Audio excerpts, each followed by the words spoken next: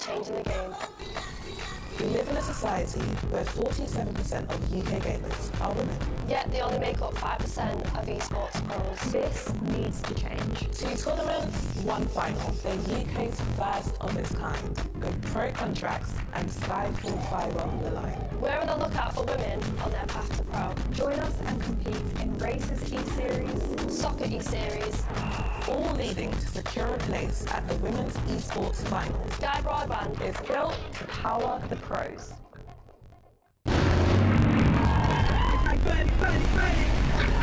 Everyone's in vintage clothes, there's cars. If you're a petrol head, you can absolutely love it. One thing Goodwood's done this year is saying that rather than throw things away, let's reuse things and repair them.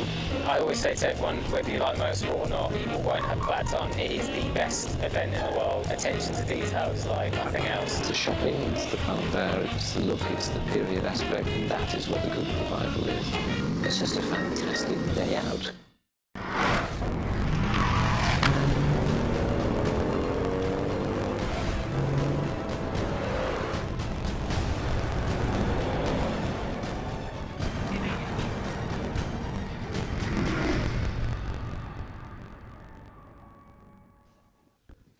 Well, there we go. So much to look forward to, and some wonderful kit out there for the wacky races here to look forward to, and they'll be wandering around, see if you can catch up with them.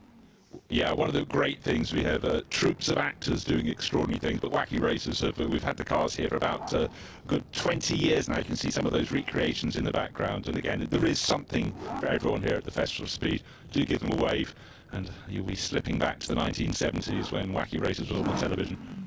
Absolutely lovely to see. So a wonderful day here to look forward to. We've had the first little run, but what is this little hill climb like? What is it like to drive? Well, let's find out from Karun Chandok. The hill here at Goodwood is one of those iconic bits of motor racing these days. And here I am in the 1962 World Championship winning car. Off I go. Graham Hill won the 1962 World Championship in this wonderful BRM.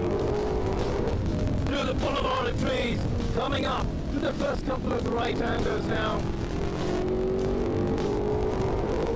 It's a fantastic sight as you come through this bit of the track with the house on the left, this beautiful sculpture at the corner of your eye, where you're firmly focusing on the track, the lines of hay bales with the sea of people behind it.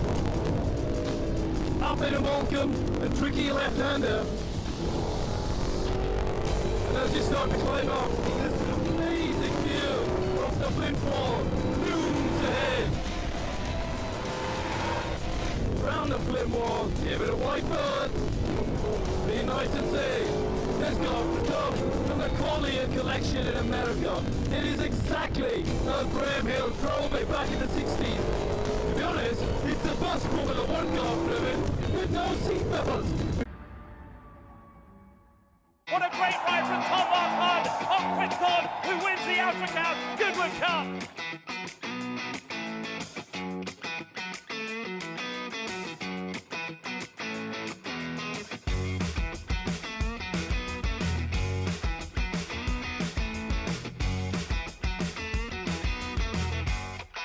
Highfield Princess, she's all class, and Highfield Princess comes clear to win the King George. Paddington from Backers devour the run towards the line. It's Paddington, he's still going to be unbeaten this season. He's going to win the Sussex Stakes.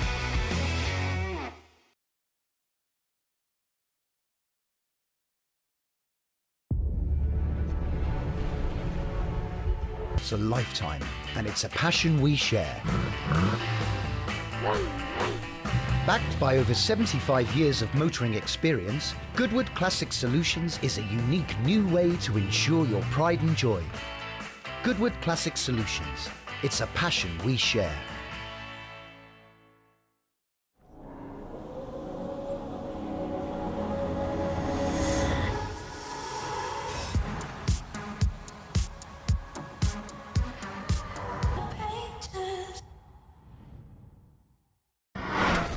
To to see so many fans here over the course of the weekend, and it'll get bigger. To see so many fans here over the course of the weekend, and it'll get bigger and bigger as we go through the course of this weekend. But there are so many aspects to explore when you are here at Goodwood, and if you're watching online with us as well, where it's great to have you with us to show so many different types of machinery. Car before, and there they had the very, very early cars racing down their roads, scattering grannies and chickens, as a friend once said. But again, we went forward in great leaps through motoring technology. Didn't all work, but horseless to hybrid is the concept of the entirety of this Festival of Speed, and we are going to take you through the ages. During the early years of the car, the height of technical achievement was in fact the steam locomotive, so it's no surprise that many automotive pioneers decided to use the same means of propulsion. Instead of the temperamental early combustion engines to operate a piston, using steam generated from a boiler was often simpler and more reliable. Once the boiler was stoked up, it could deliver huge performance, which meant it eventually became unviable. In the 1920s, the electric starter motor made petrol power a much more convenient option. So there we are, looking to Motoring technology that has been tried and doesn't always work at the first attempt, and this whole element of hydrogen cars, I mean, they did look at them, about horseless to hybrid grid of vehicles that are going to come up, from cars with propellers to those without. Yeah, this is wonderful to see the propeller machine, because this was powered effectively by the propeller. This was an idea that was taken on. Would it work in terms... On that Isle of Man TT, the circuit was just a mere 37.7 miles around. Early, it was 1911 it was built. It was just from another planet. Absolutely lovely to see, and it's wonderful seeing this little mixture of machinery that we've got out there, and always very, very challenging from those early days. And I talked about bodywork on the Fiat. There is no bodywork at all on Mark Walker's Darracq. What you see is what you get, and Mark drives that with incredible degree of dynamism, all arms and elbows, and leaning with the car around the corners. He didn't quite win at the members meeting this year. He did the year before, didn't he? But it was actually Julian Najjoub managed to beat him this time.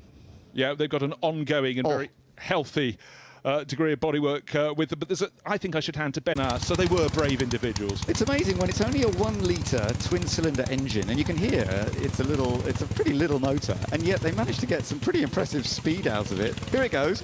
It's very little light thing. It's incredibly light, and that's part of it, of course. Full rank had moved across from what we thought was the past cars between 1987 and 1991 with car championships being won in Germany, in the UK as well, European and world titles. It really was dominant for circuit after it's got off the line, because it was built for touristic Fiat S76 that we often see Duncan fit away at the wheel once again, and this was around 2 metres high, isn't it? It's just such a massive engine, and this was at a time when engines were getting bigger and bigger and bigger, and it was really after this that the manufacturers all decided, okay, actually the biggest is not always the best. Well, trying to package a 28-litre engine is never an easy thing. That is why that is so unbelievably tall, high up, gives Duncan a fantastic view. Now we're moving from racing back to Yangwang is their sort of updated version, first electric supercar model, and this needs to change. 2 tournaments, 1 final. They're UK's first of its kind, with pro contracts and Skyfall fibre on the line. We're on the lookout for women on their path to pro. Join us and compete in Races E-Series, Soccer E-Series, all leading. A really bold design language coming to this car now. We call it monolithic, in fact. And if I point out a few notable features, a really distinctive double kidney grille now on the X3, a new L-shaped LED headlight design too. The new car is slightly longer and also slightly wider. Closer.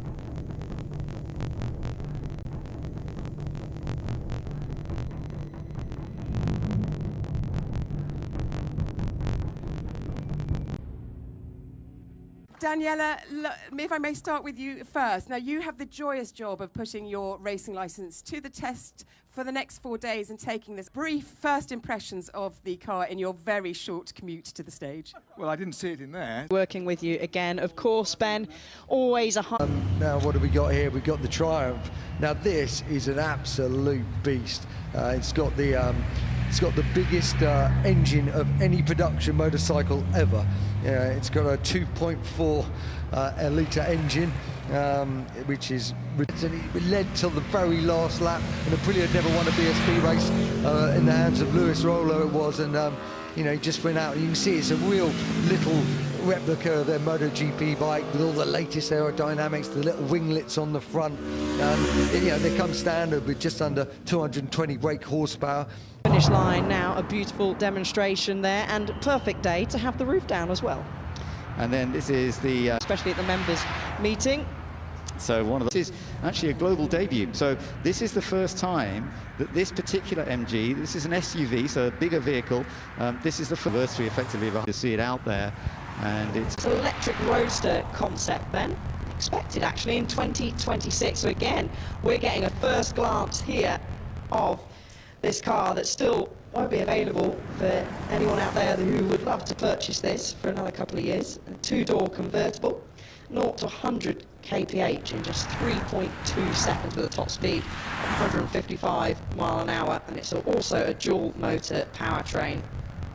Absolutely. So as you say, prototype right now, what you're seeing is not something that you're going to go out and be able to buy for a little while, but it is a prototype. They're obviously doing a lot of work on it, a lot of understanding of what works and what doesn't, and that's always a key part of any manufacturer. Create the prototypes, get them out there, show them off, find out if there are any highs and lows, and then readjust it for when you get into manufacturing. And as you say, in 2026, that will actually be a car available to buy. Yeah, Polestar, real name now of electric. I actually have a couple of friends, local friends, that own a Polestar and always sing the praises of how beautiful they are to drive and to look at as well. So we'll keep an eye out for, in the future, a couple of years' time, where you'll be able to purchase the Polestar 6. Absolutely. Now this is the Xpeng heading up the hill now. This is 552, so this is the Chinese brand. There you are, the Xpeng G6, and this is a completely new model to its European range, an electric ultra smart coupe SUV, and that's fun to see. And now this is something a little bit different. This is the Tesla, isn't it? This is the Tesla Cybertruck coming up the hill, and this is really a bizarre looking machine. Do take a look now. More performance than a sports car, but they say better utility than a truck. Well, look at that. Certainly. I wonder how much boot space is in the back of that. The Cybertruck is manufactured in Tesla's factory in Austin, and it's actually deliveries have already started of these in North America, quite ready over here in Europe. Timescale for deliveries outside yet to be announced. You've got that exterior shell, which is made from cold rolled stainless steel, protecting against dents and dings and long-term corrosion, and it is a fascinating thing. It sort of takes you back a little bit in the years of looking at a machine, and yet it is also incredibly modern and forward-going. So it's a real mixture, this Tesla Cybertruck. And actually, it can shift 0 to 100 kph in just 2.7 seconds, while maintaining still high-speed stability. Lawrence Koenig is currently at the wheel at the moment. They've been selling some of these in North America, but none of these are actually available in Europe as yet. So this is a really good chance for us to all have a look at it and take a look at it. Now, this is a fun new machine. This is the Alpine A290, based on the idea of the Renault 5. They have created an Alpine version because Renault creating their electric version of the Renault 5, but the Alpine is their electric sort of performance model. And for those of you who maybe grew up with Renault 5s like I did, my brother had a Renault 5 and it was an absolutely gorgeous machine. It's lovely to see that look again. It's obviously a more modern version, but this is the electric powered Alpine modification effectively of this new Renault 5 called the A290. Yeah, very recognisable look, isn't it? Making its debut on the hill, got the sort of the rally style headlights as well. 220 horsepower, 0 to 62, 6.4 seconds. Yeah, Alpine really doing a great job at the moment, aren't they? I mean, their sports car, which has been the A110R, which is we will also be seeing over the course of this weekend, has been selling well for a number of years. But it's nice that they're moving on to slightly different aspects as well, into performance vehicles for people who are not necessarily out there for the top-end sports cars, but want something that's a bit of fun, but a bit practical at the same time. And this is what the Alpine A290 is all about. Yeah, certainly is. Bespoke Alpine motor underneath their short wheelbase. And now on to BMW. This is the XM label, so this was being launched as well. More powerful, they say. It's also more exclusive and more extravagant.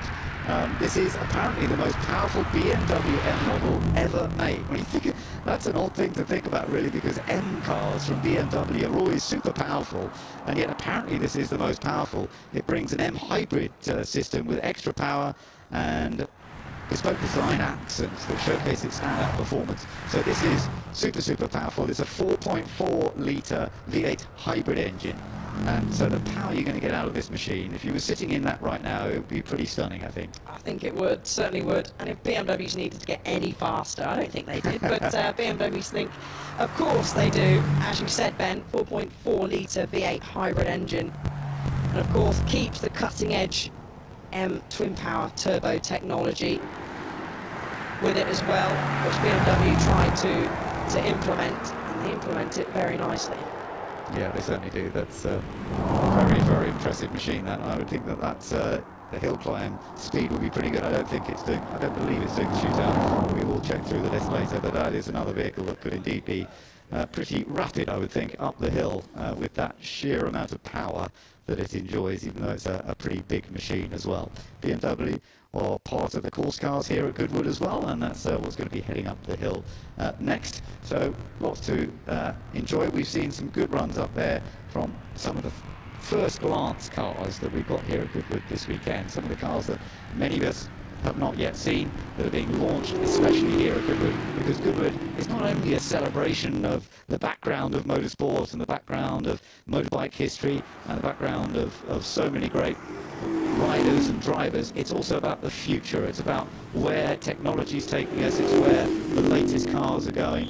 It's all part and parcel of the Goodwood Festival of Speed. It certainly is, Ben, and there's plenty to see out and about.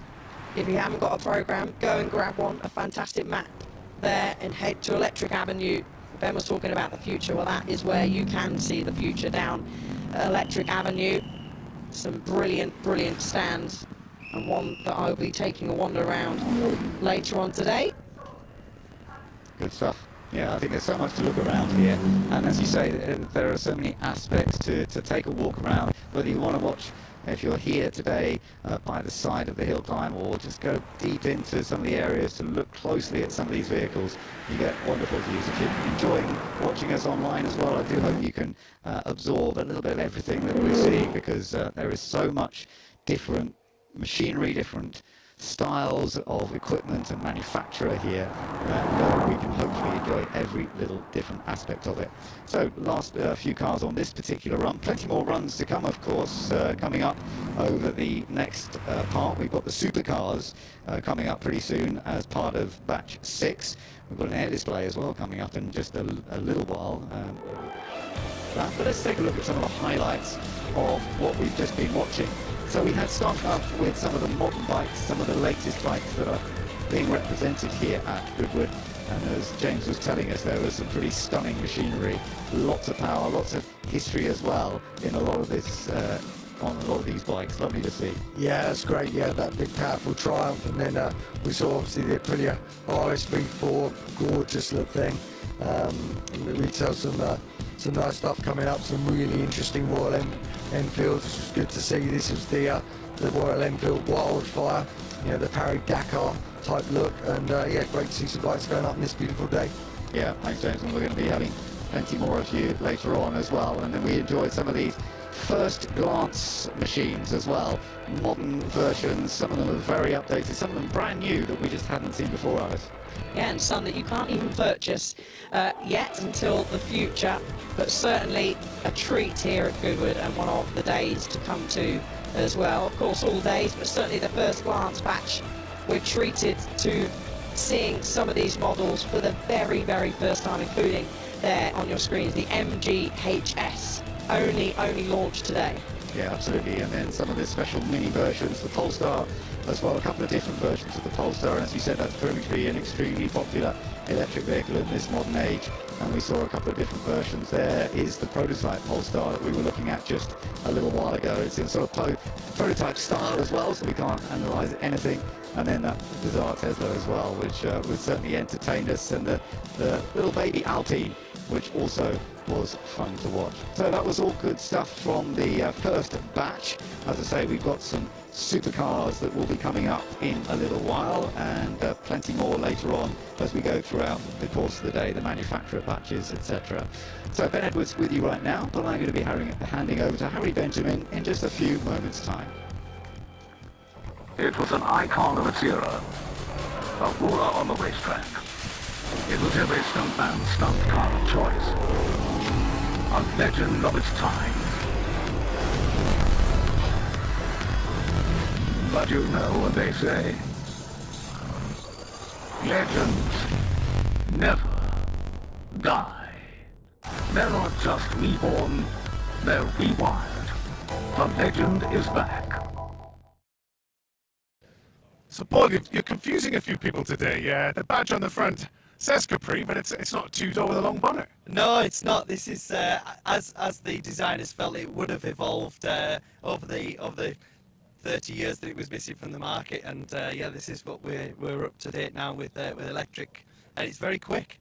I've driven the Mach-E GT up here in recent years, and yeah, we did the shootout a few years ago, and it's very similar sort of performance. I remember my old Capri, it was a slight whiff of petrol. We don't have that with this one, do we? No, it's absolutely beautiful. It's a real smooth ride, and no, I enjoyed it, and my passenger thought we were relatively quick, so that was good. Well, fully electric, it's probably a bit quick by nature, eh? It is, yeah. Certainly that 0 to 60, you always get the kick back in the seat up to the first corner, and then I was just hanging on from there. Lots of people really excited to see this car this weekend. It's great to see it debuting here at Goodwood. No, it's fantastic. I mean, what better place to bring it? This is, I think my first year here was 2003. So it's 21 years now I've been coming to Goodwood, so to be in the latest machine here is an absolute privilege. Subtle colour as well, I think you've complimented it with your racing. And my helmet as well, yeah, so... No one's going to miss you this weekend. No. Well, enjoy the rest of your time. Nice to see you.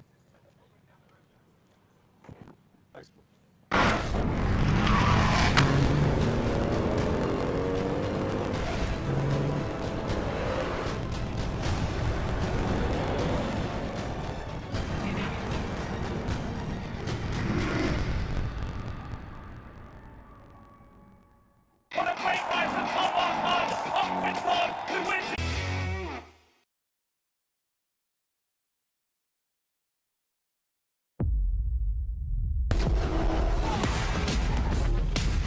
Yeah. I can feel the momentum. I'm on a mission, burning through my lane. Do I have your attention? Do I have your attention? Better know my name. Got the soul of a giant, the force of a titan, living in my blood. Ain't no way to deny it. My energy rising, I'm feeling fired up.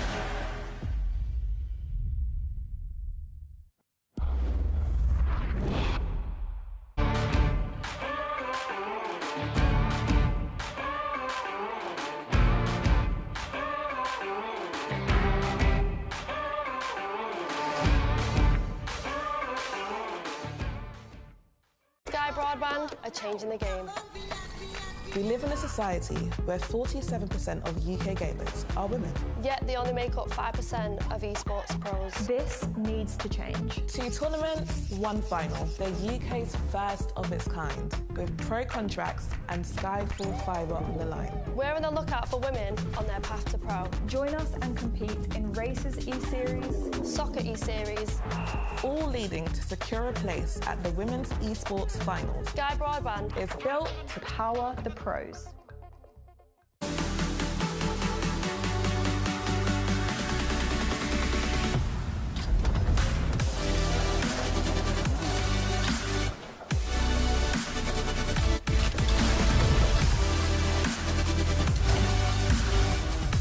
the new hill climb record, and now they're back with their latest iteration. And joining me is their development driver, Max Chilton.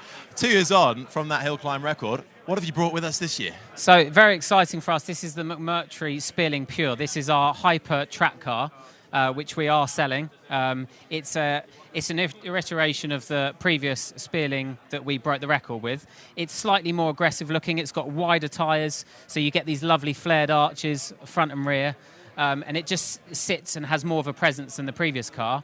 And it's obviously got more of the changes and progress that we found with the old car put into this. And this now is such a finely tuned and amazing car to drive. It's a real spectacle to get up close to. Honestly, the TV pictures never do anything real justice, but when you get to it, you can see just the precision of it. Talk us through the rear end as well, because this is where a lot of the work happens. Yeah, it's a very tightly compact car. It's a 1960s footprint of a Formula One car, so it's very small. On camera, you don't really notice it. Once you're up close, you realise how short and narrow it is. But this car is quite unique because behind here we have two fans, one on either side, that suck air at such a force out the bottom of the car and throw it out the back here, out of these little flaps down here, which chuck the fine silt out the back and produces up to 2 tons of downforce. So at 0 miles an hour, we can have basically the weight of a 4x4 on our roof with 1,000 horsepower, rear-wheel drive only, and the traction control won't even kick in because we've got so much load going through the ground. Wow. So it's a very unique trick, clever thing which the engineers at McMurtry came up with, and I think it's worked amazingly. It's a pleasure to drive. I've been driving a McMurtry now for nearly 3 years, and every time I get in it, it shocks me. Well, let's talk about that. So top speed, horsepower, what are we talking about here? So it's 1,000 horsepower. This one's geared to 190 miles an hour. Obviously, the 190 miles an hour isn't the thing which we try and push that it's so amazing with this car, because it's not. It's the acceleration and mid-corner grip that this car is leaps and bounds ahead of everything. I've been lucky enough to race in Formula One, and there's a number of corners that we are 10 to 15 miles an hour quicker than a Formula One car because we just have so much downforce at a slow speed. So this hill climb course is perfect for us. It's great surface, and it's just a nice, tight, twisty track, which this car absolutely loves. Well, we've had a look at the outside. Can we have a look at inside in the cockpit? So one of the other unusual designs on this is obviously the hatch. It's off-centered, which some people don't realise until you sort of notice it. But we've done that to allow more access in. And then if I come round and show you, you might have to hold the microphone for me so I get the wheel off. On the steering wheel, we have a fan in the middle, which is purely the driver's control. We can have anything from 10,000 RPM on the fan speed up to 23,000 RPM. 23,000 RPM is near enough 2 tons of downforce, and 10,000 RPM is about 400 or 500 kilos. And then we have the power, which is anything from a few hundred horsepower up to 1,000 horsepower. And literally within a switch of a dial, we can have basically a GT3 car to hyper Formula One pace. Literally that easy. There's no trick cooling or pre-warming or engine rebuilds. It's literally turn it on and go, and within a few seconds you can literally have an F1 car or GT3 car. There is nothing else like it. How much is this going to set me back? How many are there going to be in the world? So we won't make any more than 100, and it's currently £950,000 plus taxes. You compare that to a Formula One car with all the running costs and all the engineers, I think it's a bit of a bargain. But they're selling well, and I just can't wait to see the owners actually take them out on track days and race around with them. Okay, well, we've clearly got a bit of negotiation to be doing. I hear it can fit a size of 6'7" in the cockpit, so I'm going to give that a go and feedback. But there's a huge buzz here around the supercar paddock, around this McMurtry, and for very good reason too.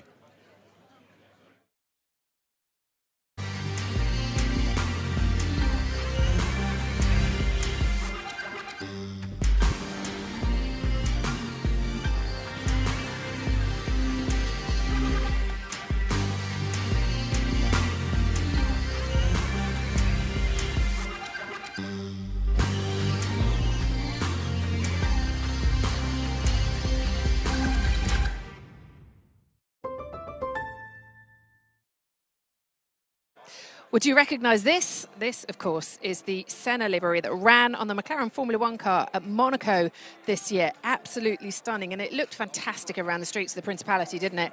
But look at this. This, to many, is the best McLaren livery that they ever had. Of course, this is the MP4 5B, This is on display here on a stand, looking absolutely beautiful. The MP46 will be going up the hill this weekend for McLaren.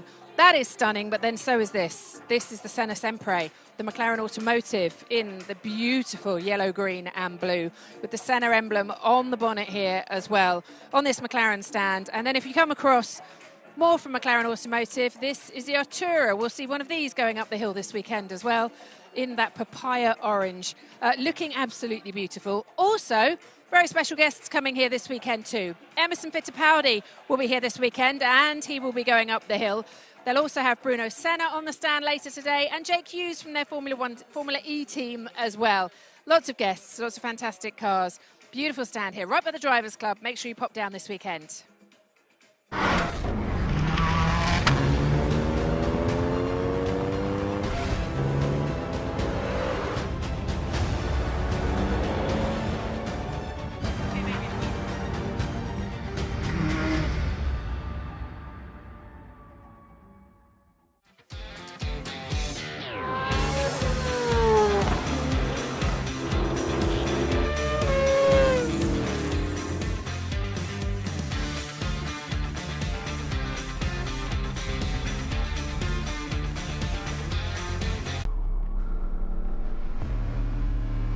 Dynamic air suspension, all-wheel steering,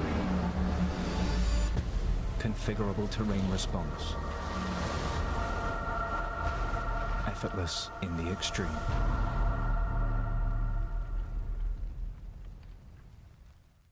Sky Broadband are changing the game. We live in a society where 47% of UK gamers are women. Yet they only make up 5% of esports pros. This needs to change. 2 tournaments, 1 final. They're UK's first of its kind, with pro contracts and Sky full fibre on the line. We're on the lookout for women on their path to pro. Join us and compete in Races E-Series, Soccer E-Series, all leading to secure a place at the Women's Esports Finals. Sky Broadband is built to power the pros.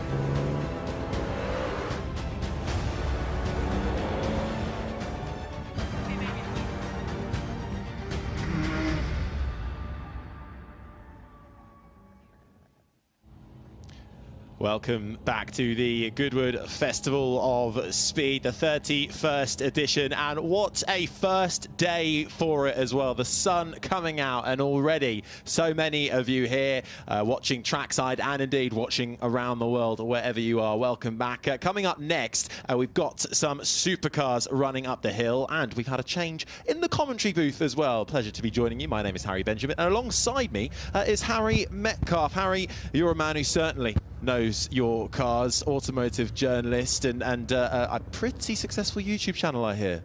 Well done. Yeah, you have the right information. I always love coming to Goodwood Festival of Speed and seeing the supercar run, because there's just cars you will never see anywhere else. And looking down the list, there's some exceptional cars in this list. You almost need 1,000 horsepower to be classed as a supercar looking at this list. You certainly do, don't you? And I mean, so many options on display for us over the course of the next run or so. We've got entries from Aston Martin, Bugatti, Ferrari. We've also got Porsche here, Rolls-Royce running too, and a boom really in a Chinese manufacturer as well, with the Yangwang U9 coming up later on. What catches your... There is the Yangwang U9 now, you can see it on your screen. What are some of the things that have really caught your eye in this batch? Well, I do like the Bugattis. We're seeing the end of the Chiron line, and then we've got the Tourbillon, the new Bugatti here. But there are two 1,600 horsepower two 1600 horsepower Bugattis here, and the Mistral just takes my heart. Roadster version. They said they'd never do a roadster version of the Chiron, and here it is.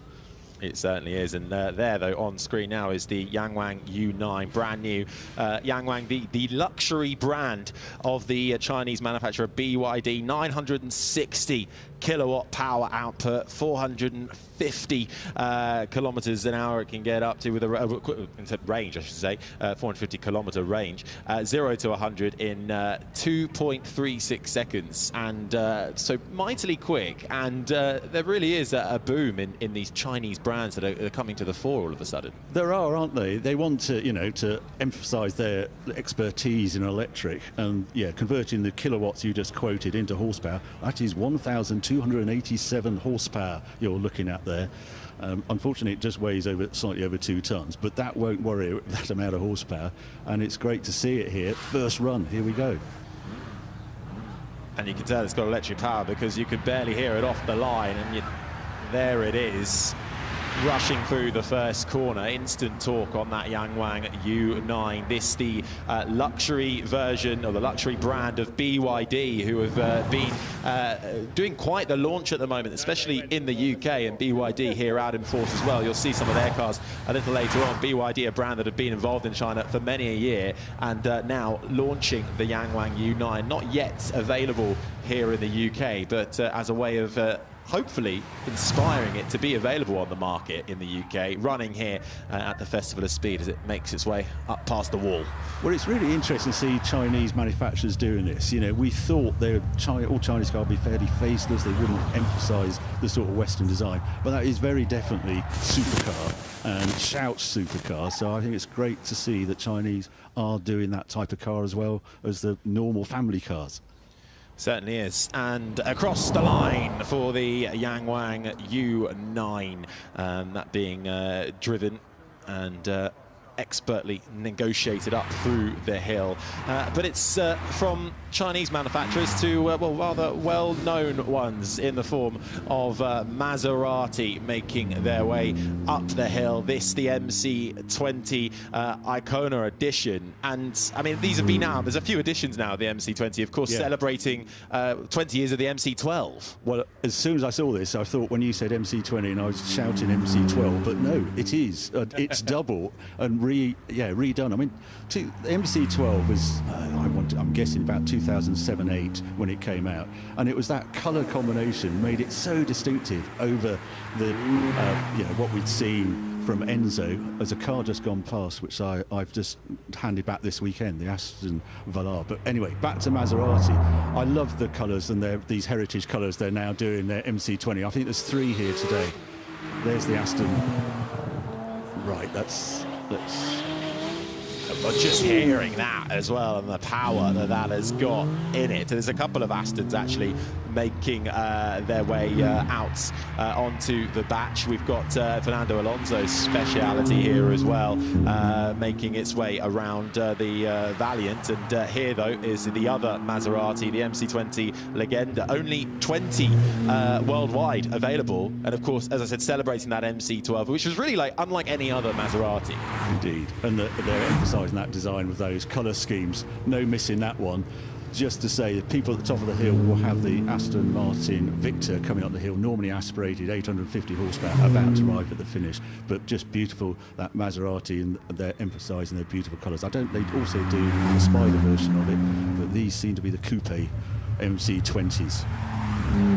Jamie Unwin at the wheel of the MC20 Legenda, and then we also saw the Icona as well. Just 20 each of those as a new special series. Been around for a couple of years now, but marking homage to that MC12 from, well, the V12 Ferrari derived engine. A race car for the road, as they described it. Yep. Aston Martin out on track as well. And another Maserati for us to get involved with too. This is the MC20 Cello, created in a special blue Victory paint from their customization program. With the roof down, I think the passenger getting a pretty good video. Yeah. Indeed, and he's chasing a beautiful Ferrari as well. But, yeah, nice. I thought they'd get the Spider version out on weather like this. It's the one you want to see. It certainly is, looking absolutely splendid in the sunshine as it plunges into the shade. Andrew Bentley driving that Maserati, who I suppose returned to motorsport as well a couple of years, single-seat motorsport, entering in their Formula E program and very much going down the electrification route. And we're seeing that more and more in supercars, aren't we? First with hybrid technology. It's about 850. It's about 850 horsepower and about 1250 kilos. But we're going to see lots of generations of this in Tokyo, and there's bound to be a Spider version in the works as well. V12 engine built by AMG according to Pagani's specifications. This Pagani Utopia, simplicity, lightness, all about. Lucky to enjoy the version of this, the less sporting version over this weekend. Glorious car, V12 twin turbo, 5.2 litre, 730 horsepower with this one for driving, and that's what makes it so special. It's a 6-speed gearbox for driving, and that's what makes it so special. It's a 6-speed gearbox. Fernando Alonso here this weekend as well, so watch out for him. And from Aston Martins, we go to Ferraris, just taking off there from the start. The Ferrari Roma SA Coupe, which most recently been driven up the hill this time last year, heading up. That'll be the Ferrari. Quite quick. The story I saw and heard was that they made 50 for his 50th birthday, but by popular demand they had to up it to 20. Or demand, so 20 more half seconds. Yeah, it's a serious bit of kit. Oh, well, now we've got the Strato, which I just loved. I had this for a week, and I just couldn't help but take it around the farm as well. It just sort of... Holding car from 2022 at the hand. Holding car from 2022 at the hands of Max Chilton, the former Formula One driver. I mean, fan cars have come a long way from the 1970s to this is what we get in 2024. There is a huge amount of power in here, running it up the hill. In fact, both McMurtrys are here, but this one better cooling, downforce on demand fan as well. Slightly wider tyres compared to the previous McMurtry. Right. What a thing to see, and he's done everyone a huge favour by cleaning up the track, you know, with all that dust behind it. Over 1,000, and that's the customer version. And I just saw a flash of a 2,000 horsepower Lotus Evija just coming up the hill. This is set an amazing time at the Nürburgring. I think it's 6:34. I think it's just done. And it's trying to go, I think it's going to do time runs this weekend up the hill. So it's going to be great to see the first 2,000 horsepower Lotus. First time I've actually seen it run. $2.3 million, that'll set you back. Scott Maxwell very carefully driving that up the hill, 218 miles per hour, the top speed. Not a road legal car, that, but it just allows the engineers to free up sort of exhaust sounds and don't have to have all the safety equipment on it, hence it's so much lighter. Wonderful design. Yeah, last of the Bugattis with the 8-litre W16 turbocharged 4-litre engine. Just looking how much of the dust it also kicks up as well. Only 40 of these being built as it absolutely flashes across the finish line. I think that's definitely one pricing application, as was this one. Next up is the Mistral. So this is their roadster version. I know several people in the queue, if he ever made a convertible Chiron, they'd buy one, and they kept denying it. And then right now on this car, and it's living up to all the hope. Customers just love them. World's lightest, most driver-focused supercar, bespoke Cosworth 3.9-litre V12 engine, revs to just over 12 examples of these cars, and he's just loving the customer experience. He's meeting all the customers, and they all wanted money. We actually did an automatic version of it, but no one ordered it. They all wanted the manual version. That was part of the experience of the 250. And now from Gordon Murray goes to the Zenvo TSR GT. Alberto Solera at the wheel, and this is an upgrade on a previous version of the Zenvo. New low drag with power being boosted up to 1,360 brake horsepower. It's amazing, isn't it, the horsepower? But this one doesn't have the active wing. Whenever I think of Zenvo, I always remember that active wing that we saw coming up here. So now, interestingly, this one, low drag, probably going for high speed, and all that horsepower will probably achieve it too.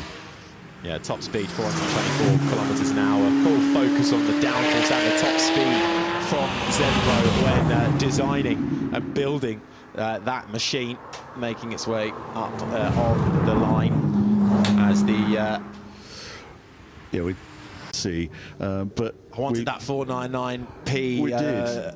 Modificata. That's crucially the Modificata. The Modificata, a client version of the Le Mans winning Ferrari, and I was very special to see it here. I understand it's hiding with the F1 cars and therefore is a logistics nightmare to get down to the start when they're doing the supercar. But yeah, lovely to see those cars in run.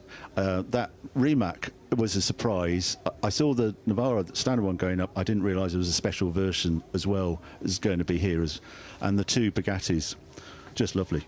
Yeah, so much on offer, and there will be more throughout the day and throughout the weekend as well, all the way till Sunday. And of course, Sunday afternoon, seeing the finale of the shootout as well, those doing the timed runs up the hill. Us here with the GT3 hybrid, which was launched in 2010, the 918 in front of us, again hybrid, and this is the first hybrid 911. So pretty exciting tech. I've done a lot with hybrid with the brand as well with the 919, very successful Le Mans winning car. So it's good to be here at Goodwood. 0 to 62 in 3 seconds. Are you going to get that going off the start line? I might give it a little go, but I want to be able to see where I'm going as well. So we're going to be quite cute with this cover here. So maybe the next run. I'll take the cover off and we'll see it. Thanks very much, Mark. Let's have a closer look then at this brand new Porsche 911 GTS Hybrid.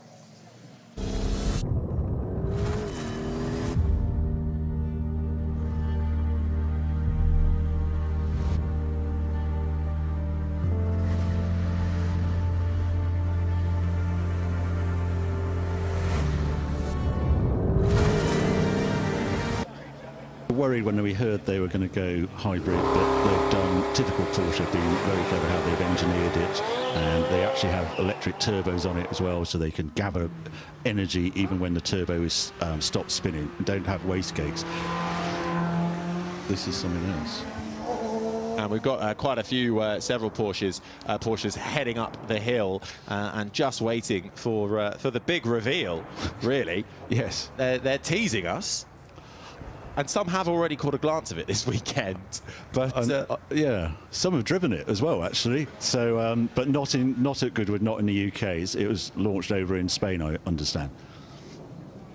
And just waiting for that to be unveiled. But I suppose it's quite an exciting time for Porsche as a brand as well in moving forward with the 911. I mean, such an iconic car. Very clever, and we've just seen two unusual. Oh, here it goes. It's got reveal. So this is the hybrid, the new hybrid going up the hill. We had the hybrid R just going up. It's a very interesting car. It has a flywheel by the passenger seat, and that was one way they thought they'd gather energy when he braked. But this one, completely different. Production car, GTS, quick. They say it's going to be as quick as the current turbo, this car. Well, here it is, the Porsche 911 Carrera GTS at the hands of 9-time Formula One Grand Prix winner Mark Webber, 2015 World Endurance champion with Porsche, and since then has had a really close tie with the Porsche brand, showcasing this brand new 911. Probably one of the most iconic cars of all time. Is that an overstatement or an understatement, or just about right? Well, it's lasted an awful long time and seems to continue. They thought it was going to die at the end of the 80s, early 928. They thought it was going to place in here. It still is in 2024, and you can see it mapped out to 2030. And with this hybrid version, then they said they're not going to go for.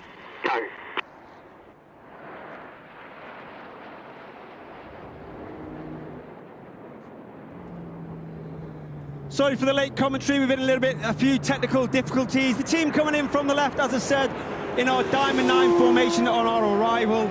Because this year we are celebrating our 60th display season, our 60th anniversary, our Diamond display season. And of course, we're back to our world famous Diamond 9. Those who saw us display last year, we were an 8, and previous year we were a 7. But back to our world-famous Diamond 9, doing what we do best. Leading the team this year, we have a new team leader. That's squad leader John Bond, known as Bondy. He's a former Typhoon pilot, former qualified flying instructor on the Hawk, on the Tucano, and he was the Tucano display pilot in 2012. You now see Reds 8 and 9. They'll formed 2 distinct rows with 6 and 7. On the right of Red 1 is Red 2, squad leader Chris McCann, also first year on the team, a former Tornado GR4 pilot with the famous 617, the Dam Buster Squadron. And his opposite number on the left-hand side of Red 1 on that front row is Red 3, Flight Lieutenant Dustin Wales, known as Dusty. Also in his first year on the team, a former Typhoon pilot with 11 Squadron. He was an instructor on 29 Squadron and also worked with the Test and Evaluation Squadron. That's 41 Squadron, all based at RAF Coningsby. It's great to be back here at Goodwood Festival of Speed. I've got a great view from the top of Goodwood House looking across the motor circuit, and it's great that we've got fantastic weather with us today. You now see Reds 7, 8 and 9 sitting on trail on the rest of the formation. For one of the most popular, if not the most popular manoeuvre that the team fly, we've kept it in for this year. Get your cameras ready for the colourful, the dynamic, it's Tornado! 8 and 9, rocket, aboard. The aboard call is made by Reds 9 as Red 8 and 9 roll around the rest of the formation. Red 8 smoking blue and Red 9 smoking red as Red 1 brings them around to the left for the colour change. A little bit left now.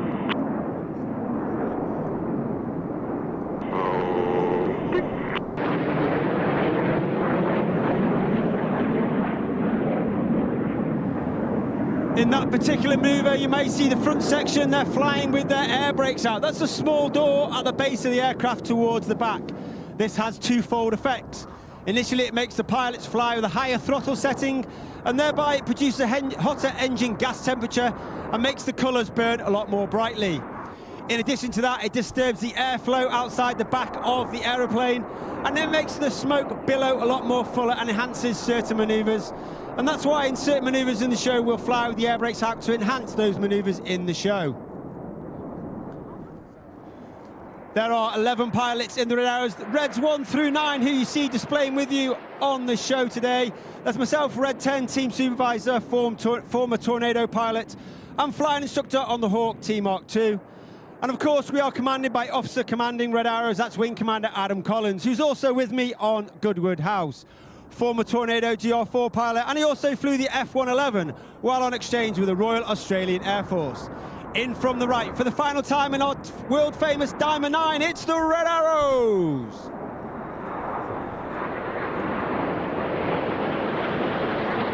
As we go into the second half, you'll now see a manoeuvre not flown since 2003. Get your cameras ready for the 5-4 split.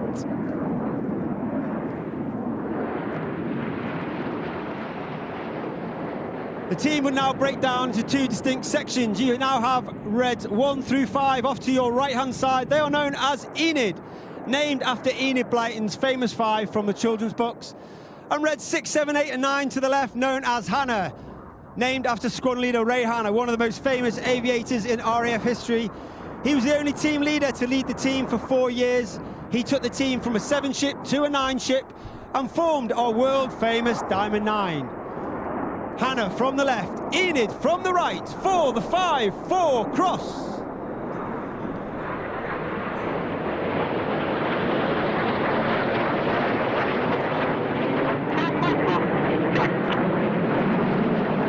Keep your eye on Enid to the left-hand side. The Red Arrows were formed in 1964 with our first public display in 1965. And we were actually formed from 3 different display teams. The Red Pelicans, the Black Arrows and the Yellow Jacks. We took the red from the Red Pelicans, the arrows from the Black Arrows to give us our name, and we took the aircraft from the Yellow Jacks. And in tribute to that aircraft, Enid from the right, the smoke will come on for Nat.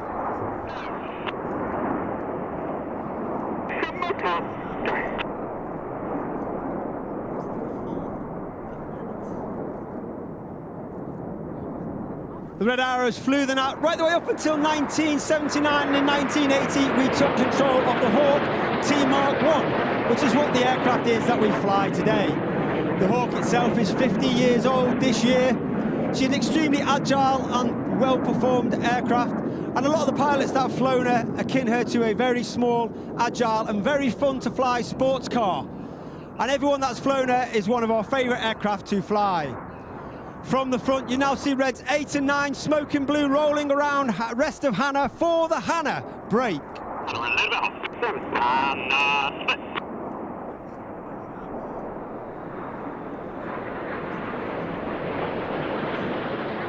We had 7 and 8 off to the left-hand side. Red 6 and 9 off to the right-hand side. Hannah formation and the synchro pair are led by the synchro leader. That's Red 6 to your right, pulling up with the white smoke. That is actually Flight Lieutenant Stuart Roberts. Stu is in his 3rd and final year of the team. He's a former Typhoon pilot with 11 and 12 squadron at RAF Coningsby. Each aircraft will now dive down to only 200 to 300 feet above the circuit today. They'll have a closing speed of over 800 miles per hour. Once again, get your cameras ready for the Hannah Pass.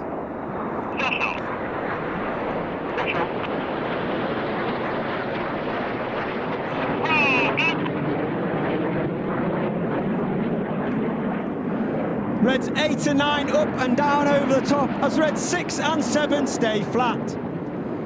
Red 6 off to your right-hand side, left-hand side. Red 7 off to your right-hand side. Red 7 is squadron leader Tom Hansford. 2nd year on the team, former Typhoon pilot and former qualified weapons instructor. As the synchro pair now turn towards each other for Cyclone.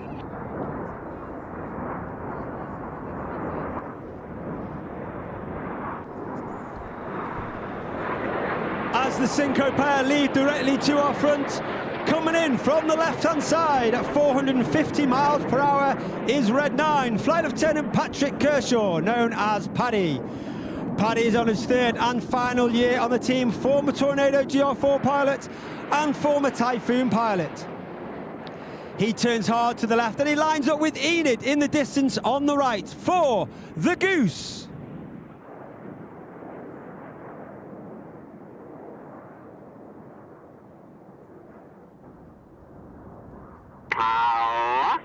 Little bit right now.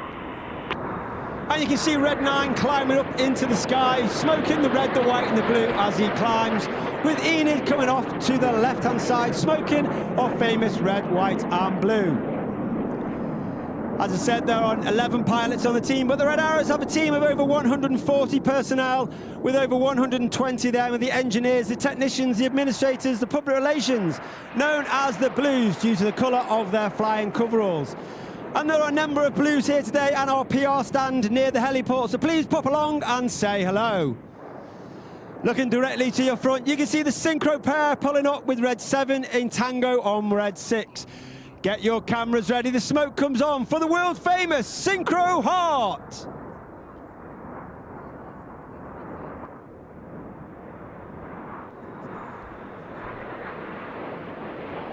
And coming in from the top right is Red 8 as he spears the Heart. Red 8 is Flight Lieutenant Richard Walker, 2nd year on the team, former Harrier pilot, former Typhoon pilot and former qualified flying instructor on the Hawk T-Mark II. But keep your eye on the synchro pair as they start turn back towards the display line. They'll be down back again at only 300 feet, a closing speed of over 800 miles per hour. At the last minute, they'll go unsighted, looking to pass each other with only 30 metres in a manoeuvre called the opposition barrel rolls.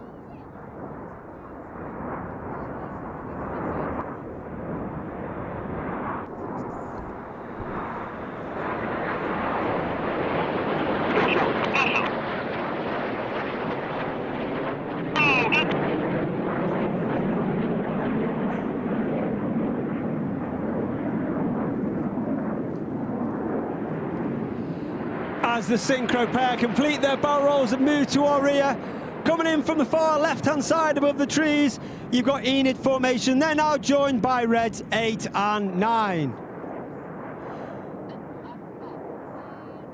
The colour comes on, 8 and 9 roll goes once again. Reds 8 and 9 roll around the red, white and blue in Enid in a manoeuvre called the corkscrew. As I said, we have the blues on the team, and inside those blues there are 11 individuals who get to fly in the back of our aircraft in between displays when we cannot take the full engineering complement. They are known as the Circus. And one individual with me at every display is Circus 10. He's also with me on top of Goodwood House. That's Corporal Phil Dye. And he's there to film the display for safety and debriefing purposes. He's also responsible for many of the images and pictures you'll see across social media, taken from the back of my aircraft. Synchro pair running back in, this time red 6 from the left, red 7 from the right. That each aircraft will perform a 360-degree aileron roll.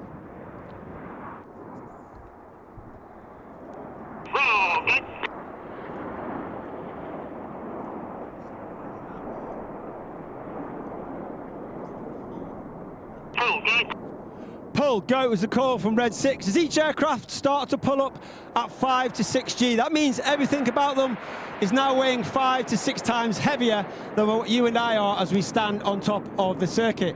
They reach a height of over 3,000 feet. They'll be inverted 60 degrees, nose down, before rolling the correct way up to complete the manoeuvre called the boomerang.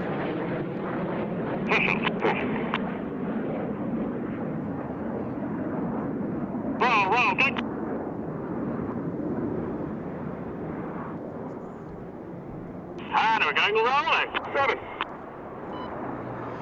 Coming in from the right-hand side above the stands, Enid once again smoking white. They change the colour to our famous red, white and blue as they leave a smoke-like, snake-like trail in the sky in the first part of the manoeuvre called the Serpent.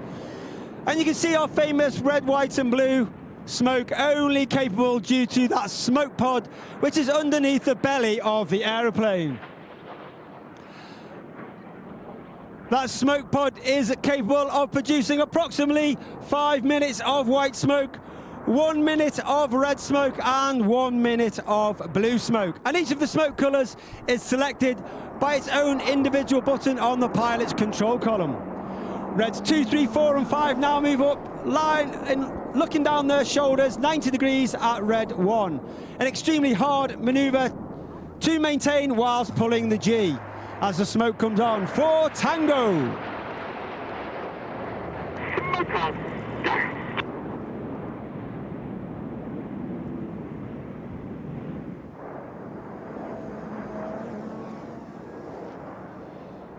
All the pilots must have at least one operational tour of over 1,000 hours fast jet and be assessed as above average in the air before they can even apply to join the team. They go through a rigorous selection process before those applicants get whittled down to the final 3 or 2, depending on how many we're taking for the year, before they join the team around about September and start their training for the subsequent year. Hannah once again coming in from the left-hand side. The smoke comes on. And red 6 starts to ease up as he starts to perform an inverted barrel roll. Red 6 really walking hard against those negative G, up to -2, -3G. Working hard to prevent all the blood rushing to his head. As red 7, 8 and 9 hold on to perform the mirror roll. And 6 rolling out.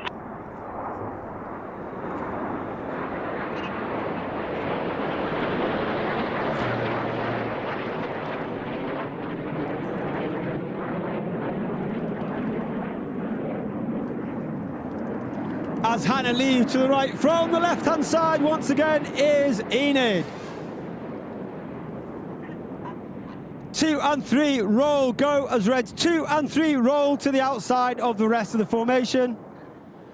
Clear go as Reds 4 and 5 roll to the outside in one of the hardest manoeuvres for our new pilots each year to master during winter training. This is the rollbacks. Go.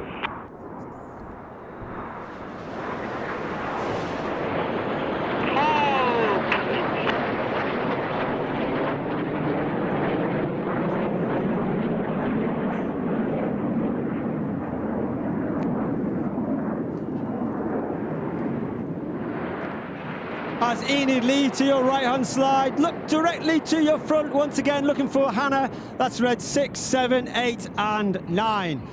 2024 celebrates our 60th anniversary, and in celebration and pay tribute, reds 8 and 9 drawing something wonderful in the sky. Ladies and gentlemen, for our 60th anniversary, it's our 60 anniversary break.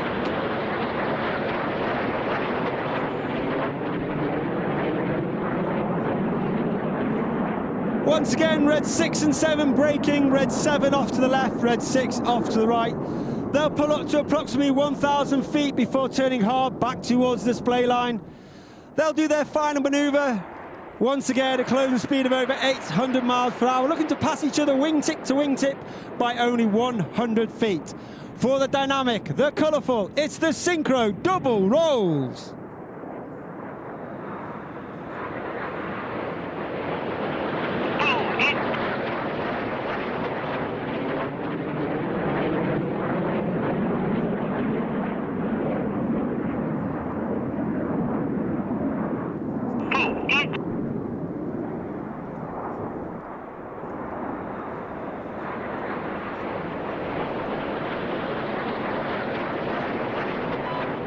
As the Synchro pair leave to the rear, look directly to your front over the trees. You'll see Enid joined by 8 and 9. Get your cameras ready for the Vixen break. But Goodwood, it's been an honour and a pleasure. Please put your hands together for the 2024 Royal Air Force Aerobacter team. It's the Red Arrows!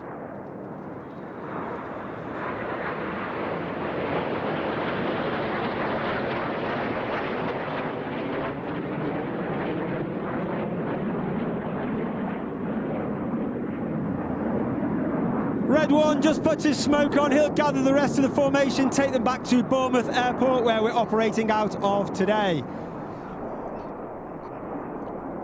If you'd like any more information about the Red Arrows, of course, we're on the internet, Facebook and Instagram, RAF Red Arrows. All the pilots have their own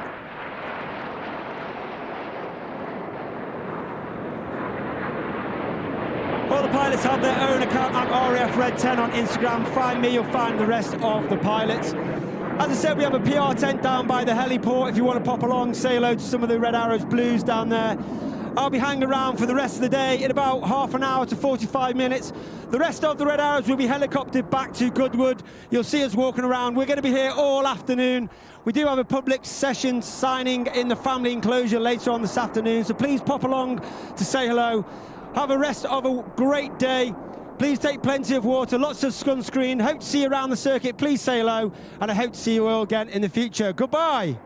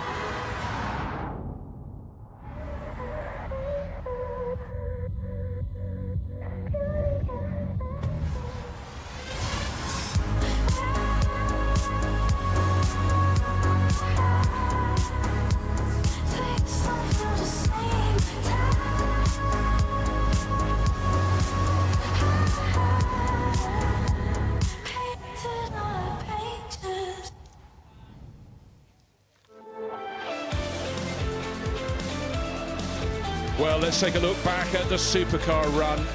Absolutely amazing machine. Yang Wang Maserati with the MC20, what a looker. And Aston Martin with every single shape and size imaginable as they expand and extend their wings. And of course the Valkyrie's still a car that just really makes people sit up and beg. Just phenomenal aerodynamic performance as well as all the power. It's great to see Maserati back in the saddle as well, and a lot of these cars being seen for the first time, and if you haven't seen them once already, you can see them all over again through this weekend. The SF90 Ferrari, Alice, definitely one of the favourites going up the hill.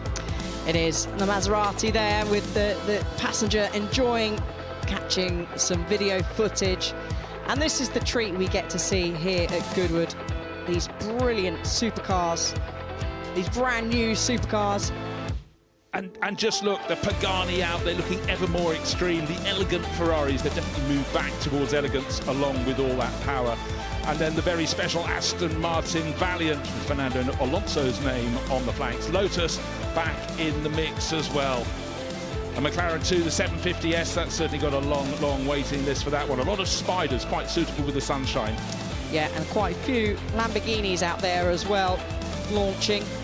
The Hurricane, which you will also see out in race spec form, taking part in the shootout with the Iron Dames car. Now the track was very dusty indeed, so when the Mercury Spearling went up with its fan underneath, it definitely blasted the surface clean. Bugatti, two absolutely extreme cars. Effectively, this one, the Mistral, is the Chiron with the top taken off. And Hispano Twitter, Spanish mark, back in the saddle, and again looking extravagant and magnificent. And the extreme versions of Aston Martin, the Zenvo as well. And again, roofs off, roofs on, big wings. There was something for everyone in this supercar run. Some are hybrid, some are EV, and some have still got old-fashioned engines making those great sounds. So that was the supercar batch. They'll be back on the hill later today. But feast your eyes. And now let's head up to the top of the hill where we have David Green with Bruno Senna. Bruno, nice to see you here. Driving a car with your surname on it. Always great to be here. This year, obviously, 30 years on from when Ayrton passed, and so many celebrations. McLaren has been doing an amazing job to remember Ayrton. You know, our stand is a full Senna Sempre theme since the Monaco Grand Prix. It's been going on, and honestly, it's been an amazing time. Today, very slippery up the hill, so nice and challenging. I think the passenger had a nice time. The drivers, maybe not so much, but yeah, it's always fun. Quite wide-eyed, your passenger, when they got out of the car. I mean, I think I was even worse, to be honest. It's very dusty, and yeah, we came sliding around all the way up the hill, so really fun. But as you said, great to see the Senna out again, and on the stand you have a fantastic special edition. The color scheme on that car is incredible. Yeah, that car is super special. I wish they would let me drive it up the hill, but they said no, it's too precious. You don't want to damage it. So fair enough. But the car is beautiful, amazing artwork and amazing craftsmanship from the guys at MSO to make the car like this. So really, McLaren is killing it, and we're very happy for it. You could be trusted to take it up the car and not damage it, can't you? They let me drive it once. I don't know why they won't let me drive it again, but I'll keep nagging them. Maybe they put this one on the stand and I can drive the other one up. What else will we see driving up this weekend? Later on, I'll be driving the MP46, so 1991 F1 car from Ayrton. Always a pleasure to drive those things. And today, I'll definitely take it easy because I already had a feel for how low the grip is. But you know, those cars are so special, and every time you get up to give the people here an opportunity to, you know, feel those things that are so special. Well, it's a real crowd, please, and we look forward to seeing you across the weekend. Thank you very much. Well, let's take a look out across. This is the view from Goodwood House, looking past the giant structure this year dedicated to MG, the special manufacturer chosen to be celebrated here. And it's been the grounds of the house absolutely buzzing from the moment the gates were opened this morning. Yeah, such a packed crowd you often see here at Goodwood Festival of Speed, whether it's lovely sunshine that we're experiencing today or some rain, where we had that unfortunate day called off last year, and Goodwood doing a great job to getting us all back and running on that day, after that day of being cancelled. And I was just about managed to get my car out of the car park, but it still attracts people in their thousands to come along whatever the weather. And it's such a unique event, isn't it, Bruce? Because you get to see race cars, you get to see road cars, and it doesn't matter what age you are, there is something here for everyone. Yeah, one of the most exciting things to me is the Future Lab, in which we're going to have some of the craft from there coming up the hill in the next batch. And again, we're looking to the future. But I always wondered what we saw in Future Lab 10 years ago, how much of that technology is now extant, is now in use? An awful lot of it. Extremely lot of it, and that's the beauty. So if you do get to go down to Future Lab, it's just by Electric Avenue. Make sure you do, but the technology and the future of electric as well is just progressing massively, and obviously with the help of FI Formula E World Championship, we've got one of the Jaguar Formula E cars that we'll be seeing at some point over the weekend, and even looking at, let's say, I'm using Formula E as an example, as a motor racing championship, how that has developed, and lots of manufacturers like Jaguar implementing that's things that they have learned from racing in Formula E to then put those on their road cars that we see on the road today, and some of them we'll be seeing going up the hill. And you never know, they might be driven by the youngster sitting on his father's shoulder down there. And it really is a family event. And I must say, walking around, I nipped out between commentary sessions, the buzz down there, okay, it helps, it's bright sunshine, but there is so much to see and do. People do need to plan their day. But it's not just the sights of the cars and the tech spec, it's the sound as well when people come here. Of course, we've got the full range from enormously high-performance EVs going up the hill with little more than a sort of bit of tyre roar to those still with a full throaty engine note. No, exactly. And it's something here for everyone, sights and sounds. And what a beautiful view, camera view we've got there, looking over. Not too many people starting out with the ice creams yet. Can't see anyone there. Maybe a few on the beers as we're just waiting for the next batch, which will be manufacturer batch 2 coming up the hill shortly. And what we're looking at there is one of the toughest corners on the circuit. This is looking down to the exit of Molecombe Corner. On paper, it looks easy, but drivers don't do it on paper. They do it on real thing. And the track has been dusty after sort of mud and rain. It's drying out very, very quickly indeed.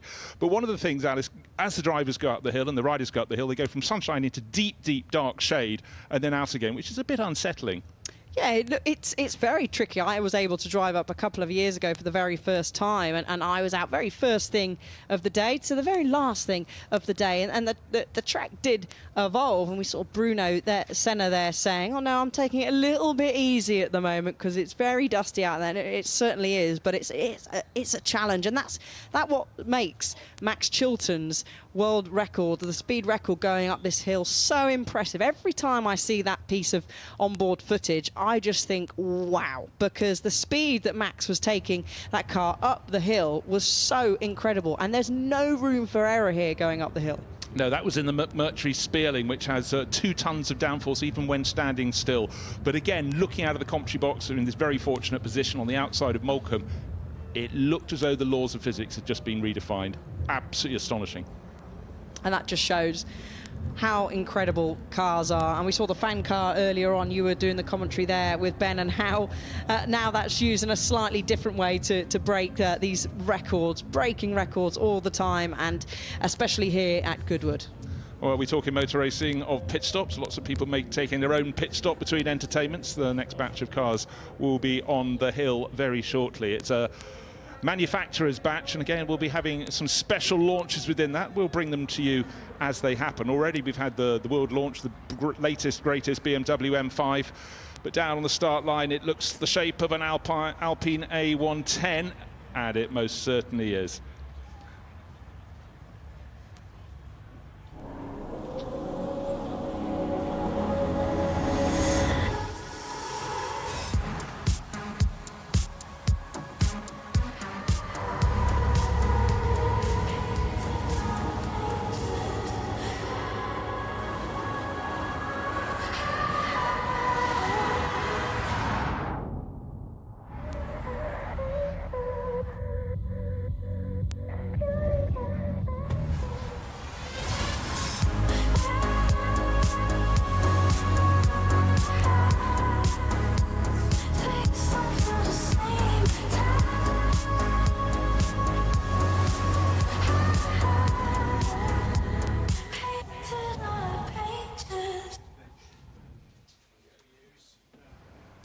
So Alpine very much alive and kicking. And of course, when the A110 was launched a few years ago, it echoes beautifully the car that was so successful in the late 60s, mid to late 60s, early 70s, particularly in rallying. But so many derivations now, lighter, faster, according to how much you want to pay for Alpine.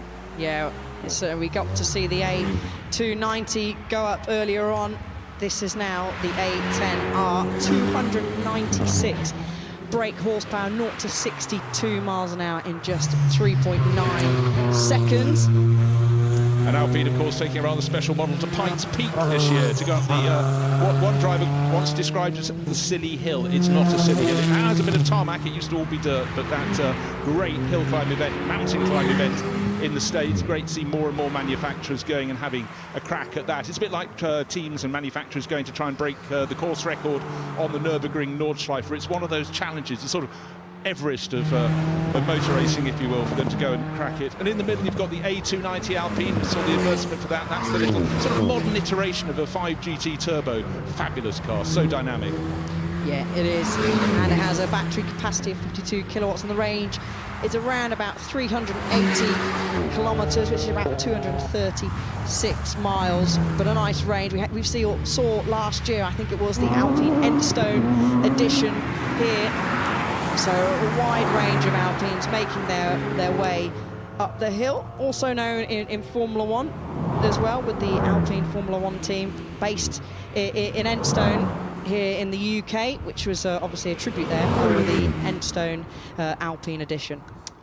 Right, now, your delivery van in your local area probably doesn't look like this. This is the Helix. This is one of the vehicles down in the Future Lab. Looks absolutely fantastic. Looks almost, it should be, please don't take offence, in a comic. It's the way things should be designed, but it's all electric, and of course, in terms of delivery vans in urban areas, this is very much the way to go. Go this way, or maybe even go the hydrogen route, but this one, Alice, is something different. Yeah, it certainly is. A low capacity of 2,100 litres. Helix there, move better, and certainly can see you driving this down your roads, Bruce. I don't think you drive it down the roads near me, too many potholes, I'm afraid, down in deepest Dorset. But again, an urban vehicle that just makes so much sense. And of course, the first electric vehicles, they tried them nearly a century ago, but of course, technology isn't always right for the ideas of the time. More attempts in the early 60s, but really the way that the EV market has moved. But particularly, from my point of view, if you're running a fleet of buses or delivery vehicles in an urban area, it is the answer. Certainly can make your journey much more sustainable. Can the Helix? Hearts, comfort and safety and efficiency all into one. Now, solar cars, that you might think they wouldn't work in this Northern European summer because we've had an awful time, but this is a car the Durham University, the best brains from Durham University, developed this car for a solar challenge. Obviously, took it to an event, and 3,000 kilometres in 6 days. Clearly, the cloud cover didn't blow in. No, certainly not. So powered, of course, by solar energy. It's actually set a British record at the 2023 World Solar Challenge. It's basically compete 3,000 kilometre journey in 6 days. So you can head down to Future Labs and find out a little bit more about this car. Meet the Durham University team as well. And nice, streamlined and slick there. Well, I was about to say the evolution of even of these cars in the Solar Challenge, it's something that's been going on for decades, but the refinement, and also you can see just how much computer and aerodynamic modelling has gone in, and they've worked out the shape that is going to have the least resistance, therefore you need the least power to propel it, and if they're going for those long distances, you do not want to be slowed at any particular point. Again, tiny narrow tyres, it's all about keeping the friction level down, but for the people who built the first Solar Challenge cars, they would love the tools and the design facilities that the people at Durham University and all across the world now have. But also, you can have those solar panels on your house, can't you? You certainly can. You can see the driver sat there on the left-hand side is surrounded by a protective shell of Kevlar and carbon fibre composites. So that's as strong as steel, but lighter than the standard road vehicle. So incredible there. And the in-wheel electric motors use ultra-slim magnets and windings to improve efficiency by delivering more torque for less weight. So it's an incredibly impressive technology and composites going on there from the students down at Durham University. Yeah, it's just when the materials used can change. Motor racing has been very, very good in that across the years. So motor racing technology being used in a different way to run these Solar Challenge cars, and what we see today is not what we'll see in another decade. But well done to the Durham University squad. 3,000 kilometres in 6 days without a drop of fuel. Now there's going to be a light pause on the hill, but let's go down to join Rachel Brooks, who's at McLaren. Gary Wheeler celebrating 40 years service McLaren Racing. And I'm with Gary right now because, Gary, you're looking after this car, this MP46 that Bruno Senna is taking up the hill later, but you're also working on the heritage side of McLaren Racing. Just tell me what your job involves. I'm still a mechanic working with a whole team of mechanics that are exceptional in this era of cars. And yeah, we just oversee any problems, and I'll try and remember as much as I can about these old cars. You worked with Senna, didn't you, back in the day? I was very fortunate, very lucky that I was on Ayrton's car as a number 2 mechanic the whole time. And what was he like? Incredible, yeah. He's the fastest driver I've ever worked with, and an absolute pleasure to be with. What did you learn from him, do you think? Total commitment. He was very single-minded. It was just about winning, as he famously said in an interview once. And yeah, he, we always as committed as he was. So. Do you think we've seen anyone like him since? Anyone with his talent since? No, they're all different, but they all have that single-minded of winning, like Michael Schumacher, Max. All these guys. Second isn't even in the equation. It is just about winning. I hope you write a book. Thank you very much. Let's have a look at this car a little bit more closely. What fascinates me about this is this steering wheel, Gary. It is so simple. It is, compared to today's standards, and that's how technology and Formula One and everything's moved on. That was a technical steering wheel in its time, but compared to today, it's very, very straightforward. Just talk me through the 4 buttons that are on there. So one would be a mixture up lean and rich for the engine, and there was another one that was an overtake button where we could just quickly give it a big squirt of fuel and overtake somebody if needed it, and the other one's just a radio button. Wow, so simple compared to today's. Is it an absolute pleasure looking after this car? It is indeed, yes. I'm on my second lap with it now, but it's still an enjoyable experience. Fantastic. Well, we'll see, as I say, Bruno Senna going up the hill in this a little later on. Thank you so much, Gary, and congratulations on your 40 years service. Come with me because this is the 2023 McLaren. It's got the 2024 livery on it, but it's incredible. When you stand between these two cars and see the difference in size, you can totally understand why some people say Formula One cars are too big these days. When you see this and you think some of those old tracks were made for cars the likes of Senna's, and then we're driving these ones around now. This, however, is Emerson Fittipaldi's car from 1974. It's the M23. It's the one he won the drivers and constructors in for McLaren. And Emerson himself will be driving that up the hill this weekend. It's just beautiful. And then come down to this, because also in 1974, McLaren won their first Indy 500, and this is the car that won it for them, the M16. So McLaren celebrating 50 years since that Indy 500 victory, and Emerson Fittipaldi's drivers and the team's constructors championship. Lots going on down here at McLaren. Plenty more F1 teams, though, here this weekend, and we'll bring you a little bit more of them later on.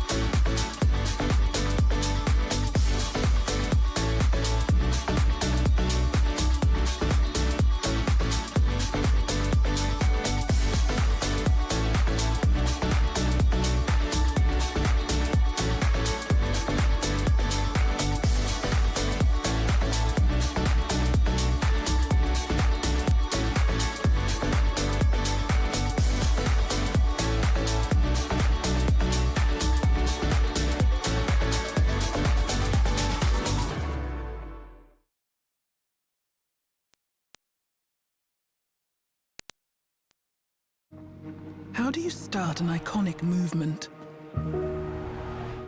Classicism would say it's all about form and craftsmanship, while surrealism would find all of this quite, well, surprising. After all, it's about creating the icon of a new movement. Welcome to Forwardism, the all-electric BMW i7.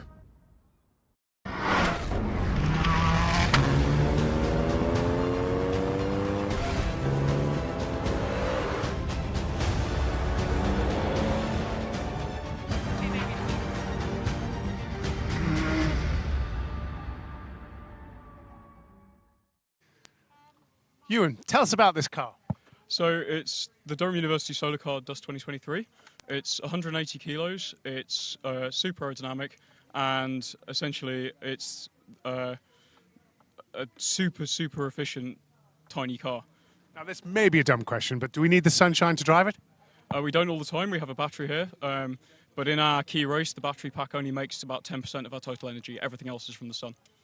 Tell us about the efficiency of this car. Where does it come from and what different parts of the car? So the whole car has about the same aerodynamic drag as the wing mirrors on a conventional family car. Weighs 180 kilos. We have super low rolling resistance, Bridgestone tyres, and overall it's all just a kind of compilation of marginal gains. Actually looks quite comfortable in there.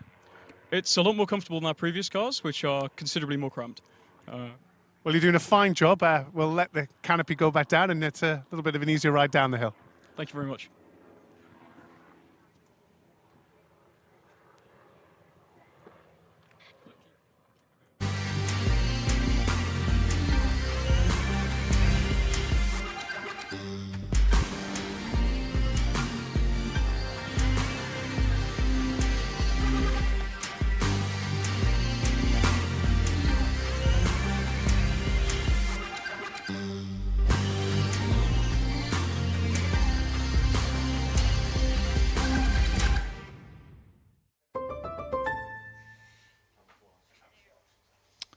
So we're back looking out from Goodwood House across the magnificent grounds with the MG sculpture this year. There's been a slight pause on the hill, but the manufacturer batch will be restarting shortly. Some absolutely jaw-dropping cars, and then we will follow that with batch 3, which will be drift cars, celebrations of Reinhold Jost's incredible success in sports car racing. It's been 5 years. I cannot believe it's been that long.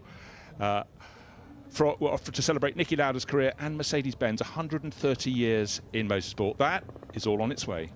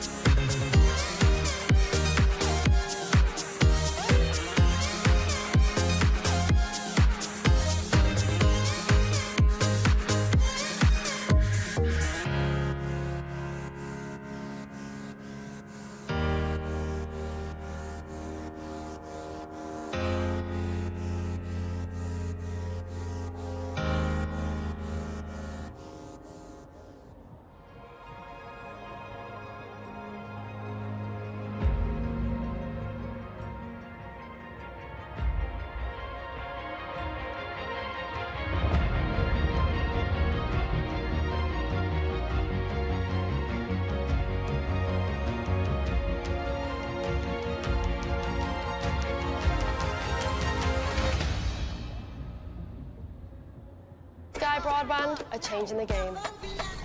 We live in a society where 47% of UK gamers are women. Yet they only make up 5% of esports pros. This needs to change. 2 tournaments, 1 final. They're UK's first of its kind, with pro contracts and Sky full fibre on the line. We're on the lookout for women on their path to pro. Join us and compete in Races E-Series, Soccer E-Series, all leading to secure a place at the Women's Esports Finals. Sky Broadband is built to power the pros.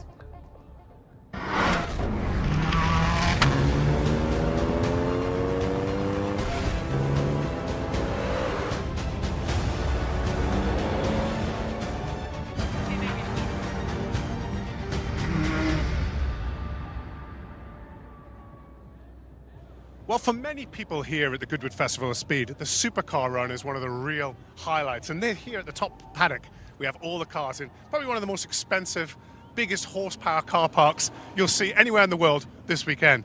McMurtry Sperling there, Max Chilton in the new Pure. Obviously, record holder on this hill. Looks fantastic. And you've got all the great and the good of the supercar fraternity. Pagani Zondas, Koenigseggs, McLaren Artura Spider. Dynamic debut for this car here at the Festival of Speed. Absolutely fantastic car. Hybrid technology, super quick car.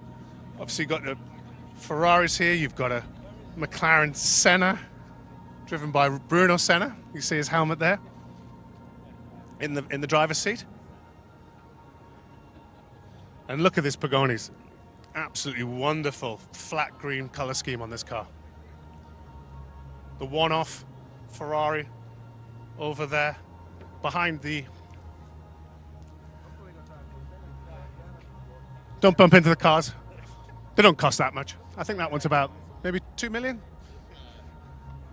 SF90XX car. Now this is a first winged Ferrari for about 20 years since the F50 really, this car. And then of course you have this glorious Maserati MC20s echoing that MC12 color schemes there. We have a few versions of this car. Before we get on to the Aston Martins, we've got the Victor, the Valkyrie, the Valiant, the Valor, all the V's here.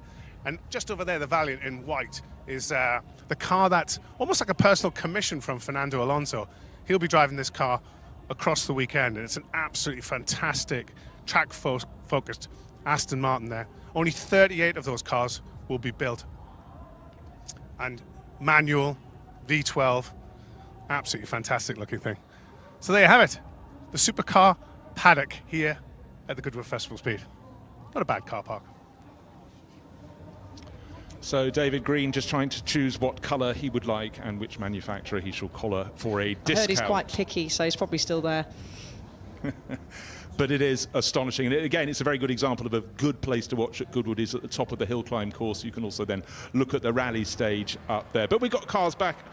About to continue this manufacturer batch, and an MG4 sitting on the line. The number of new models coming out of Chinese-owned MG is quite extraordinary. Every single style of car you want, from small to medium to large, from regular car, from MPV, almost up to SUV as well. And the MG HS making its waves here this weekend. But this, Alice, is the MG4. Yeah, it gives you a driving range of up to 218 miles on a single charge. Also available in a long-range option, which extends that to 281 miles as it navigates the chicane nicely through there. And actually, you said, Bruce, we've got a wide range of MGs here this weekend. We've got the new MG HS, which makes its global debut here, which we saw in an earlier batch, first glance batch. And we've also got the nice MGs. If you do get to go down to Electric Avenue, which is where MG have their stand base, there's a whole range of MGs on there, including the new MG HS SUV. They've got the Cyber GTS concept up there as well. Yeah, and a huge stand, and certainly very popular when I walked down. But a chance to get in close. But to the top of the hill, the MG4, followed up by a host of others, including the HS, the brand new model, the SUV that has just been discussed by Alice. But all electric and many shapes. And here is the MG3 on the start line, racing to make its way up the hill. And again, the mix of cars, a McLaren tucked in behind, but this is the MG3. Yeah, and that is also available to go and have a look at. We do have quite a few concepts here, and we're going back to the Cyber GTS concept, which is actually created for Goodwood. Both of the MGHS and the GTS concept both making their global debut, and the MG3 here as well coming up. Still quite a lot of dust out on the circuit, and they put a chicane in here for many of the manufacturer runs, just to slow down those eager drivers heading into Moulcombe Corner. Yeah, Moulcombe is a corner that really encourages you to go a little too deep, and then you're meeting the straw bales. But everyone driving beautifully, and almost all the manufacturers have professional standard drivers taking some of their guests up. Now, the Polestar 2 is drawing a lot of favourable looks down in the paddock, and again, yes, you can still see behind the Polestar 2 an array of dust being kicked up. The Mercury Spearling did a good job of blowing some of it away, but it also depends, Alice. The track is narrow, but we do have different lines around various corners, so if you go in one that's less travelled, you're going to be getting quite skittery. You certainly will be, as it squeals through. Another Polestar behind that, squealing through Moulcombe Corner. And a little bit like the MG, the Polestar 2 comes in a range of single motor and long range dual motor as well. 0 to 60 in 4 seconds. A luxury SUV. Well, I tell you what, just before another MG blasts off line, another MG3, go down to the Polestar stand and look at their concept car, the BST. So this is an MG3 this time. Well, we're going through the colour range. We're now moving to metallic blue. In fact, there are quite a few of the MGs on the stand in this colour. Clearly very popular back home in China. And again, that near silent passage as these EVs go up the hill. A little bit of tyre roar, but not much at all. So certainly a very different experience from 10 years ago or so, when an EV was almost unheard of. But MG has nailed its colours to the mast. EV is the way to go. And again, they're providing lots of opportunity for people in Europe to take a look at their designs. Popular road cars, MG, but they've been around in competition for a very long time. Competitive. We've seen some of their race cars here go up the hill across the weekend. We've seen some racing at the members meeting and Revival as well, if you're lucky enough to have attended any of those. Revival, of course, coming up in September, a standout event for me. But the MG3 making its way. I actually quite like that colour. Very good colour. There we are. They've done their market research well for you, Alice. So up through the straw bales, so the cars break out into the sunshine. We hopefully can say that all weekend. And then right at the top of the course, this long left-hander between the straw bales. And if you're sitting down low, these bales can seem absolutely enormous. Flash under the line. That, of course, is just notably the end of the course, but we will be having the shootout on Sunday, and then it's going to be really competitive. Another Polestar blasting off from the start line. And again, professional drivers on boards and favoured guests. You just certainly know you've got your numbers right when you're told that you may be offered a chance to have a passenger ride in some of these cars. Not all going up with passengers, but what a way to experience a dynamic ride in a car like this. You find out so more than just standing, looking at it in a paddock or a motor show, and that's why it's been such a hit here in the past 15 years or so, since the manufacturers were coaxed to bringing their cars here. And even if you aren't thinking you might want a car of this particular sort, it's just great to see it and to hear it. Polestar are also bringing a launch edition of the Polestar 3, which will be available from September. The Swedish brand, found in 1996, vehicles are now produced in China. But as you said, Bruce, they've got a wonderful stand down in Electric Avenue, along with lots of the other electric manufacturers. But a great stand from Polestar, and just seems to be growing and growing in the luxury SUV and world of electric, and hugely popular cars now are Polestar. And today seems to be the day of the Spider. Many manufacturers with their Spider versions go up the hill. You don't get it. You get a couple of sunroofs if you've got them. Ineos, of course, this is the 5-seater model, and they've really broken new ground with, a strong link to the Land Rover Defender that went out of production And again, you can have the pickup version like this, but with 5-seater form. They even have, as well as this, they've got some special models that you can choose as well, as long as they come in 2 particular colours. One's called Magic Mushroom and the other one's very black. Oh dear. Well, you can actually go to Goodwood's private quarry and you can put one of the Ineos 4x4s through its paces as an off-road test drive. To do this, visit Ineos's outpost to book. But there's plenty of Ineos's where we've got the regular Grenadier going up. We've all got Mick Schumacher and I think Fred Vesti who are getting behind one of these Ineos's at some point over the weekend. The things they didn't think they'd be doing when they signed up to their single-seater racing careers. But Ineos here with the Grenadier, the Quartermaster, and as I said, one special model actually with a link to Belstaff, so very, very stylish on the inside as well, but still with some lovely little links to pass those external hinges on the door, but obviously rather more refined than when it was bouncing around the hillside anywhere in the world when that river ruled the waves. Do you know where they got the Grenadier name from? Yes, a pub in Chelsea. I used to drink there. I knew you would know. I knew you did. Good pub. Certainly worked back then. So from light to dark, from EV, one manufacturer to another. Mini, they have many, many shapes and sizes. They've definitely done their market research. You've got the estate versions, you've got the electric, you've got the other, and you've got the Mini Cooper Works cars as well. And that is always such a strong thing. Here we go, this is the 5-door model. I went down and had a little look just past the BMW stand there, and I saw there was the Mini you're seeing on screen had a little tent attached to the top of it. Yes. I mean, it didn't look like it could fit you. You're quite tall, Bruce. Whether you would fold up into that tent, I'm not sure, but perfect size for me. Yeah, not even diagonally, but a lot of people. Now, BYD is one of the manufacturers that's really hitting the drum very hard for EVs, and they've got a whole host of cars. Again, another Chinese manufacturer displaying their wares. And they've brought their Dolphin, the Seal, the Denza, the Atto. I have been doing my research. I did go down and take a look, but so many new shapes and sizes. Yeah, as you said, the Seal and the U8 as well here in the first glance section, as well as this manufacturer batch, the Seal 0 to 62 in 3.8 seconds. Yeah, it's a 4-door sort of coupe style rear on that, so it's larger than the little Dolphin, but again, very, very potent in all its forms.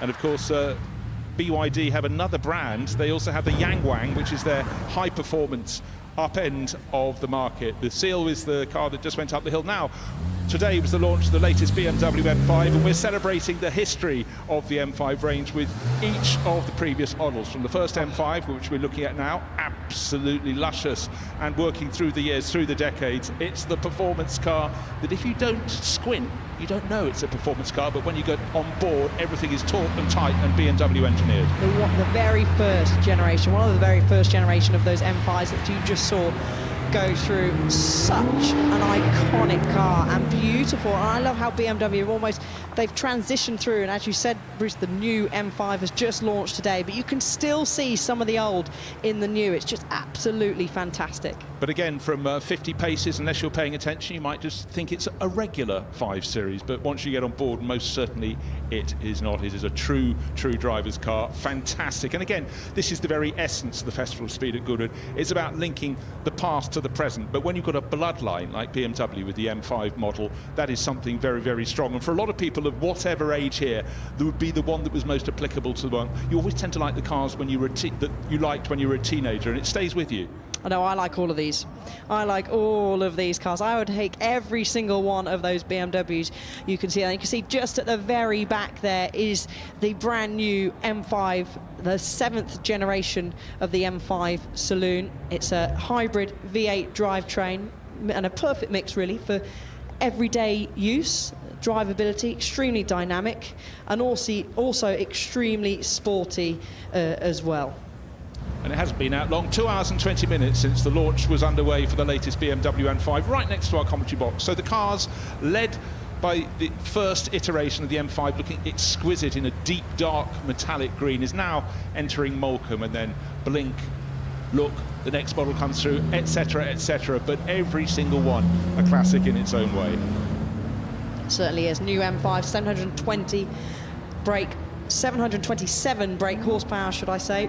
0 to 62 miles an hour in 3.2 seconds and 1,000 Newton meters of torque. Absolutely incredible. And those nice flared wheel arches there as it makes its way up the hill.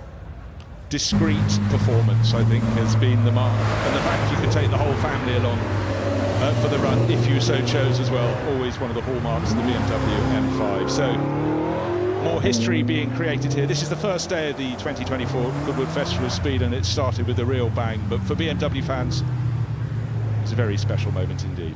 I could just stare at that car all day, and our commentary box is actually right next to the BMW stand, which is always packed, really busy. They can also see their new M4 on the stand as well, and throughout the day we've also saw the new XM label as well, which is the most powerful car they have made. BMW, an SUV, as the M5 now comes to a close, and we've got the McLaren, the new McLaren Ultra going up the hill.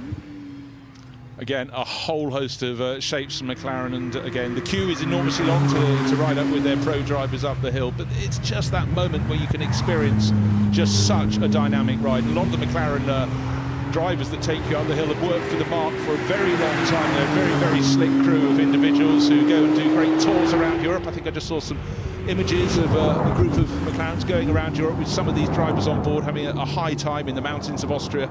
But this Artura looks fantastic, and it goes even better than it looks.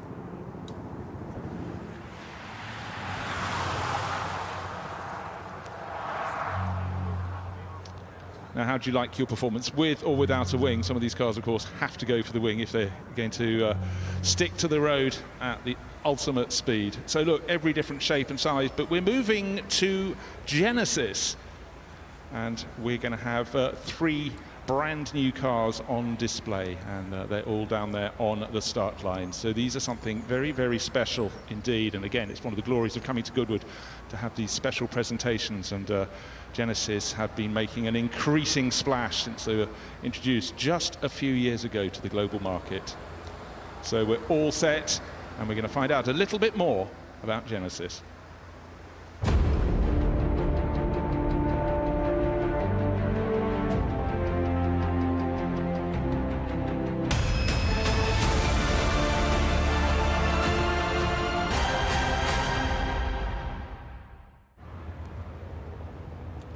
So looking back down to the start line, arty images of the cars waiting to have a very, very dynamic run up the hill.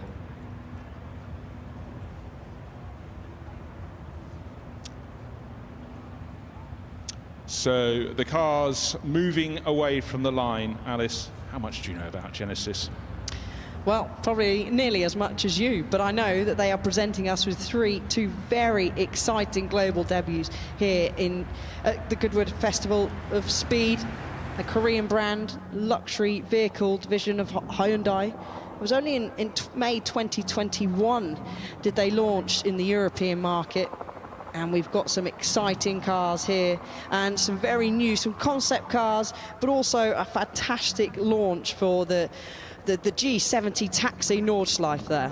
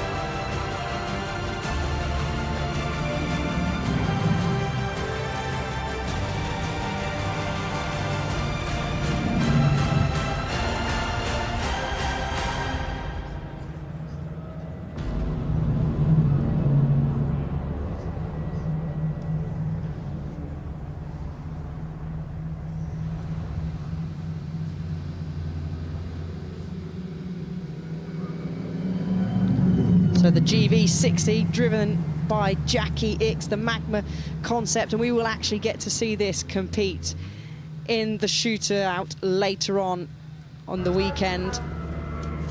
But a lovely array, a lovely tribute for Genesis, who have brought an impressive stand to Goodwood Festival of Speed. And Jackie Ickx, of course, Le Mans winner, 6-time Le Mans winner, will be on the stand Thursday, so today, Friday and Saturday. And he is now a brand partner for Genesis.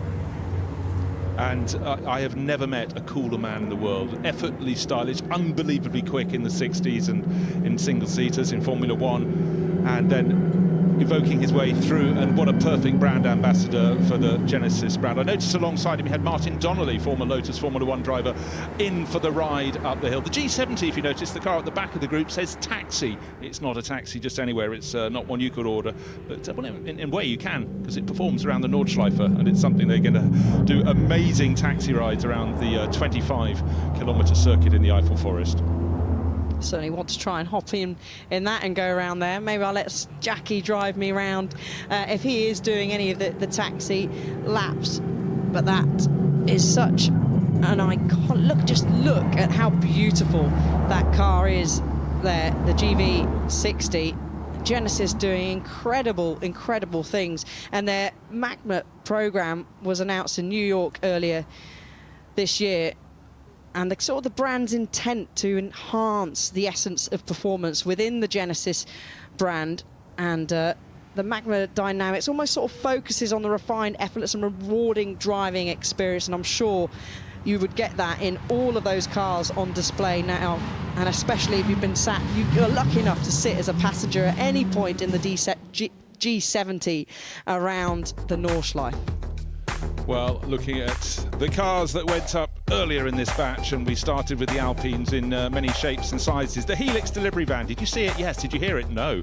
Of course, an electric van. And then a car you also wouldn't really hear much at all, the Durham University record-setting solar challenge car, 3,000 kilometres in 6 days. MG have brought a whole array of cars from the MG4, the MG3 is here as well, and a whole lot more down on their stand. But the Cyberstar is a car that is really their modern version of the MGB. You'll see both on the giant structure in front of the house. Polestar here in a very big way as well. I said I could promise you an MG3. There is one in the blue. Porsche here with a selection of amazing Taycans, ever more power. And then the Electra, the SUV, ultra-high performance Lotus. Very good to see here. That is filling its order book. If you like your Ferraris, they don't have to be red. I've always chosen blue. Of course, we've got the new Mini Paceman here as well, S, and a whole array of Minis, even one that you can put your tent on top of, and a lovely showing of all different kinds. The BYD there, we've got electric cars on display, and you can see still how quite dusty the track is. And then we go to the iconic M5. Choose your M5, any shape you like, from not ancient, but from the oldest to modern. And how modern? One was launched only this morning, right here at Goodwood at the Festival of Speed. So a rolling history lesson of the M5s. And they certainly were very popular. You can see a lot of people lusting after those over the straw bales onto the track. The hill absolutely full, but right, that's the penultimate model coming through. And the back of this pack is the all-new VM5. So a real treat here. And then we rounded out the batch with the amazing Genesis G70s and GV60 Magmas. It's something new, it's something special, it's something fast.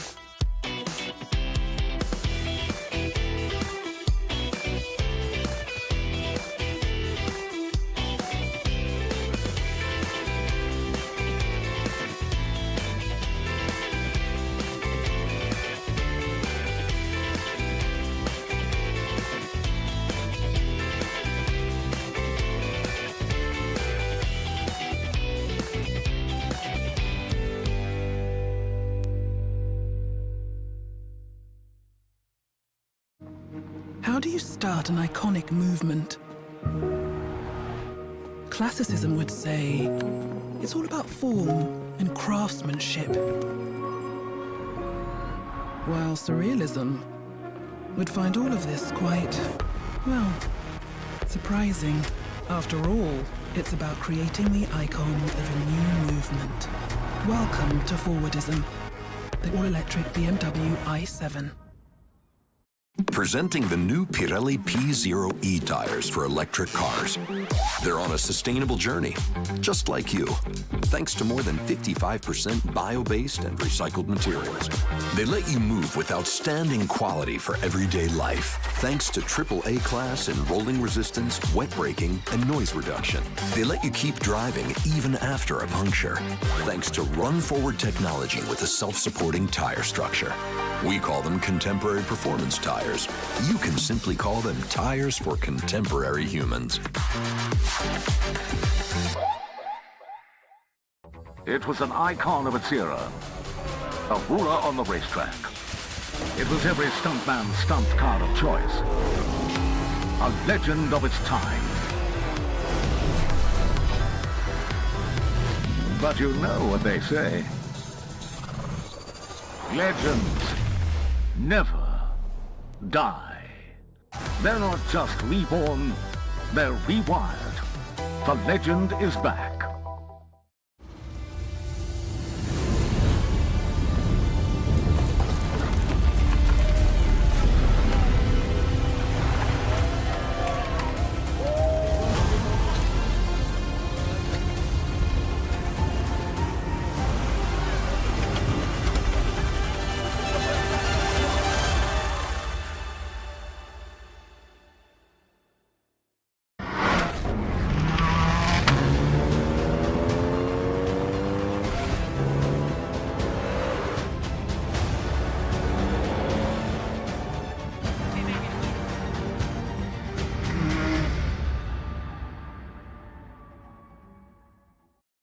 Well, we've come down here to an area I love to come to during the Festival of Speed. We're in the paddock and we are seeing up close and personal, Harry Benjamin, these cars that I've only ever seen on TV or on archive footage, and to be so close is incredible. I mean, this Ferrari, the 1976 Ferrari that Niki Lauda drove, standing this close, peering into the cockpit is incredible. I mean, one of his most successful Ferraris as well, getting this up close and personal to the scarlet red Ferrari. They don't quite make it in this scarlet red anymore. But when you look at the design of this as well and think, how on earth is this working aerodynamically from the front wing all the way to look at the airbox and how it juts out on front, but yet that was the level they were at working at back in then. And this actually running across 1975 and 6 with modifications and upgrades. Championship winning years, this was Lauda at his very best. And then after leaving Ferrari, of course, he drove for Brabham. Yes, and here we have, well, this is the awesome fan car, really. Gordon Murray design, shared this with John Watson and managed to get one win, third in the constructors that year as well. But it is the rear of the car that really turned head. It is that gigantic fan out the back, which did turn a lot of heads. And Gordon Murray still designing to this day as well, with some beautiful designs. And what a way, though, to mark Niki Lauda here this weekend. Would have been 75 years old, 5 years on since his passing, and we cannot forget the impact that he had, not only on track, but off it as well, of course, in his later years with Mercedes. Indeed, indeed. 50 years since his first win in Spain, of course, in 1974. 40 years since he drove the MP4 2B, which is down this paddock to my right, to a win in the Drivers' Championship by just half a point over Alain Prost, of course. Well, now to take a look back on the career of Niki Lauda is David Green. Words like icon and legend are overused, but in the case of Andreas and Nicholas Lauda, they barely scratched the surface of a life so extraordinary it literally became a Hollywood film. The simple facts: 25 Grand Prix wins, 24 pole positions and 3 World Championships only tell a fraction of the story. Born into a wealthy Viennese family, Niki was initially dismissed as a lowly pay driver. The dreadful March 721X nearly finished his Formula One career before it had begun. But glimpses of speed with BRM were enough to attract the attention of Enzo Ferrari. In his first 2.5 years with Ferrari, he was comfortably the fastest driver in the world, claiming 21 pole positions, 12 Grand Prix wins, and the 1975 World Championship. Midway through 1976, with the best car and a massive points lead, he seemed on course for back-to-back championships. But then came the fiery crash at the Nürburgring, which would have defined most drivers' lives, but for Nicky was little more than a subplot.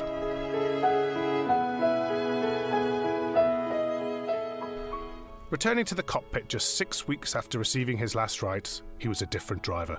No longer reliant on outright speed, instead he implied his considerable intellect, well-honed development skills and astute racecraft to become the ultimate driver.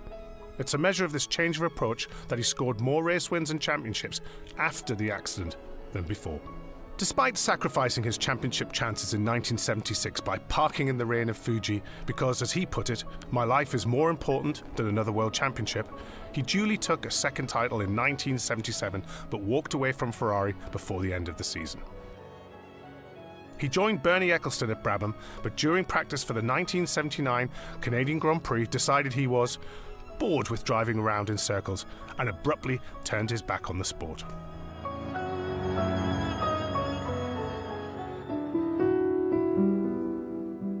After 2 seasons away, he returned with McLaren in 1982 and was immediately back to his best. And as I have not driven for 2 years, my personal challenge is to see where I would end up coming back into motor racing, and that's what I'm going to do. Having developed the new TAG Porsche turbo engine through 1983, he knew he would have a shot at the title in '84. Although new teammate Alain Prost was faster, Nicky's greater consistency and superior racecraft won the day by a mere half point. Through his final season in 1985, despite poor reliability, still there were glimpses of speed. He led his home race in Austria until engine failure and was on course for a fairy tale victory in his last Grand Prix in Australia, only for a brake issue to pitch him into the wall. He beat Prost in a straight fight at Zandvoort, with new sensation Ayrton Senna third, proving that even aged 36, Nicky could still show the way to the younger generation. Following his retirement from racing, he had spells in team management before, in 2012, finding a new spiritual home at Mercedes. Nicky played an integral role in their period of unprecedented success, including their recruitment of Lewis Hamilton. Right to the end, he was straight-talking and always had the courage of his convictions. When he passed away in 2019, the sense of loss was palpable. He was a force of nature, not just a legend or an icon, but truly a colossus of motorsport.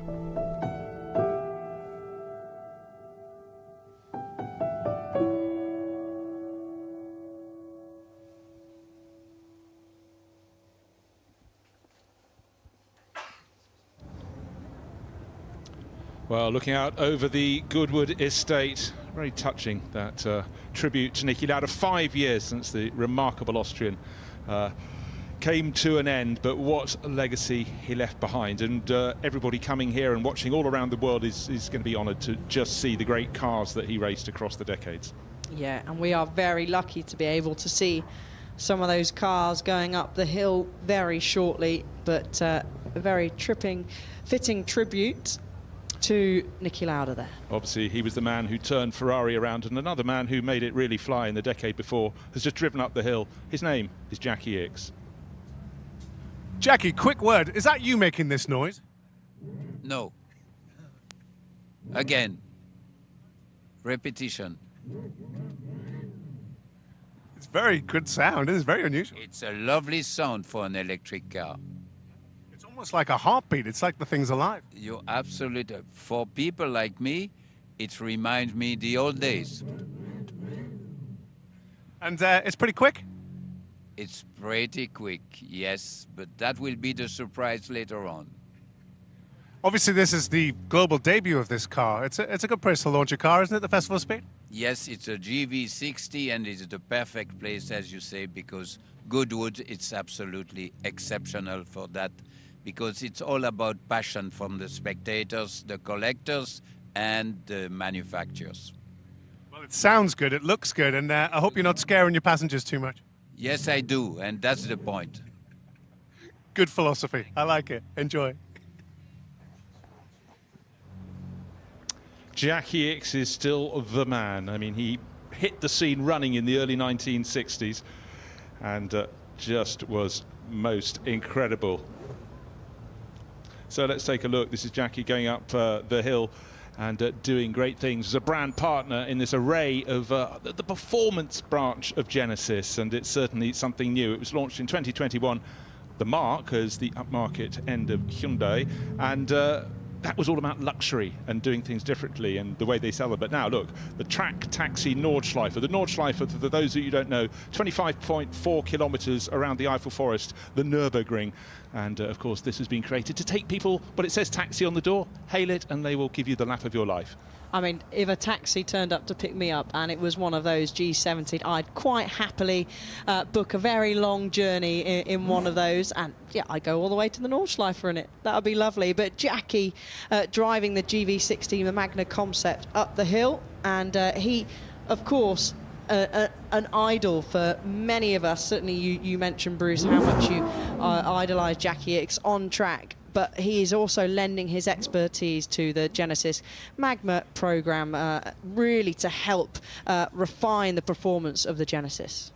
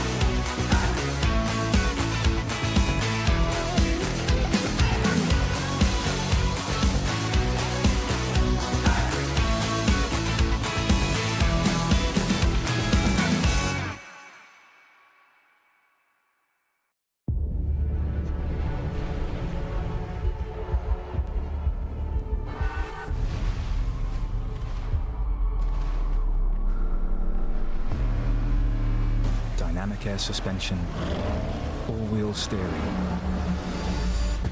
configurable terrain response, effortless in the extreme.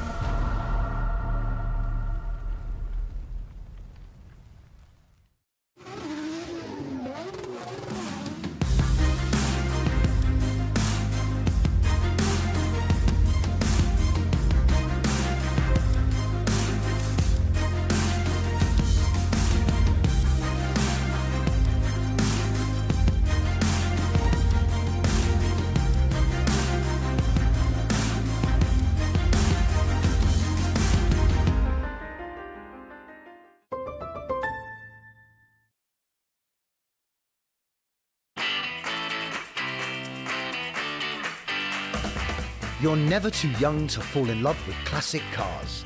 It's a passion that lasts a lifetime, and it's a passion we share. Backed by over 75 years of motoring experience, Goodwood Classic Solutions is a unique new way to ensure your pride and joy. Goodwood Classic Solutions. It's a passion we share.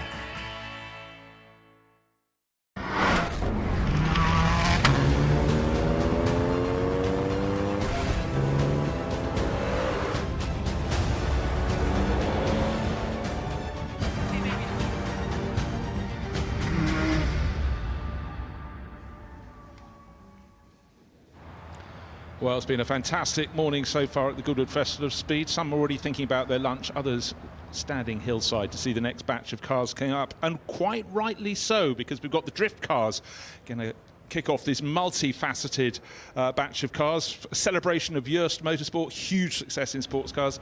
We just saw the video a short while ago of Niki Lauda's amazing career, celebrating that here, 5 years since his passing, and 130 years, yes, 130 years of Mercedes in competition from those very first city-to-city races across Europe. But right now, I think the fans are there because they know the drift cars are on their way. Alice, certainly something. We only saw it for the first time 10 years ago, and it was an instant hit, and it's got ever bigger ever since. Hugely popular, the drift cars here at Goodwood. Get your ear defenders out. That is one thing I would advise. They will make such a noise as they will come up the hill. We are really going to be treated to a fantastic array of cars and drivers as well, showing off their incredible skills behind the wheel of a whole host of machinery, from a BMW Eurofighter M3 to a Nissan GTR to the Lexus, another BMW, a Mazda. The list could go on and on and on, as there you can see them now patiently waiting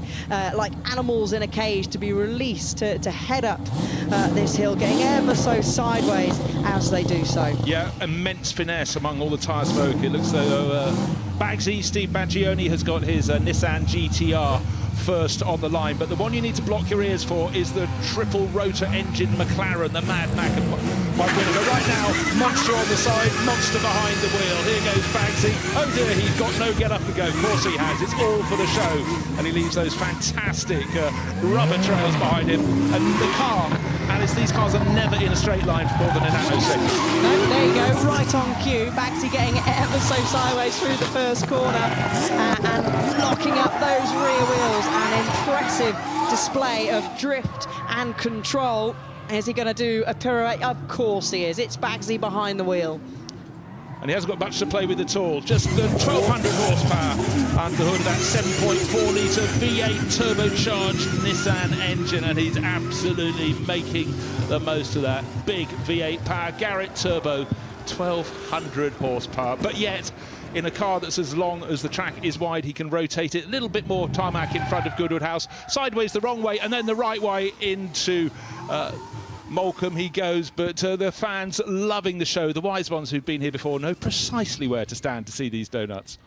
Yeah, and if you're not going to get covered in smoke, you're going to get covered in dust. Of how dusty still we just saw Bagsy go through the Molecombe corner. And now, as we try and look through the smoke there at the next car, that is coming up the hill. And of course, the standard donut right in front of the house there. Perfect spot for many of us to watch these drift cars, as they always, pretty much always, stop there. And the Chevrolet Corvette gives us a great demonstration. And you might be thinking, doesn't sound like a Corvette. That's because it hasn't got a V8. It's got a triple rotor Mazda engine in, the sort that Mad Mike Willett loves so much. So Axel Hildebrand does a fantastic show. These cars compete all around Europe. It's the main drifting centre. I mean, it was something that really started in Japan earlier, but it's been embraced in Europe. And the sounds they make, the amount of tyre smoke they kick up, they lightly abuse the grass on the very edge, but the precision with which these drivers keep on the tarmac is quite phenomenal. That's the Nissan Silvia being blasted up the hill by Kevin Quinn there. 900 horsepower underneath that pedal and making a hugely impressive noise. The screaming sound of the Nissan engine, and a great example of how to get sideways, demonstrate perfectly there by Kevin Quinn. This car was built in the year 2000. Now, another favourite here, the Toyota Stout, a 2.1-litre four-cylinder turbocharged engine built in 1966. Blasting now up the hill, 600 brake horsepower. What I love is you can take any model. We've just had the Nissan with the Toyota engine. We've just had a Corvette with a Mazda engine, and then just using a shape you wouldn't expect to be going fast. And just come back from Japan, and they would have their tongues hanging out to see this. They'd have seen them in the flesh on the road. A little spin around there from Ryan Turk. So it's very, very far from its humble origins as a vehicle used to just pick up this and that from down the road. The Toyota Stout built or modelled on a 1966 model, but certainly driven in a way the farmers of Japan would not have driven them. I could imagine if you were a farmer, that is exactly how you'd be driving, Bruce. You see the straw bales at the side of the circuit? That's where I would be. But brilliant job there. And now we get the famous Eurofighter ready to launch. Going to absolutely shred the rear tyres on the back of the car there. The BMW Eurofighter, 3-litre straight-six turbocharged, and it can rip through a set of the specialist ultra-sticky tyres in just 60 seconds. Yes, they have small transporters and larger tyre trucks. The the crews performing here. And James Dean is the king of sideways. He's won so many European titles. Now you might think, okay, this is a BMW 320D. That's what it started life as, but I note that only the A, B and C pillars remain as original. Right, moving through the range, and car 390 on the entry list. It's a Toyota GR Supra Drift. Caddy Rovan Pera, of course, hugely successful, double World Rally champion, and he's sort of branching out into other forms of the sport. And these guys who are amazing on any surface, of course, they're used to sideways, whether it's on snow, gravel, tarmac, ice, and here, sideways on the Fable Drive here at Goodwood House. Yeah, and Calais, we saw him earlier on out in his special edition Toyota, available for you all Toyota fans out there, and really kicking up the dust. He really is one of the king of drifts, a pro rally driver, of course, racing the World Rally Championship. Yeah, but he stepped across, he tried a first drift event in 2022, and then last year went over to a drift event in Japan and won it outright. So he's taking on people and getting right to the world standard within a year. Phenomenal. Carnival 386 is next. It's a Lexus RCF, but not the way you normally see them. This is one of many from Red Bull stable driver Ahmad Dahan. And he was the first one to bring an RCF into drift. That was back in 2019. But it's had so many upgrades since then. In fact, the drivers now would look at what they were driving even 2 or 3 years ago and think, how short of horsepower was that car? But they learn, they entertain. My golly, do they entertain. A lot of full Grand Prix circuits, they'll go and perform Alice in pairs. They have to do synchronised spinning, and they get to breathe each other's tyre smoke. Lovely. I mean, it's a great smell, but I'm not sure how long I would like to be breathing that in, as again, we've got the 387 in your programme, the BMW M4.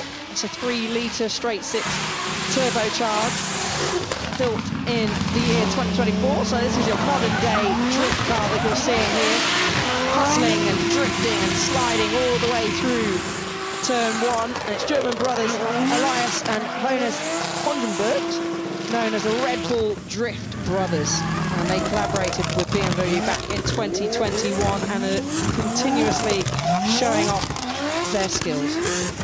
Yeah, Red Bull, they always look for things to make people spread their wings, and drift driving has just been phenomenal in terms of its growth. But we wondered when it was introduced here many moons back, would it be working in front of the traditional fans of motorsport? But it certainly has, and even the great Sterling Moss looked across and absolutely appreciated their skills. Next car on the line, another of the Red Bull crew. This is Connor Shanahan, who had a phenomenal year last year, won the European Drift Masters Championship. That was in a Toyota GT86, but he too has made changes now in one of the 2 BMW M4s. Just so entertaining and loud. Very loud. And we're about to hear the 1,000 brake horsepower of this BMW M4 scream all the way up the hill. And as you said, Bruce, Connor Shanahan, he is a bright young talent of the world of sport, the world of drifting, and actually started out in the drifting championship. Yes, you're going to hear this right, just 9 years old. I mean, that is incredible. As an Irish amateur in the championships, and he last year capped his best season to date by winning the Drift Masters European Championship in a Toyota GT86. So he is getting behind a BMW this weekend. Comes to a halt. We're going to, of course, see some donuts. Right in front of our commentary box, we can look down on the roof of the car. Luckily, the smoke hasn't come through our window yet. Another of the excellent, disproportionate number of brilliant Irish drift drivers. James Dean, Connor Shanahan, et al. They've really, really taken it to their hearts. Looking for a change of shape. We're most definitely getting that. The Hyundai coming out to play. Drifting, drifting, drifting sideways. More of a rally car here. You've got it spot on. Of course, rally cars can drift as well. They can. But just look how nimble it was turning into turn 2 there. and how quickly it can spin its way round, go straight past the house under the Goodwood Bridge, making its way up towards Moulcombe Corner, slamming on the brakes. You can hear the turbo, and still kicking up smoke, dust, and all sorts for everyone that stood in the grandstand there at Moulcombe Corner. And anyone looking down thinking, that's spectacular, I bet I could do that. I tell you what, I bet you can't. And the precision of these cars, and again, you can see under braking, the nose comes right down, the car unbalanced, but then immediately, being a top driver, the rally drivers always know about how to get the balance back in their car, when to feed the power in, and of course, now they're getting more and more horsepower to play with, but not as much as the regular drift cars. But again, a fantastic run up the hill from the Hyundai. Right, at the members' meeting, we were treated to an array, every single model of Shadow Can-Am car, and the Mark 1 prototype, absolutely crazy, literally nowhere for the drivers to put their feet. They had to sit splayed out. Carl Tilley was involved with these cars at the members' meeting, has brought them back, and also in the celebration of Shadows, we've got the Formula 1 cars here as well, so it is very, very special indeed. A lot of us only ever saw these cars in racing movies. Do you like the little aero demo for braking? That up they go. Could you send your money to the team, please? Certainly Don Nichols was very keen. Right, up at the top, I don't expect the Shadow Can-Am to be doing this, but Daniel Sordo kicking his rally car around. He'll then go through a gate and then go around the rally stage at the top of the Goodwood Hills. So the fans up there getting a face full of dust, but loving it. They're paid for the privilege. The Shadow's going to enter up there and think, what on earth is going on? How can I see where to park now? Right, look at this. Another one that we saw take part in the Goodwood members meeting. How did it work to start with? It was small and nimble. Then they thought, let's put on a bit of a rear wing. And in fact, if you look atop the rear wing, those are radiators up there. They wanted the front of the car to be low, but they needed downforce, so they stuck them on the top. It's still ridiculously small and low inside that, but what a treat just to have this full history. Moving very quickly through the shadows there. This is the Mark II, and that's being driven by Marino Franchitti. Oh, Marino's a lucky boy. He does get to drive some amazing cars, but this is a more traditional shape, much more the shape of the McLarens that were dominating that very, very lucrative North American sports car series. In fact, I would put my money on the fact that McLaren only continued and grew into Formula One because they had all the prize money coming back across the Atlantic, winning the title 4 years on the trot. This car, though, did have quite a few reliability issues along the way in many of the races it participated. It was driven at one point by the two-time Le Mans 24-hour winner, Jackie Oliver, and did manage to score a podium, finishing third at the Edmont in the wet. And again, another car that we got to see at the members' meeting.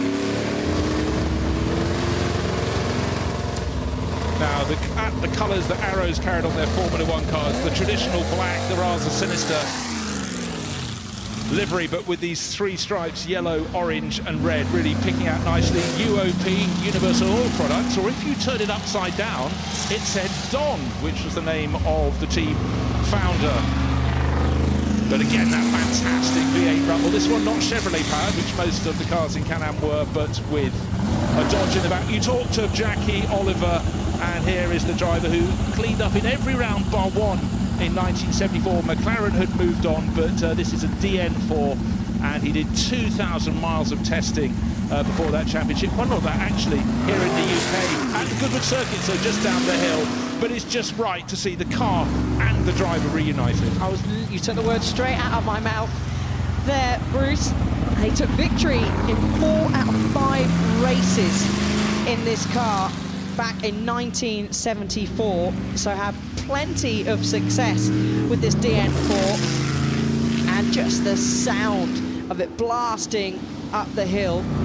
And it's a real challenger, wasn't it, back in its day? It was phenomenal because McLaren had moved on. Porsche came in with a 91730, just outrageously powerful, and all that Porsche technology, but Shadow stood up to them, they resisted them, and Jackie took the title, pocketed some welcome prize money, but it was an era that had to come to an end. They all do at some stage, but from the mid-60s right through to the mid-70s, it was epic. Right, let's talk about their single-seaters as well, and just an array of exquisite cars. They raced in Formula 1 and Formula 5000 stateside, but it was in the World Championship that we had the unusual Shadows that had the Dodge engine in the back, but most of them obviously drove with the all near ubiquitous Ford Cosworth DFV.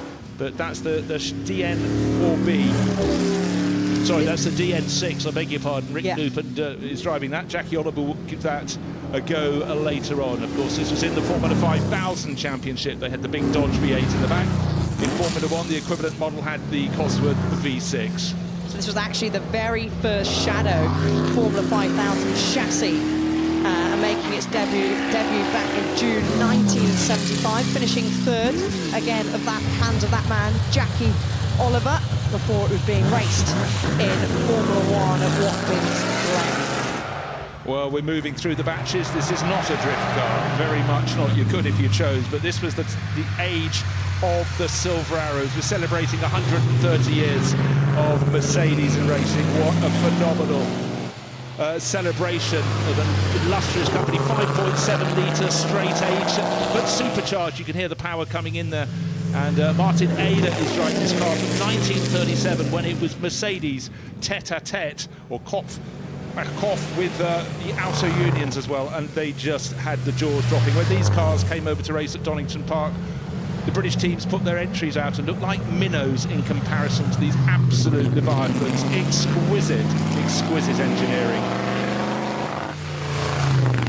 It's just amazing where we're going to see plenty of these coming up the hill, but the engine size, now look at this.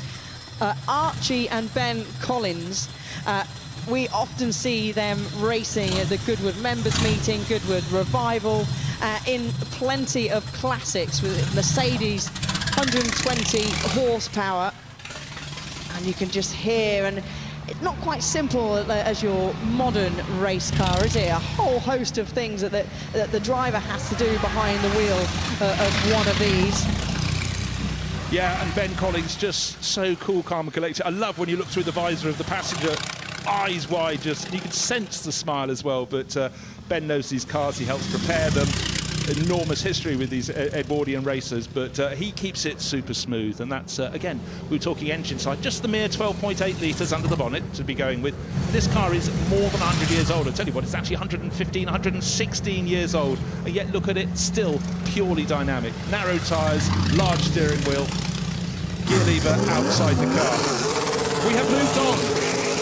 We have moved to the Sauber Mercedes connection. Sauber was a Swiss sports car manufacturer and racer. Then he got Mercedes in the back, and they liked what he did, and the money started coming in. And the C9, this one is owned and raced by Kenny Atchison, who dabbled with Formula 1, but was absolutely mighty in the Sauber C9. There he is with he just was epic in that season, the Northern Irish racer, and this is his car. So you choose your favourite you raced, and he certainly picked up this one. Yeah, they got a 1-2 finish at Le Mans in 1989, so built to win, and it successfully achieved that. And you can just see we get this fantastic, we get really treated with this onboard shot, and you can see there Kenny's concentration going up the hill, but still extremely dusty, extremely slippy, even though we've had the drift cars go up.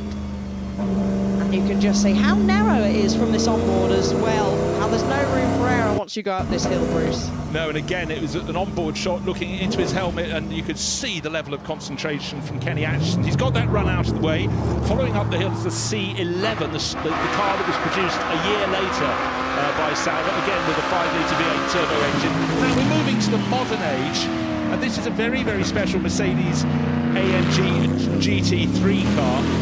This is one that you sort of choose to be. There's a little bit of an art element with this. You go, it's a little more the sort of car you might see lined up outside Harrods in some ways. It's the special celebration of 130 years. It's an artistic interpretation. But one of the things about the Mercedes AMG racers, their engine note is just outstanding.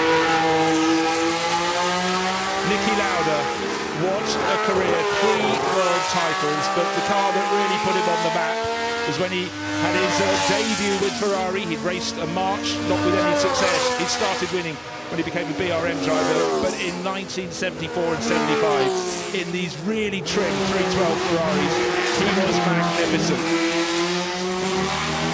The 721X the unloved march. So he had to keep on changing the design. This was so poor. That was followed a few races later by the 721G. The G was for joking Guinness Book of Records. That's how fast they had to change this car, the one we're looking at, to something rather better. Thus the G. Just the sound of these absolute classics, Bruce, as they storm up the hill. They storm past our commentary box window, and we're looking there at such a classic livery as well. Yeah, Marlborough adorned first BRM, and then it moved on to McLaren with such illustrious results. It went right the way through to the age of Senna and Prost. But in those days, BRM, some Grand Prix weren't settled on 1 or 2 cars. They ran up to 5. Now, still one of my favourite cars of all time. It just looks right. The BMW 3-litre CSL Batmobile. I like the CS, then the CSL became even more leery. A car that works but particularly in Jägermeister orange. And Nicky got to race this the year before. He raced for Ford, even though he was driving Ferrari. He said, I need the money to pay my bills, so he raced in the European Touring Car Championship. First it was the Capri taking on the BMW. Then the following year he was in one of the BMWs, and this, to me, is one of my tick box cars in motor racing. And he got a victory in this car as well, didn't he, Bruce? And he still managed to have an excursion on his way during the Nürburgring 24-hour, and still managed to set the lap record there at the time as well. Reinhold Just, German sports car entry par excellence, and celebrating his successes, most notably at Le Mans, where he took actually 16 victories across the years. The 962C Porsche, just such an epic car. Alex Ames driving this one, and Just was given factory backing by Porsche, and it was the first 962 to be built for Weissach, and it won a lot of races, but great success with the 956, the predecessor. Talking 956, this is one of the 956B with which Reinhold Just took the first of 2 consecutive victories at Le Mans in the Sarthe. It wasn't as competitive as it is now, because cars tended to break down, whereas we had so many cars on the lead lap just last month. But with the new man race livery, 2 wins in 2 years, and that was the point at which thought, this Reinhold Just fella, he's very, very good, isn't he? He could run a team, and of course we will have Audis coming up the hill afterwards. That was the mark with which he had the most success, but his wins with Porsche really put him on the road. And this 956B had plenty of victories. 1984 Le Mans, 85 as well, and a World Championship victory in 1986 at Fuji. So a really incredible car, and hugely successful. And so is this iconic Bentley Speed 8. 2003 was the year the Bentley boys returned to Le Mans with the Speed 8. And they'd actually been there, sorry, in 2001 and 2002, but the Speed 8 evolved so much. Now, that was a Just run car, but then it was the turn of the Audis. And the Audi R8, this is 2003, part of Sean Lynn's collection of amazing Le Mans cars, but Audi started to do things differently at Le Mans, and their success was considerable across the years. It was the way they ran things, moving on quickly through the R8 to the R10 TDI. This fits in with horseless to hybrid. This was getting diesel engines to perform in endurance racing. We knew they had the torque, but with the turbo element to the turbo diesel, they also had incredible speed. And then combined with the way that Audi ran its team, this was the point at which they started having modular concepts in their garage. Don't just come in to say the gearbox slightly broken, can I have a new one? They already had all the bits ready with the appropriate tools in the drawer to minimise any delays.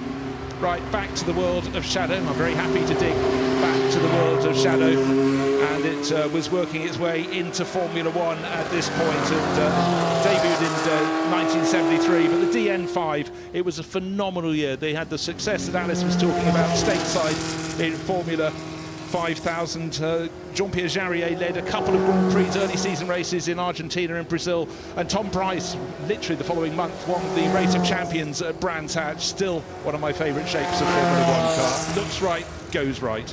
Yeah, it certainly does, and it will do with a 3-litre V8. Success, qualified on pole at the season opener back in 1975 in Formula One at the Argentine Grand Prix.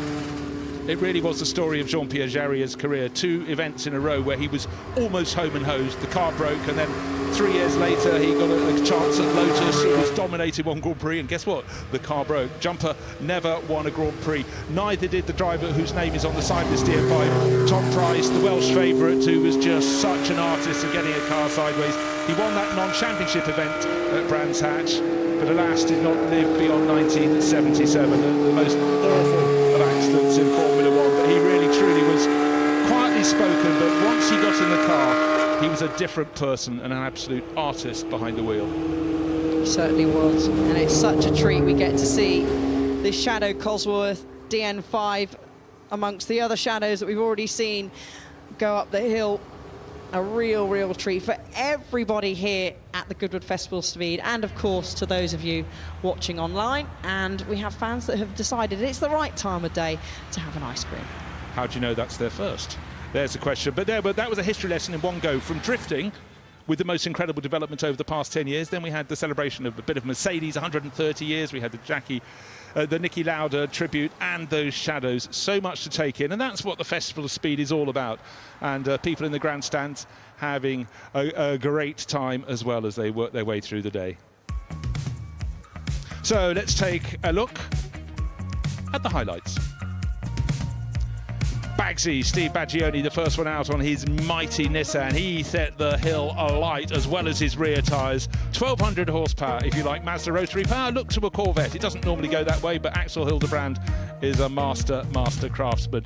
We went quickly through the marks. We had the Nissan out on the hill. That's got a Toyota engine under the hood and more horsepower than most people could handle. And then the Toyota Stout, a pickup from 1966 with a twist. Rather more powerful and a considerable amount more sideways. We did. We got to see BMWs, we got to see the Toyotas, we got to see them all, the Mazdas and the Nissans as well.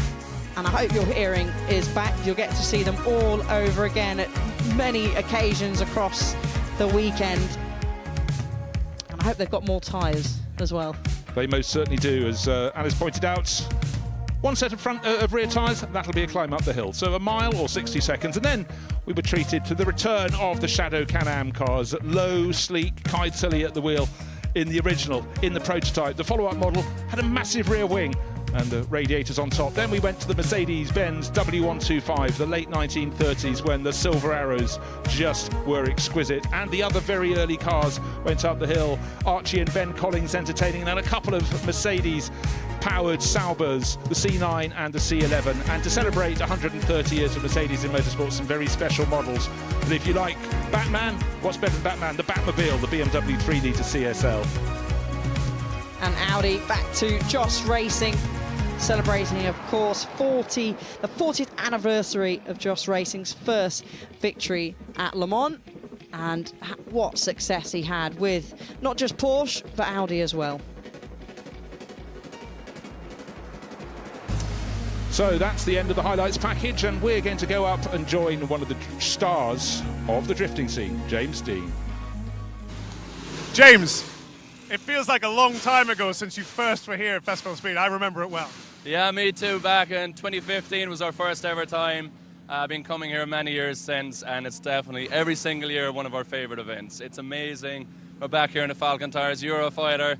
First run up the hill is like a nervous one, but the track is a bit dusty today, but it still makes for a good time. Everything went well. We have all bumpers, all panels, so we're feeling good.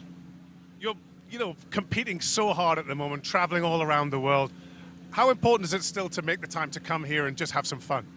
Yeah, like every event, like it's competition mainly that I focus on. So I'm competing in the US and Formula Drift and Drift Masters in Europe. And events like this you can't miss. Last year I missed it and I was sickened watching the live stream while I was competing in the USA. Thank God no clashes this year, and we can come enjoy it and meet everyone. Not just like drift drivers, but everyone you meet here this weekend is special, and it's a motorsport event like no other. And you drifters have become part of the establishment here now, haven't you? Yeah, it's crazy. Like the first year, we were like, don't mess anything up, take your time, just get up the hill. And now Goodwood are good enough to trust us and let us kind of do what we want to put on a show for the fans that come out here. And yeah, it gets better every year. It was a great first run. I mean, you've been sponsored by Falcon for a long time. How important is it to have a tyre sponsor? I would say probably quite important. Yeah, in drifting, it's a vital thing, especially if you're doing it professionally, because it's one of the biggest consumables. We use almost over 30 tyres per competition weekend, and yeah, if you're buying all those tyres, it adds up quick. But Falcon have been a partner of mine since I first worked with them back in 2010, and that's a long relationship. I love working with the brand, and yeah, it's a pleasure. After that little display at the top paddock, I feel like I'm kind of made of a bit of Falcon right now. Yeah, there's a few rubber spectacles, but that's all part of the fun. It's been great watching you compete over the years. Great watching you still win. Absolute pleasure. I hope you enjoy this weekend. Thank you very much, and thank you all for coming and supporting these amazing motorsports. Awesome.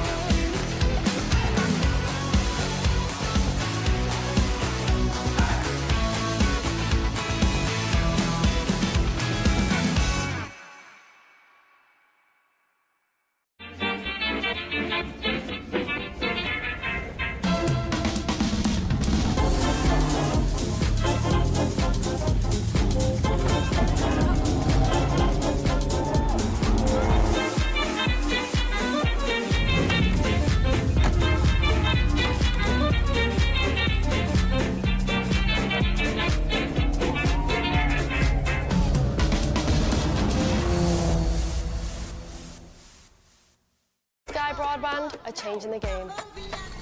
We live in a society where 47% of UK gamers are women. Yet they only make up 5% of esports pros. This needs to change. 2 tournaments, 1 final. They're UK's first of its kind, with pro contracts and Sky full fibre on the line. We're on the lookout for women on their path to pro. Join us and compete in Races E-Series, Soccer E-Series, all leading to secure a place at the Women's Esports Finals. Sky Broadband is built to power the pros.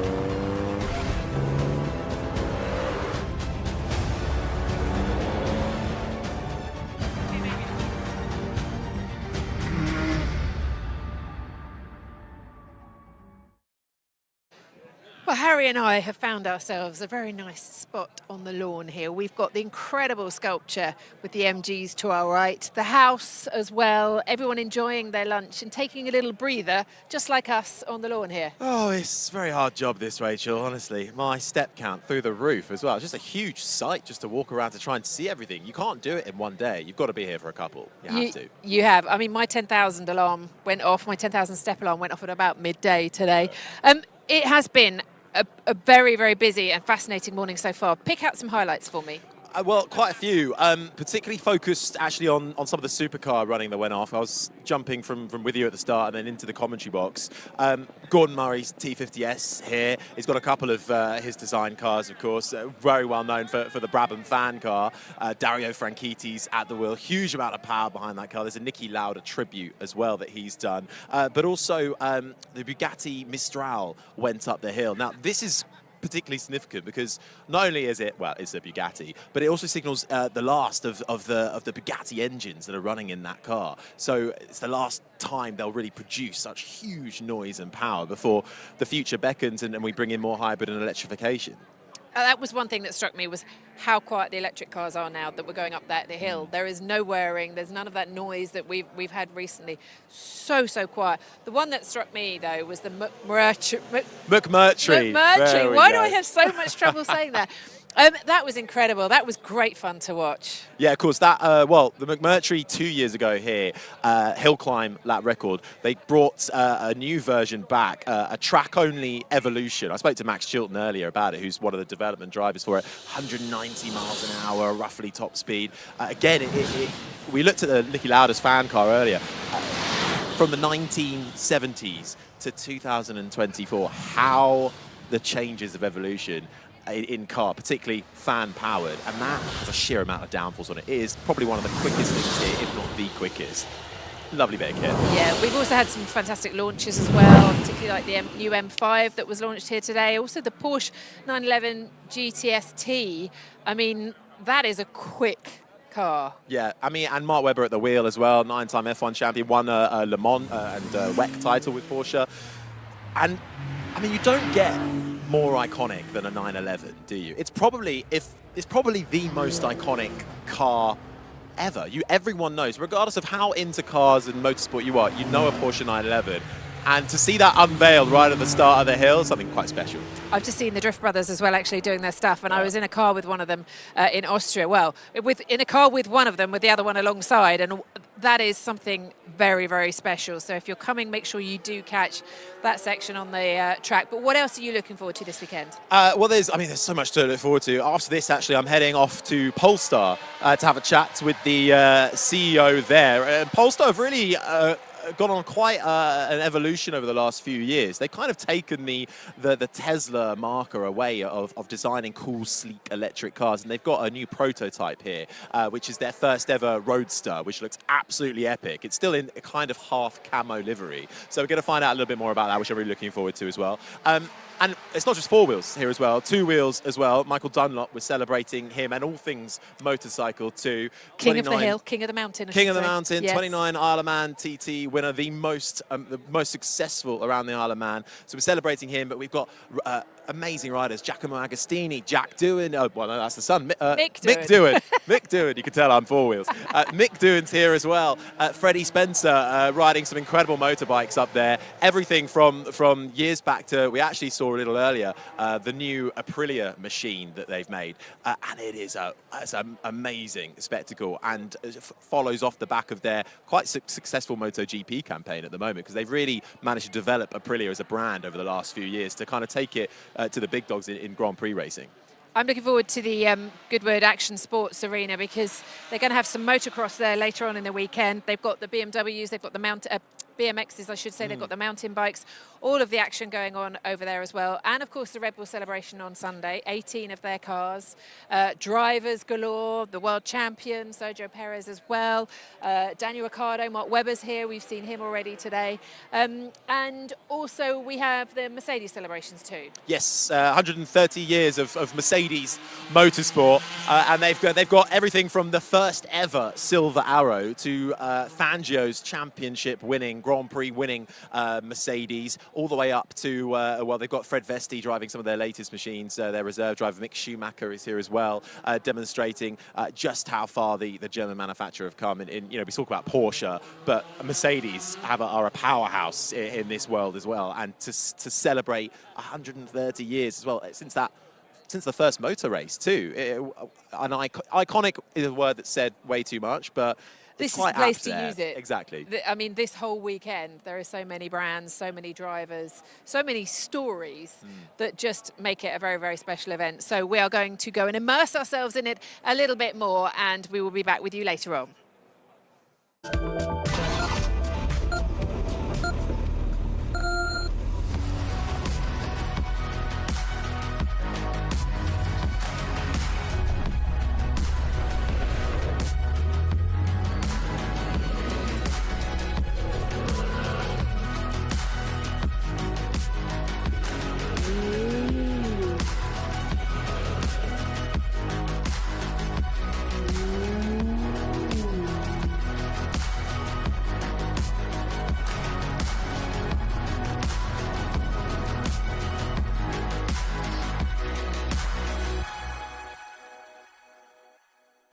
You're joining me here on the Cartier lawn, which is looking glorious in the Festival of Speed sunshine.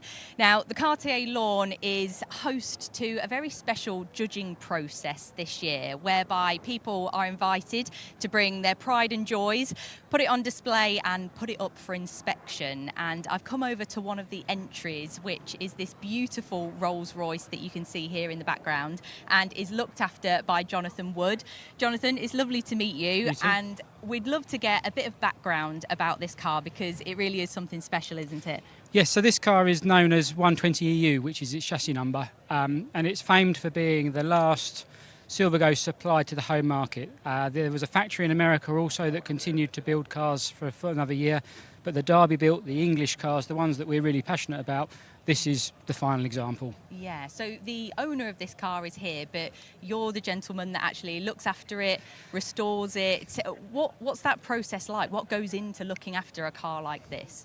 Well, this car is unique in that it's a very low mileage car, it's had very few owners, and it is actually an unrestored car. Yeah. Now, when the owner bought the car nearly 10 years ago, he asked us to prepare it for him to do some rallying, some touring in, which we did. Okay. And then subsequently we've done more work on the car to make it, bring it back to its original specification. For example, when he bought the car, it was blue.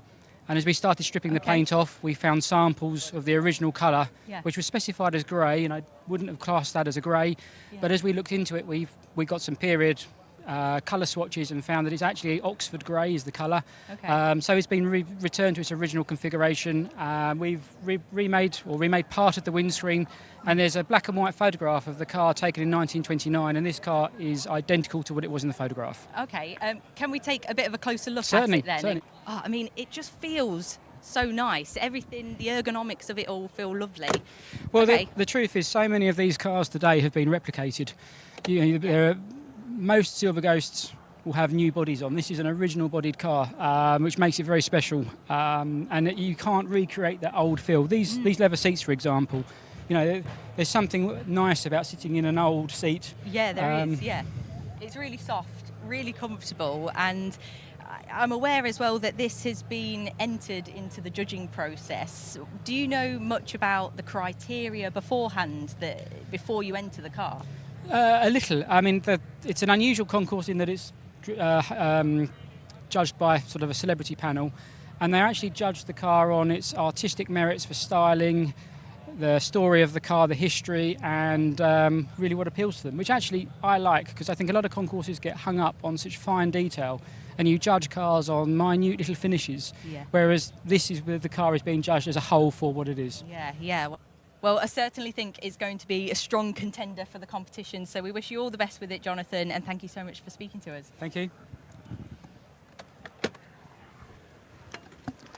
Well, plenty of reasons to go down to the Cartier Style et Luxe lawn, a very special place, celebrating the career of Marcello Gandini, who produced phenomenal cars.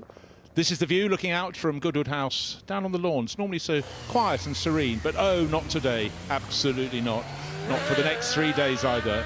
So we're having an array of cars very quickly getting onto the hill. This is a manufacturer batch, but we have 2 wheels as well as 4. And Honda are relaunching the Prelude name, and a whole host of Hondas coming up the hill behind our 2-wheel friend at the front of the pack. But a lot of Civic Type Rs there to be seen, and becoming, again, like with the BMW M5, we've got the evolution of the Civic Type R. The wings became greater, the performance became even more outrageous. Brilliant handling cars. Yeah, they are absolutely fantastic, and it's hot hatch of the year in 2024, the new Civic Type R. Do you know, Bruce, when the first Honda Civic was? First Honda Civic, not the Type R, probably about 1973. Oh, you're a year out. 1972 it was in Japan. It was available, so you could say that you get a point for this. In 1973 in the US and UK, and it had a 1.2 litre engine with 15 horsepower. Of course, the Civics that we see going around now have a little bit more grunt than that. The numbers are larger, the wings are larger, but it's not competitive in here, but I was quite close, that near miss. But 1972, remember that, 1973 on the market here. But right, the Genesis GV60, the Magma concept. We've had the luxury since the launch, and now we're having the performance element added to it in bright orange, and the Ineos Grenadier has been a roaring, soaring success since launch just a couple of years ago. Do take a look at it on board these cars. These are very, very special indeed. They can do all the four-wheel drive things that you'd think and expect them, but this one is one of the luxury models. See the little sunroofs in the top flipped up. It's an increasingly warm day here at Goodwood, but this is performance and much more handling than you'd expect. There's a bit of body roll still, Alice, but that's just to entertain the passengers.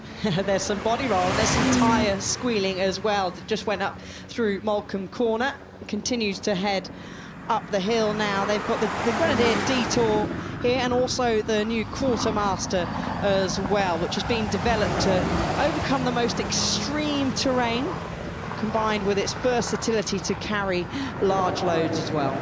And I went down as an extreme off-road version with all sorts of raised air intakes in case they need to go through rivers, as you do. And I was seeing various members of the armed forces down there looking very enviously at something that's rather superior to anything they get to go driving around in. So here we are. This is manufacturer time on the first day, the Thursday at the Goodwood Festival of Speed. But I must say, I am very impressed. This is the G70 Genesis Taxi. Yes, I didn't lose my marbles as yet, but this is the car that will take you around the Nürburgring Nordschleife, up and down, 25.4 kilometre lap, sometimes in fog, sometimes in rain, but magnificent however it comes. And the manufacturers really do embrace that great German circuit, and again, a good place to test the cars.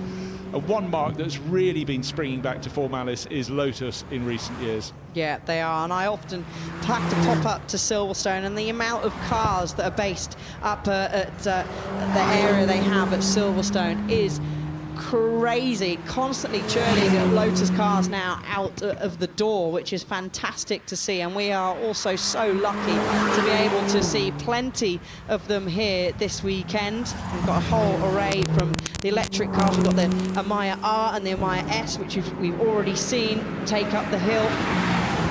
Well, the one we're looking at now is true to form, but it's another car with the E. It's the Lotus Emira. They must be just about running out of words that do kick off with an E, but very dynamic. But the beauty about this, it keeps that essence that has been the bloodline of Lotus, light and nimble, brilliant handling. And still the Lotus flow comes. If you don't like a white Emira, how about a blue one? I like them in any colour they come. Really beautiful dynamic car here. Lovely lines, and I do appreciate a marque that keeps a clear bloodline. You can tell this is a Lotus even without the badges. And then again, when you see how dynamic it is, again, that bloodline is clear. It's the essence of Lotus. It is a terrific front end. Incredible ride as well. Kicking up dust through Molecombe Corner, getting a little bit of squeal from the tyres. The passenger there as well enjoying the ride. And so does the Polestar, as they're all starting now to build up a little bit of speed now the track is improving. It was interesting when we had Genesis brand ambassador and six-time Le Mans winner Jackie Ickx at the top. He described that was my sighter run. They all none of them want to put a wheel wrong, but they do want to be as quick as they can to entertain, even slightly scare their passengers on board, to give them a thrill. And anybody lucky enough to go up this magnificent hill course at Goodwood. It's narrow, it's much steeper than it looks on television.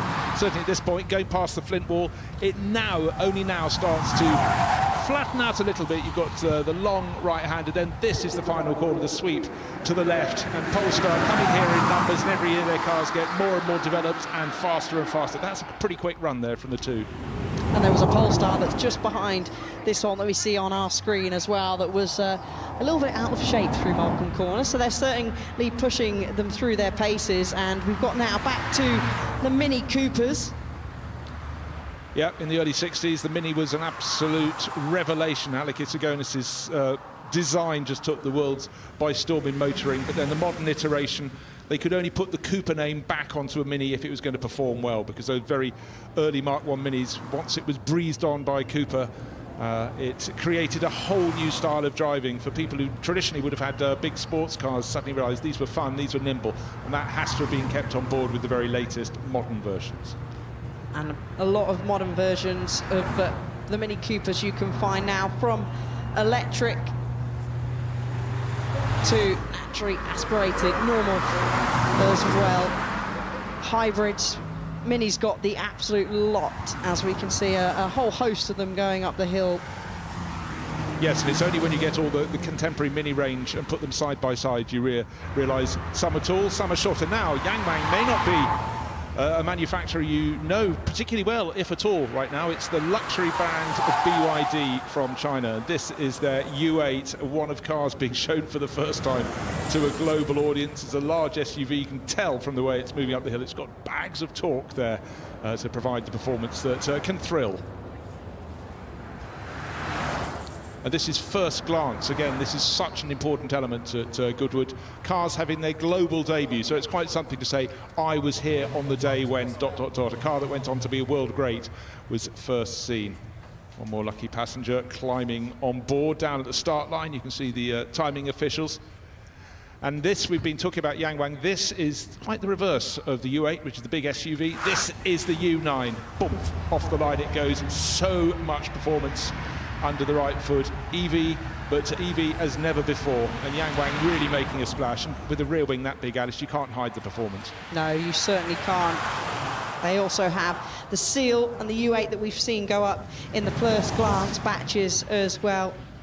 And the U8 is a prestigious brand of the BYD. No plans to sell the U8 at the moment in Europe. Same with the U9 as it feeds through Molecombe Corner now. The passenger eagerly with their phone filming their thrilling ride in the Yang Wang up the hill. It's almost a way, you almost want them just to focus on the ride as they go up, but of course they want something for posterity. But to say this is a 2024 design, here it is, the sister car, the U8 is the much taller one. Now we're moving to the world of Roma. This is Ferrari with elegance that effectively goes back to the designs of the late 50s and early 60s. Performance galore, that's a given, but this is done in a far more boulevardier style, and I think this is a tremendous looking car. It had rave reviews when it was launched. Again, the performance, the road holding really coming on a bound, but to me that almost doesn't matter relative to the just sheer elegance of the Ferrari Roma. Fabulous looking car. It looks mean, it looks aggressive, doesn't it? It navigates the chicane, all of it, all its turbocharged 3.9 litre V8 engine, producing 612 horsepower, 0 to 62 miles an hour in a whopping 3.4 seconds. And Ferrari have also bought their Roma Spider here. We've already seen that take to the hill, and their Ferrari 499 as well, which has a price tag on it of 5.2 million euros. However, let me explain, the 499P is the car that Ferrari returned to Le Mans last year and they won first time out. It's running in the World Endurance Championship in the hypercar class. This is a track version of that, and for lucky individuals, 10 of those have been built so far. They may even have their own racing series, but to drive a contemporary hypercar from Le Mans in the World Endurance Championship, it's yours for, as you say, just 5.2. I've heard you've ordered a couple, Bruce. Yeah, track day car, road day car. Yeah, no, the track day only. Now we go to the Grenadier. This is the Quartermaster. The Grenadier was launched and they decided let's do a pickup version as well, but why have just 2 seats when you can have 5, 2 in the front, 3 in behind. And the Quartermaster doing things differently. No goats aboard the back of this one. This is going for a quick run, just the one driver on board, maybe some passengers in the back, but Ineos really, Sir Jim Ratcliffe's company, spreading its wings very, very quickly indeed, and I gather the order book is filling up by the nanosecond. This features larger off-road tyres raised around the chassis to venture over all types of different terrain, and you can actually go and experience driving an Ineos 4x4 out through Goodwood's private quarry over the weekend. And now back to something that maybe won't want too much off-terrain, unlike the driver demonstrating there is one of the McLaren's Arturas. Yeah, the Artura Spider, I loved it. You were about to say this won't be a car that goes off track in a second. Suddenly a little bit of a tight turn into the first of the corners, but now settling down up the hill. Fabulous run for anybody. The Artura has reintroduced the real nimble element to McLaren's, and to have the Spider element here is something that gives it even more appeal. But again, being driven hard, you can see the driver's really making it work up the hill, but great precision in the upper part of the course there in the Artura Spider. Yeah, there's a whole host of these that we've seen. Lovely blue colour, and a perfect day to have the roof down as it storms across the line, jumping on the brakes just in time. And now we have the brand new Lotus Electra. SUVs were redefined about 4 or 5 years ago. Before they were tall, you could sit up high, almost look over hedges, but then they thought, you know what, let's add a little bit of performance. No, actually scrap that. Let's add an awful lot of performance, and certainly Lotus dipping its toe into the pond and getting very, very good reviews for the new Electra as it takes on all the other top manufacturers that decided to have a go at the very top of the SUV class. It is getting some tyre squill through there onto the brakes. And Lotus are a big feature here, and we've seen them over previous years, but certainly last year, really making a name in the electric world now. Certainly hugely impressive, and with the new models, as we can see, you can get a whole host of colours in the Electra, but really plenty of electric cars they are producing now, and they are absolutely fantastic cars. It's very hard to overemphasize just how fast the churn is of new models coming in these days. You know, 5 years ago, 10 years ago, cars came through every few years. Now it almost seems to be every couple of months. You might get a body shape and they'll have different drive trains, but Lotus is no longer just the Esprit and the Eclat. Oh, sorry, I've got locked back in the late 1970s. So up to the top of the course, and it's much narrower and much darker up there, particularly on a sunny day. You get plunged into darkness. The straw bales either side at the top of the track are very tall indeed. They're there for a very good reason, because that's to keep the cars contained. So it seems that was the last car going up in the manufacturer batch. Great to look down at the various VIP points. That's the Gurney Pavilion. If they go out of the door at the closest end, they can pop to the Cartier Style Lux lawn tucked in behind them. We'll go down to the Cathedral paddock and see the celebration of 20 years of Red Bull Racing. Every single one of their Formula One cars, some drift cars as well. So you do have to plan your day at the Festival of Speed to not go home and go, I never got to see the, insert display here. Just astonishing machinery everywhere. Yeah, and I've heard there's some guy called Max Verstappen that's turning up at some point over the weekend and taking up to hill. I'm not sure if you've heard of him, Bruce. He may even be here today. Actually, knowing Max, he's probably doing he's doing an iRace somewhere. He seems some race weekends to go out, trot out another Grand Prix win. He's having to work much harder for them now, which is fantastic. But, he just has motor racing blood in his veins from both sides of his family, from father Jos and from his mother as well. He was competing in a sim race. I'm not sure which weekend. I want to say it was the Canadian Grand Prix. I've probably got that wrong. I'm sure some of you will be saying, no, it wasn't. But he does take his sim with him to various races. So if he's not sat winning races and competing at a high level in a Formula One car, he's doing it online instead. He's got a high threshold, hasn't he?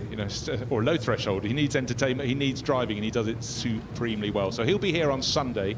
Massive celebration. Red Bull have been big supporters over the years of the Festival of Speed. And again, it's this mix that everyone here can enjoy. Great day in the sunshine when it's sunshine, but we've got, as you can see, the greatest brand new cars being displayed in the first glance display, the top manufacturer cars, the supercars. Then, of course, we've got the celebrations from across the years, across the decades. Certainly for me, the Niki Lauda demonstration is something very special. I sort of grew up with Niki's career burgeoning as it went through. But you see the wear, the attire. There's a McLaren fan on the right-hand side of our screens, waving to the screens. Well done. So he had a very good weekend, but not as good as it could have been at the British Grand Prix. But to have McLaren, Mercedes taking a real tilt at Red Bull Racing, very, very exciting. And if Ferrari can get its act back together, to have 4 teams fighting at the top, that's going to be very, very special day. That would be heaven, wouldn't it? But what a British Grand Prix we were treated to last weekend. I must say, personally, I think it was the race of the season so far. Hopefully we've got many more of those to come. A mixture of weather, and like you said, we can chuck Ferrari in there as well.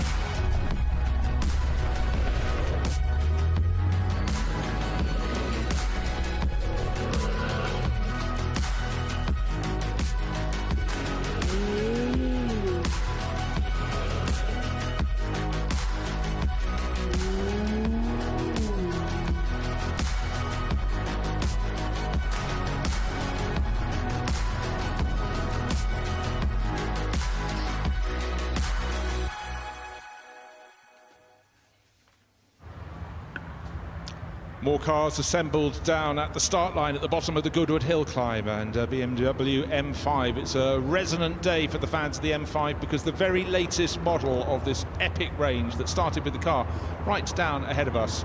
The M5 range got its newest member this morning, 10:30 Goodwood time. Different time according to where you are on the globe, but the latest performance saloon car launched, and we're going to have a little history lesson from the first to the latest. Take a look at them. The cars, they look relatively standard from outside, more visual clues as you go through of their sheer performance, but it was the combination that gave us the most remarkable range of high performance road cars. Yes, and we got to see these earlier, didn't we? The very first M5.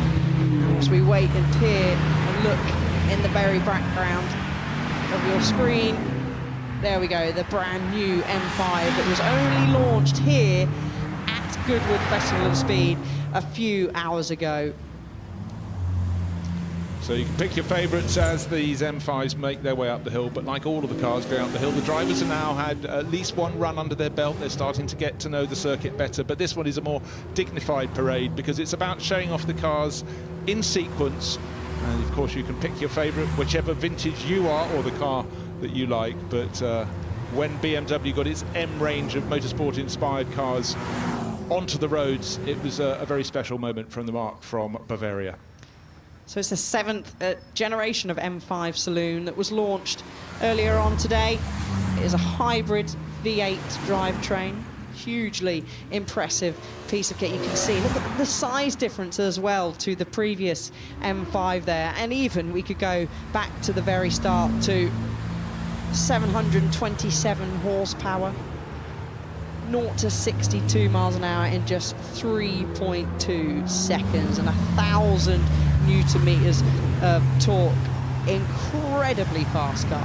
I mean, doing the top trumps approach, that is an awful lot. We wouldn't have understood those figures when the first M5, the one just leaving our screen, was launched, because the latest car has close on 3 times as much power and probably 4 times as much torque. It's just a different way of going about your performance, but clearly it's a formula that works. Now, Porsche always here in great numbers on the hill, and dynamic, of course. When it was said that Porsche would be going with EVs and things, people weren't really sure, but everyone has done it, and Porsche does things in its own inimitable style, always with performance, but actually this one with a considerable degree of panache as it goes up the hill. They're all getting a little bit more confident, aren't they, heading up the hill over this course of this run, and certainly launching off the line there.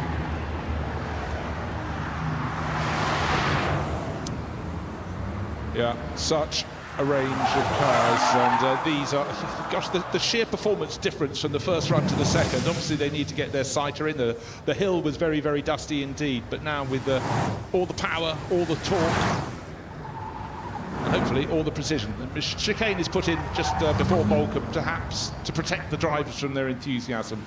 It's a very tricky corner, Moulcombe, but then rumbling, or some of them in the EV case, you've just got tyre roar, a little bit of wind roar as they go up the hill past the Flint wall. Times are changing, but performance is only doing one thing, and it's increasing. Yeah, it certainly is.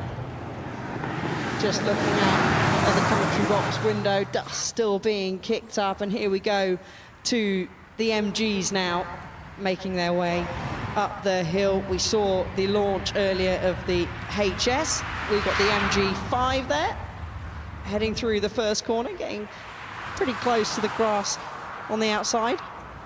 Yeah, and again, we're talking about MG making such a splash with all of these electric vehicles made over in China, but they've literally arrived with a full product range, from what we call almost small hatchback, which is the MG3, to the coupe-backed MG4, and then the MG5, small SUV, and then MGHS, the one that had its global debut. First glance here this morning is their main SUV challenger, but certainly putting a lot on the market, and with this pace of change you can really expect that these in turn will be replaced, and more models coming in the next couple of years. Certainly an impressive stand that MG have got down at Electric Avenue as well. Their new MG HS is on display, along with their Cyber GTS concept, which was created just for Goodwood, and both of them have made their global debuts here today. And there is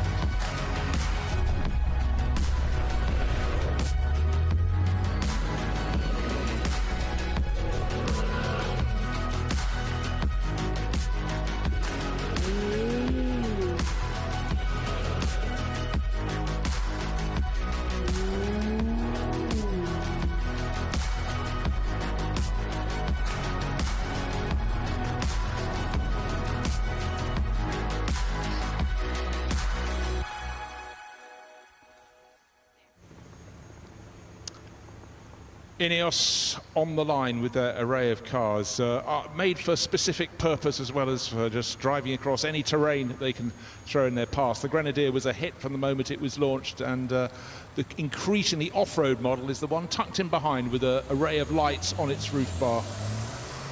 Taller, made for a different purpose, but Sir Jim Ratcliffe made his fortune with Ineos Chemical Company and decided it was a sort of vehicle that he could no longer buy, so he only went and created a company to do just that. And it's been a roaring success. This quartermaster is sitting up very, very high indeed. You could run a Shetland pony underneath that, I reckon. Are you riding the Shetland pony? No. I don't think you fit underneath that, no.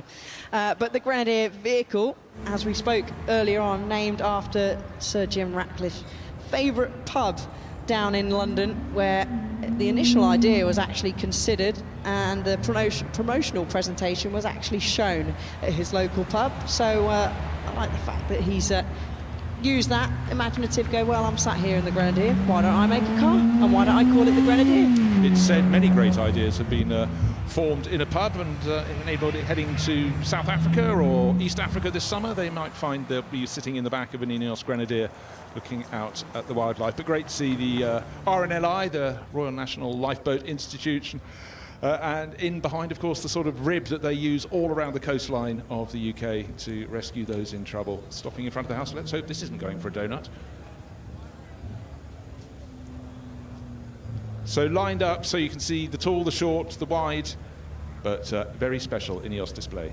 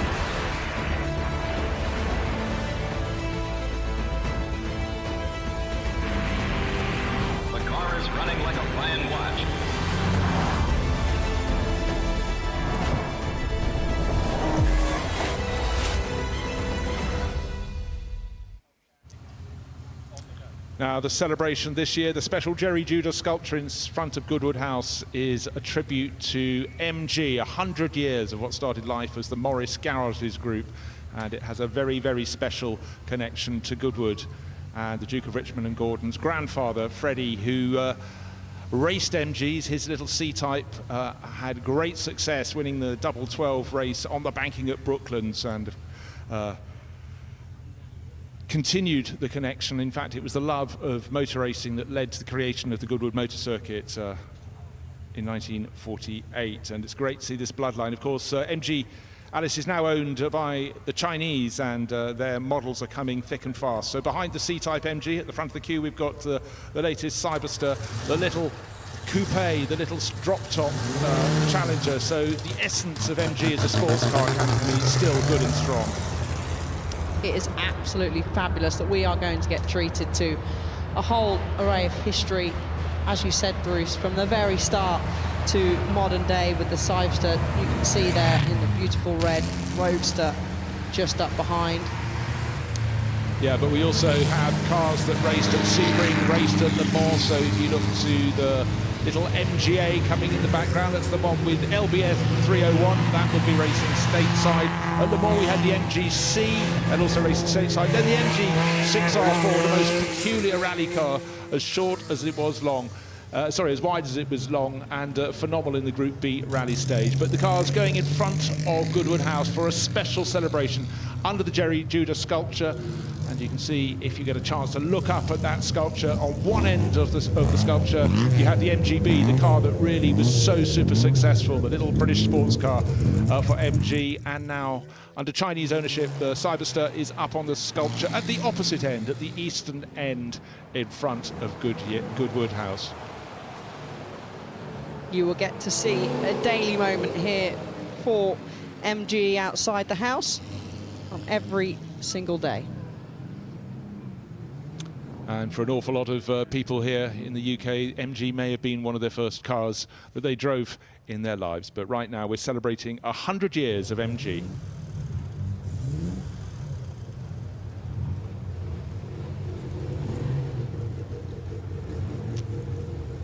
So the cars all forming up. This is not the end of the celebration. This is merely the parking zone for the celebration. The rich history of 100 years of MG, some of the great sports car racers, and of course there was the fabulous EX181 in 1957 that Stirling Moss took to Bonneville on the Salt Flats with a target speed of 250 miles an hour to beat. And then there is a modern iteration of that. So if you go down to the MG stand, you can see their version. It's very futuristic and fabulous. But right now, it's the array of cars that take us from the start of MG's illustrious history through to the modern day. Road cars, performance cars, rally cars, they're all here, and we will be having a special celebration any moment now as the drivers climb out, cars all in position, pats on the back for those that got them there.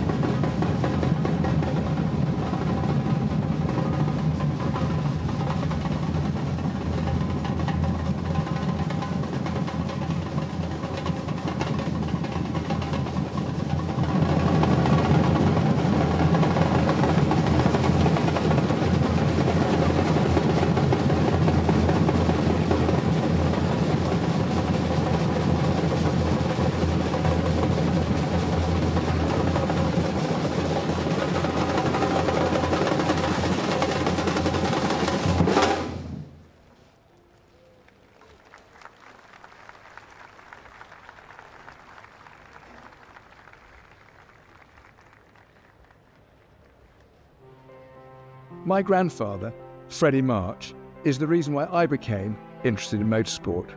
He founded the circuit at Goodwood in 1948 and used to take me to watch the racing as a young boy. Those early experiences cemented my lifelong passion for the sport. He had always been fascinated by engineering, everything from model making to aviation, and discovered motorsport in the late 1920s.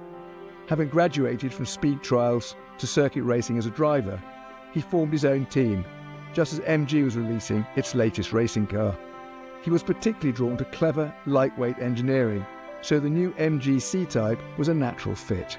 His team, the very first Works MG team, combined the MG's inherent pace with his own attention to detail, and was hugely successful. With co-driver Chris Staniland, he won the legendary Double 12 at Brooklands in 1931, and there were further victories at that year's Irish Grand Prix and the Tourist Trophy at Ulster, all against much bigger opposition. Freddie would ultimately become more well known for founding the circuit here at Goodwood, but that might never have happened without his own experiences in racing.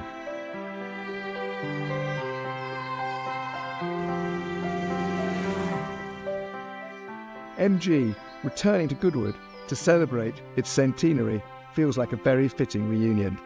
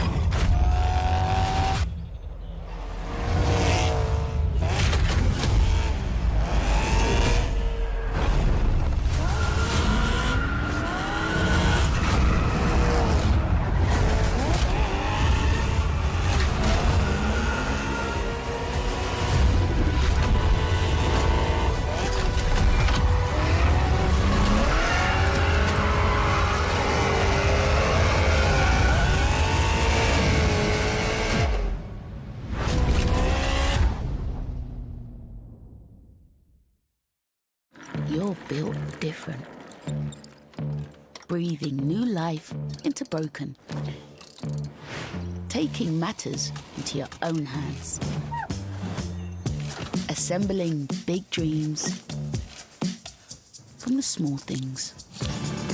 Never stopping until you find the right part at the right price.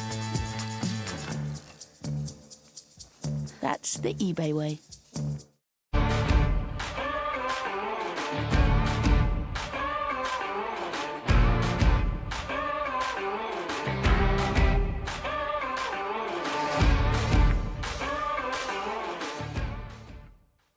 Broadband are changing the game. We live in a society where 47% of UK gamers are women. Yet they only make up 5% of esports pros. This needs to change. 2 tournaments, 1 final. They're UK's first of its kind, with pro contracts and Skyfall fibre on the line. We're on the lookout for women on their path to pro. Join us and compete in Races E-Series, Soccer E-Series, all leading to secure a place at the Women's Esports Finals. Sky Broadband is built to power the pros. Okay, burn it, burn it, burn it! Everyone's in vintage clothes. There's cars. If you're a petrol head, you're going to absolutely love it. One thing Goodwood's done this year is saying, look, rather than throw things away, let's reuse things and repair them. I always say to everyone, whether you like motorsport or not, you won't have a bad time. It is the best event in the world. Attention to detail is like nothing else. It's the shopping, it's the fanfare, it's the look, it's the period aspect. That is what the Goodwood Revival is. It's just a fantastic day out.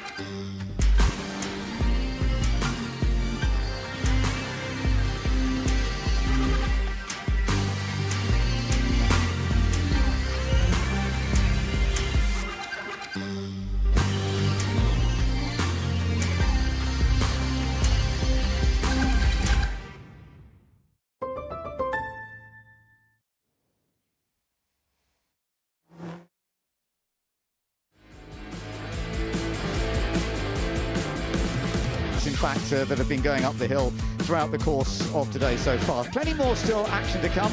Ben Edwards with you now, and we will be looking forward to a mix of vehicles coming up. We've got King of the Mountain for some of the Isle of Man TT bikes coming up very soon, as we just look back at some of the new cars, some of the first opportunity to see some of these amazing machines, and some of the latest cars being launched on to the market. Some of them are launched on the market, some of them of course are just prototypes, some of them are specials that are just here for Goodwood, being developed especially for the Goodwood Festival of Speed. So much to enjoy and absorb.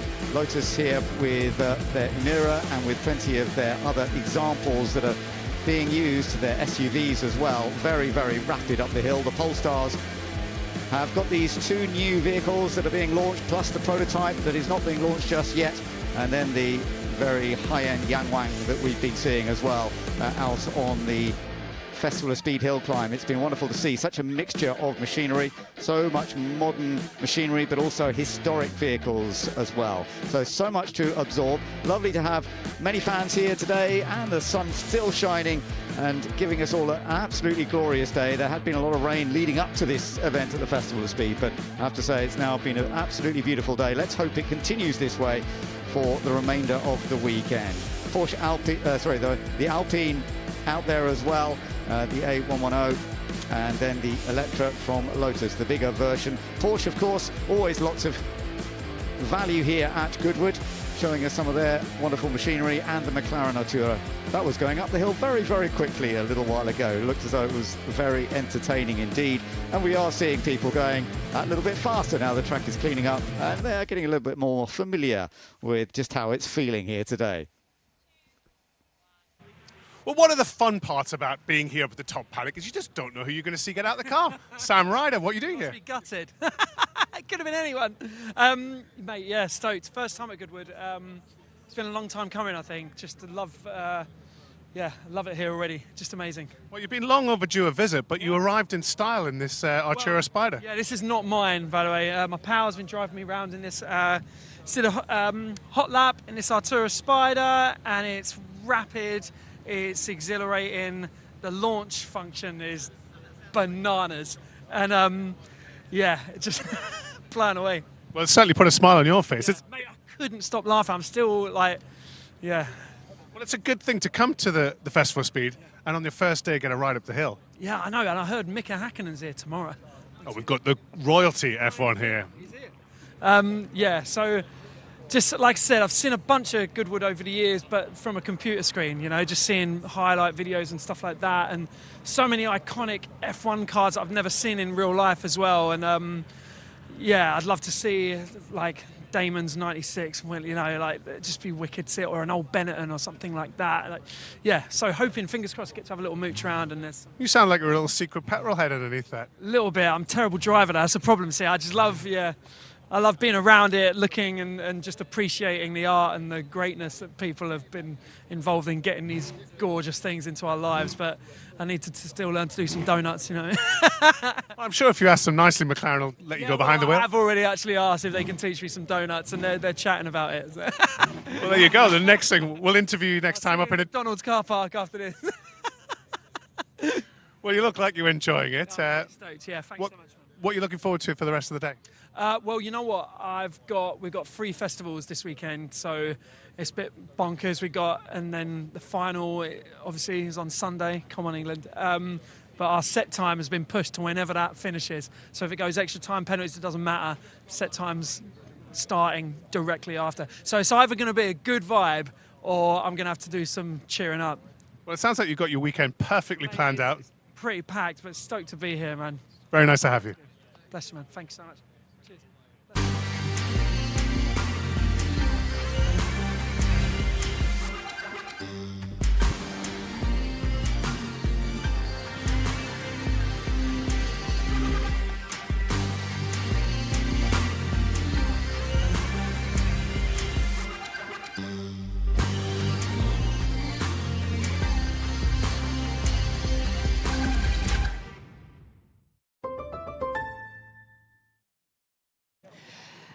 Well, Harry and I have come down to the assembly area because there are some very special drivers in the assembly area today, not least Alex Albon. Alex, good to see you. Is this your first, second, third time at Goodwood?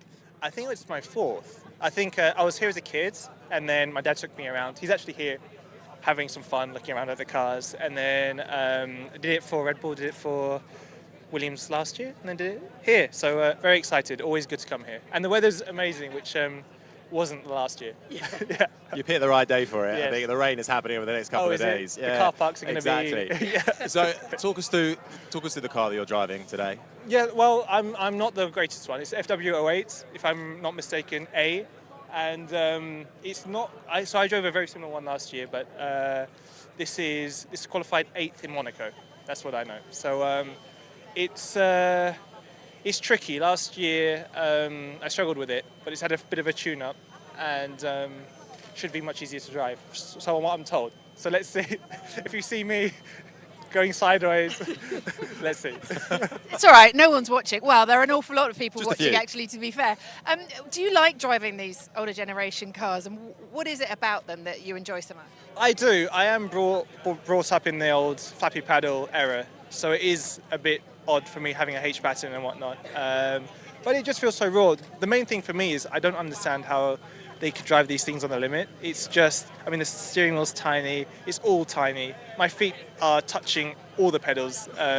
So it is a bit of a get to know it, and for me it's admiration for the people that drove these things back in the day. It's I mean, I feel lucky when I go back to my car, and honestly, yes, it is compared to these things. Yeah, It's a world away to what you drive now. Speaking of, obviously, you've managed to pack this into your already jam-packed schedule of Formula One. It is, Off the back of points in Silverstone, Thank team's you. over at home race. Yes. Week off here at Goodwood. Love it. And then next up, we go to Hungary. How are you feeling for that? Less optimistic as Silverstone. I felt like Silverstone, it was a great weekend, but we went into it knowing it should be a better weekend. Hungary, it kind of ticks all the boxes of bad things. So let's see. Spa should be much better the week after Hungary. But we've been in the simulator yesterday, just going through a lot of the work that we just did at Silverstone and preparing for the next two races. So all good things. But Goodwood's good preparation. I was going to ask you said your dad's gone off for a wander to have a look around. Is there anything you want to go and have a look at? If you could go in disguise, because you'll get mobbed here this weekend, but if you could go in disguise, what would you go and look at? I do go around. I shouldn't say that, but I do get changed and put on a bit of a hat disguise? on and go around. No Blonde way. Wig? I did it last year. The problem In is this I had heat, blonde you're hair last struggling. time and it was a disaster. But I like to go and look at the cars, just the general road cars, but also the resto mods, the kind of the singers and all this kind of stuff, and have a look around them once, because them to me are pieces of art, and I love that. So yes, I do go around that side of the what do you call this? The estate. Yeah, it is. It's an estate. Yeah, so I mean, it's a back garden. yeah, it is. Yeah. So I just walk around the gardens. Yeah. Listen, enjoy your run. We'll be watching. I'm sure it'll be fine, and we will see you in Hungary. All the best. Enjoy. Thank you very much. Cheers, guys. Thank you. Cheers, Alex. It's great to see some of the current Formula One drivers, Harry, come down here as well to take machinery up. I know we've got more coming this weekend as well, but there is so much for everybody to see, and these superstars up close. I know, it really is an event like no other. In particular, this weekend, there's a lot of Formula One drivers here, actually. We'll see Alex Albon's teammate in action as well, Logan Sargent. Fernando Alonso is here too, along, of course, with a Red Bull contingent. Max Verstappen, Sergio Perez, Daniel Ricciardo heading that up. And you just have to look around you. You know, the fans aren't that far away. Ferrari to my right. You've got the old McLarens there, the Williams as well. Like, everything is within a finger's distance, and that's pretty special. Including the cars which are about to go We out, better so go, we have yeah. to get out of the way. But there you go, Formula One drivers here this weekend, as well as everything else on show. Come down to Goodwood.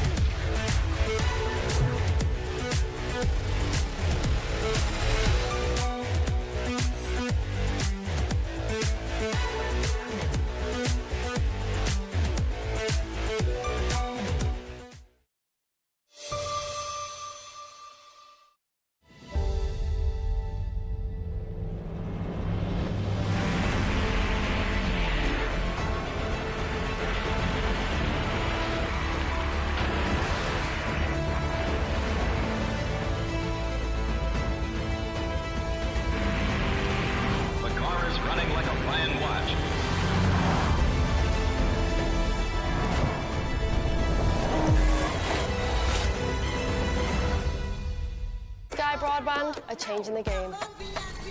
We live in a society where 47% of UK gamers are women. Yet they only make up 5% of esports pros. This needs to change. 2 tournaments, 1 final. They're UK's first of its kind, with pro contracts and Skyfall fibre on the line. We're on the lookout for women on their path to pro. Join us and compete in Races E-Series, Soccer E-Series, all leading to secure a place at the Women's Esports Finals. Sky Broadband is built to power the pros.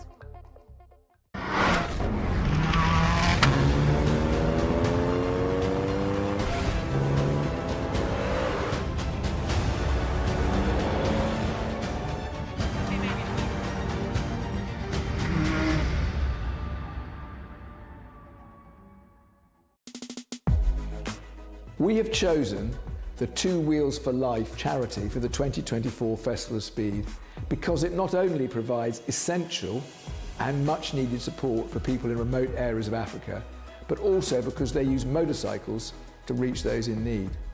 I've always so enjoyed my motorcycles, and I'm delighted that we can help this charity to provide healthcare to those who are desperately in need of support.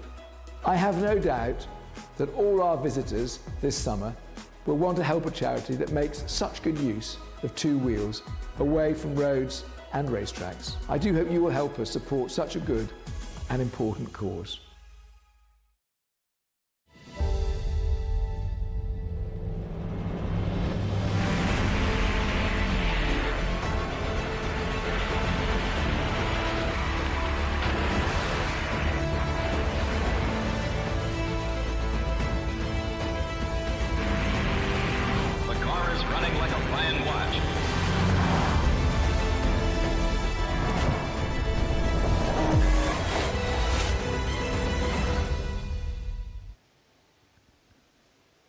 And wonderful views continuing here at the Goodwood Festival of Speed on a beautiful day, and many vehicles already been out and many more to come, which is great fun to enjoy. Ben Edwards with you and James Hayden as we're looking forward to some more of the motorbikes coming up, James, because it's been we had a few bikes up earlier on, but we haven't seen too many, but we are about to see plenty heading up the hill. Oh, we are indeed, and we got some really special stuff as well. We're celebrating obviously 75 years of Grand Prix motorcycles, so we're going right back to the 1930s, back to the very latest MotoGP bikes. So going back to 28 brake horsepower to 300 brake horsepower.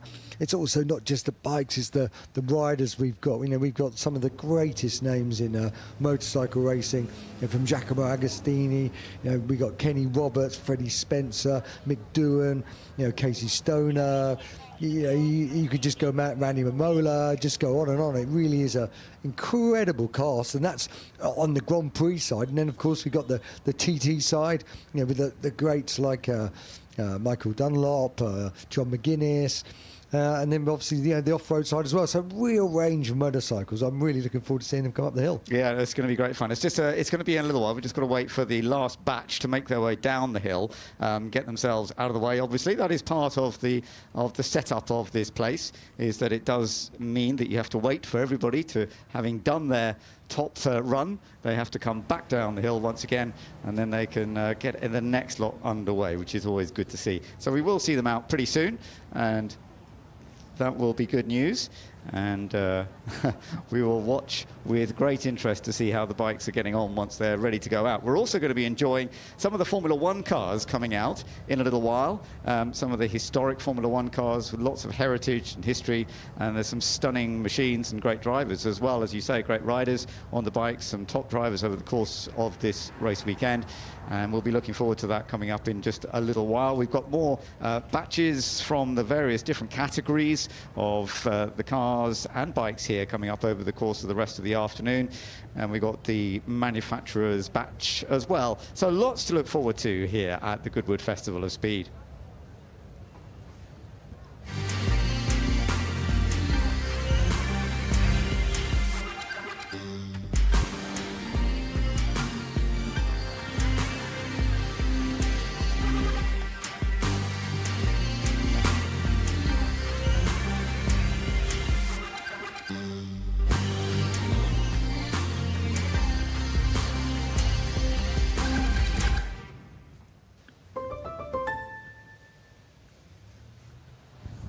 So there we are, just waiting for the rest of the vehicles to make their way back down to get out of the way, and then we'll be into this next batch of machinery. Isle of Man TT, as you say, remembering a lot of bikes from the Isle of Man TT. How much has that meant to you? I mean, you've raced a lot in bikes over the years. Have you raced TT over the years, James? No, never did the TT. It was one of the things I promised my dad when I started. He was a big TT fan. He went every year since '78 when Mike Hailwood came back and won on the Ducati, and he used to take me over in practice week, which was always half term, and then stay the extra week with his friends riding around on their motorbikes. So it was a big thing. He'd bring back the program and T-shirts, and it was one of my first things that kind of got me hooked into racing, and I've always obviously incredibly admired the guys that did it. I started off racing, me and John McGuinness together, when we were kids on RGV 250s when we first went to road racing, and kind of I meant sort of we both kept on the circuits, and but he did the roads as well, and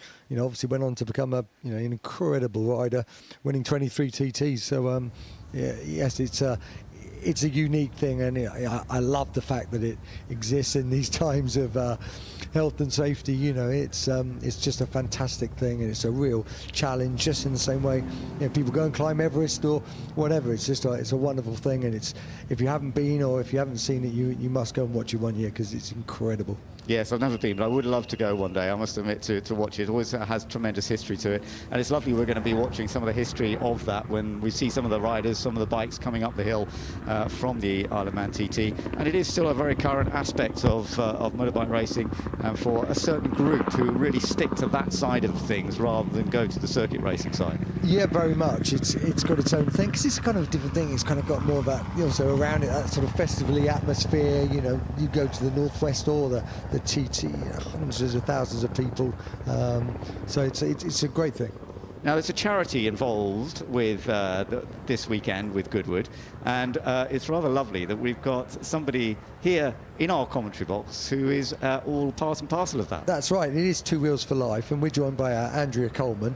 Andrea, please tell us a little bit about it. Thanks so much, Ben and James.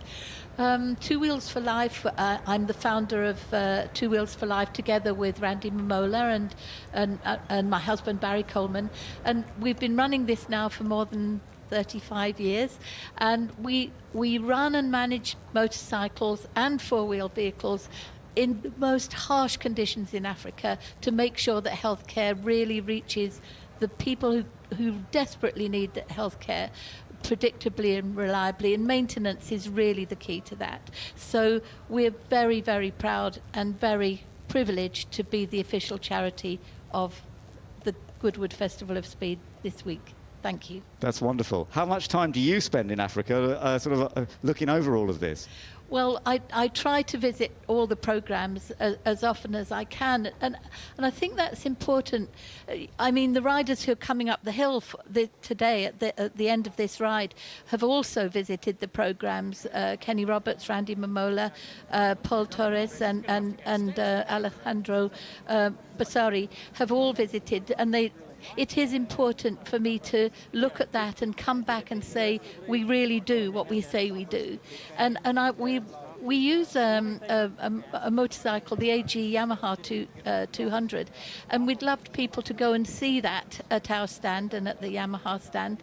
And what's important about what we're doing this week is to make sure that we're raising money for 35 AG 200s that will be shipped to Africa at the end of this year. So we'd love everybody here to support us with that. That's really lovely to hear. We've got the bikes all beginning to line up now, James, and there'll be a bit more about this at the end. But we've got the bikes, we've got the sidecars, and you and I enjoyed watching the sidecars at the members' meeting earlier this year, didn't we? Oh, we did indeed. They were fantastic, weren't they? They really put on a display, and it was so great to see. Just having a little look there, that's Maria Costello, MBE. So it's great to see sort of her out. We've got some really big names in the sidecar world. Obviously, we just went past the current world champions, and then you've got Kenny Roberts Jr. here with his championship-winning RGV 500, and then behind him the one and only John McGuinness. So great to see those guys together. Look, getting a little selfie as well. So that's great. Yeah, it's a really sort of camaraderie amongst the racers, and it's going to be lovely. There's McGuinness's CBR 1000 Fireblade, RRSP. So it's a standard sort of road run. That great bike anyway, and John's had such a long relationship and successful relationship with Honda on short circuits and the TT. Oh, it's wonderful to see, and this little collection of bikes that will be coming up fairly soon. We're just waiting for the hill climb to be made fully clear, and then of course we're going to hear them all firing up and getting ready to come up. Yeah, we are indeed, and looking at one of the legendary bikes there, obviously Kenny Roberts. We're looking at Randy Momola there, just sort of hanging out, but look at that beautiful Kenny Roberts' Yamaha. What a bike that was, and he was incredible at that, to take it to 3 World Championships. But right, bike one, here we go. It's the 1937 BMW R24255, supercharged. Basically, it's 87 years old, this bike, and BMW were a bit worried about taking it out, so they took 8 years, but they built an exact replica of the engine and put it into the original 1930s hardtail chassis. So what a thing this is. It's double overhead cam boxer, and it's being ridden by Marcus Flash, who incidentally, he was the former head of BMW's M division, a passionate biker, and he's now the CEO of BMW Motorrad, which is their sort of motorcycle racing division, and he's nipping up there very nicely indeed. And you think that's a 1937, that's an incredible job. So and again, supercharged. You don't see that very often on a motorcycle. Certainly not anymore. Something has been recreated by BMW, hasn't it? So by the Motorrad engineers, they've recreated. Right. Yeah. And 8 years it took them. Wow, 8 years, 8 years to recreate it, and it's just lovely to see it here at Goodwood. So this version of the 1939 machine. Yeah, beautiful. Yeah, really great to see. And actually, this bike won the 1939 Senior TT in the Isle of Man, and it was the first time anyone who wasn't from Britain had won a TT. Wow. Okay. Well, it's a lovely start to this bike run, the 75 years of Grand Prix motorcycles that we're watching, as well as all celebrating some of the Isle of Man bikes. Yep. So this is the Honda RC142.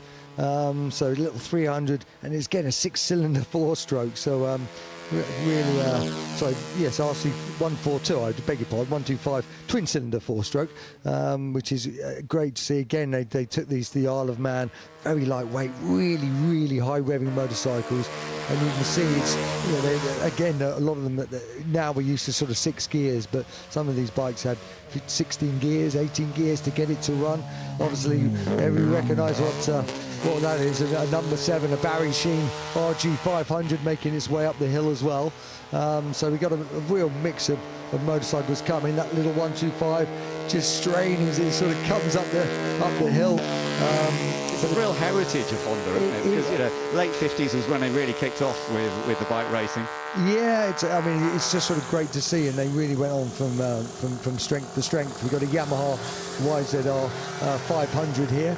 Yeah, lovely to see. This is a 95 bike. I was racing one of these in 95 in the World Championship myself. Not a factory Marlboro one, but an identical V4 2-stroke. And I tell you what a machine these were. Was it? Absolute animals. They weighed 125 kilos, nothing below 8,500. You had to keep it between 8.5, 13,000, and you could slide them, they'd spin up. They were just beautiful things, but you open that throttle 1 millimeter wrong and you were like flying through the air. They were a real beast, and it was a real fun time in my career, so it's always reminiscent to see that and remind me of your Wayne Rainey's and your Norik Arbes and the classic Marlboro riders over the years. And it was a fantastic machine, still is a fantastic machine, and lovely to see one going up the hill.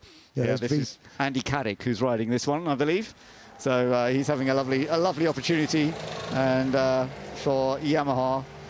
Kenny Roberts Jr. And he's on his championship-winning RGV 500, so that's 2000. He'd finished second the year before in 99, that lovely Telefonica movie star bike, and rode it beautifully. Lovely little wheelie, and again, great to see. We've also got some of the Ducati Desmodicis coming out, going up and down the circuit as well. We've got some of the 990s, and nice little wheelie there. And again, these 500s, obviously they moved to 4 strokes eventually, but they were still all V4 2 strokes at the time. Roberts. It's Junior still sort of coming up. Now I've just seen Maria Costello go past as well. So we've got some sidecar coming up the hill. Lovely to see her going up. It's lovely to see Kenny Robert Jr. though. I mean, because he managed to win that title, didn't he? And you know, at a vital time in his career. Yeah, very much. He's also the only father and son duo to ever both win the World Championship, the Premier World Championship, which is a very unique feat. And yeah, it's incredible. His father, Kenny Roberts Jr., King Kenny, as they call him, a 3-time champion. And as we say, he won the 2000 World Championship. We've seen it a couple of times in Formula One with Graham Hill and Damon Hill and the Rosbergs, of course. But yeah, it's a very rare aspect, isn't it? It is indeed. It is indeed. And so we have a little look at number 45. This is the Honda Transalp powered. So this is a flat tracker from America. And yeah, these things. I mean, we talk about Kenny Roberts and some of these guys, and this is how they all started in America, because you just slide them around ovals. They get used to moving their bike and getting the balance right, and it's lovely to see some of these flat trackers over here. And there's actually almost kind of a movement anyway of wrestling, modding your bikes to kind of create this sort of flat tracker look. Which is sort of super cool, and they just literally stuff it in sideways. Just the whole thing's a bit like Speedway, just sliding it, but with much bigger engines. This one's obviously Honda powered, and it's lovely to see some of these bikes sort of coming up the hill. Yeah, off-road and dirt bikes is part of the celebration. That's what we're looking at right there. But we're also looking at sidecars. As we mentioned, we saw them at members meeting earlier this year, and they put on a tremendous show for us. It was great fun to watch, but it's not all we've got. We've got a real mixture and some bike riders who are having a lot of fun out there. Yeah, absolutely. So we've quite tell which one we got there. Hey, that's what we like to see. It's Lee probably, isn't it? Yeah, he does all the displays, I think. Maybe who's out there now. Yeah, he's giving us a nice little effortless, like all good guys, they make it look so easy, don't they? Just sort of sliding around. Look at him spinning it up. Nice little donut on the limiter. Yeah, this is all a lovely part of skill, of course, and a very different side of bike riding. But when you can do this, it does seem amazing, doesn't it? How often do you do this? Oh, every week, just on the way to to the shops. No, very skillful, and really nice to see. Yeah, so we're not seeing a huge batch of bikes today, but we will be seeing more and more as we go through the course of the weekend. Yep. And we will be seeing some of the fun and games of it all as well.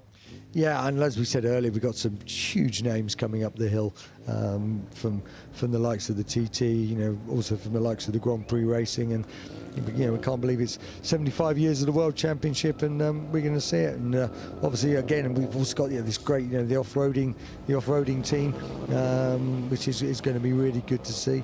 So yeah, we got some big names, Stefan Peter Hansel, for example. Now, here is King Kenny. So Kenny Roberts, the one and only 3-time champion, and behind him are the Yamahas as well. Now, Andrea, tell us a little bit about this. Well, Kenny, this is a group of Yamaha riders. Of course, King Kenny has been riding Yamahas all his life, and here's Paul Torres and Alejandro riding for the Yamaha Tenere World Rally team, and I think Randy Mamola is also there on a Tenere. He's used to riding something much smaller, but he felt a bit daunted by the size of that Tenere, but he's riding it today. Because these are special riders for your charity, aren't they? These are all riders riding for Two Wheels for Life today to show the work, and they've all been involved with our charity for a long time, and they've all been to visit our programs in Africa. So this is a big moment for us. Well, it's absolutely wonderful seeing. It's an amazing job you do for Two Wheels for Life. And Andrea, there is a base here that you've got that people can come and have a look? Yeah, we have a base. We're actually appropriately next to the first aid tent. So please come and visit us there and look at the bikes we use in Africa, and please support us this weekend.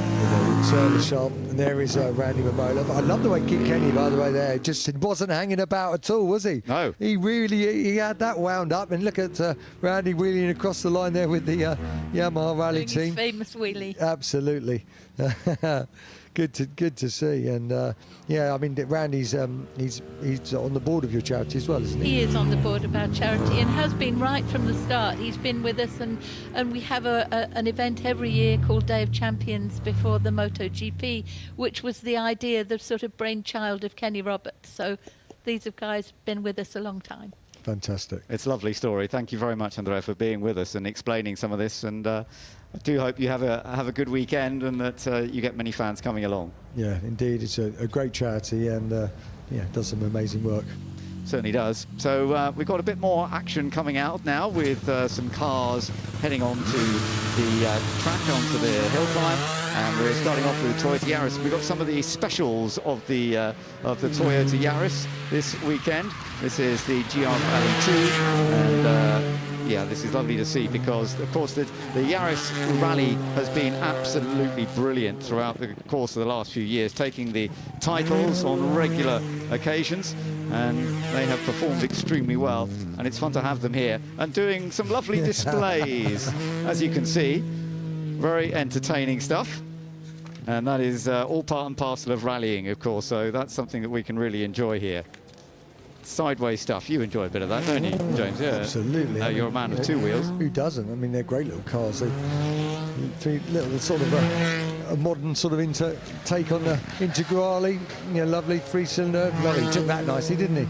Absolutely, yeah, yeah. So wonderfully done, and we will see plenty of action from the rally style machinery as it comes up on over the hill. Just looking a little bit of the replay there of just how effective that was going through into the loop, and showing us how effective it can be to do the spin around.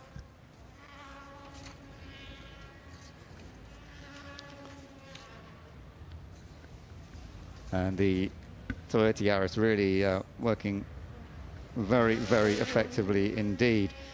We've got Sebastian Ogier and Caleb Rovanperä here this weekend. Sebastian, I think, is only here today before he's heading off again, but Caleb Rovanperä, we saw him out a little bit earlier on. And then this is the Rovanperä version of the Yaris with this slightly different livery. They've done their own sort of versions of them as well. Wonderful. Really good to see. Awesome. Sounds great, doesn't it? Really good, yeah, absolutely. And they've had so much success in the World Rally Championship in recent years, and it has been the car to beat, no doubt about it. And the balance, the way that it can, the control of this spinning that they can do, it has such subtle balance to it. It's very, very effective to watch. And yeah, we've got quite a few of those groups of machinery just heading up the hill right now, which is good to see. Safety car also heading up now as well, one of the Aston Martin safety cars. That's just finishing off this little group of machinery, which of course, and the rally side of all of this is an important one here at the Festival of Speed. There are a lot of rally cars up on the further part up on the Forest Rally stage, and there'll be some fantastic spectating if you get the chance to go up to that part of it as well. So always plenty to see if you're a big fan of rallying, and that's the great thing about Festival of Speed. It's about every stage of motorsport, whether it's 2 wheels, 3 wheels or 4 wheels. It's always fun and games here. Yeah, exactly. It's a variety, isn't it? There is, as you say, something for everyone. Advantage F1 safety car. We do see this, of course, at quite a lot of the F1 events, and providing some pause time before they're able to go back out again or continue racing, of course. And the Aston Martin has been a big part of that. So now we've got some Williams action as well, some Formula 1 action. And this is the 1982. So lovely to see this. The Keke Rosberg Williams car. And this was the car with which he won the title in 1982. Lovely to see that in action here. And a car that was, in its time, it was a very competitive series, there's no doubt about it, because there were Ferraris were looking strong, but it didn't all work out for them.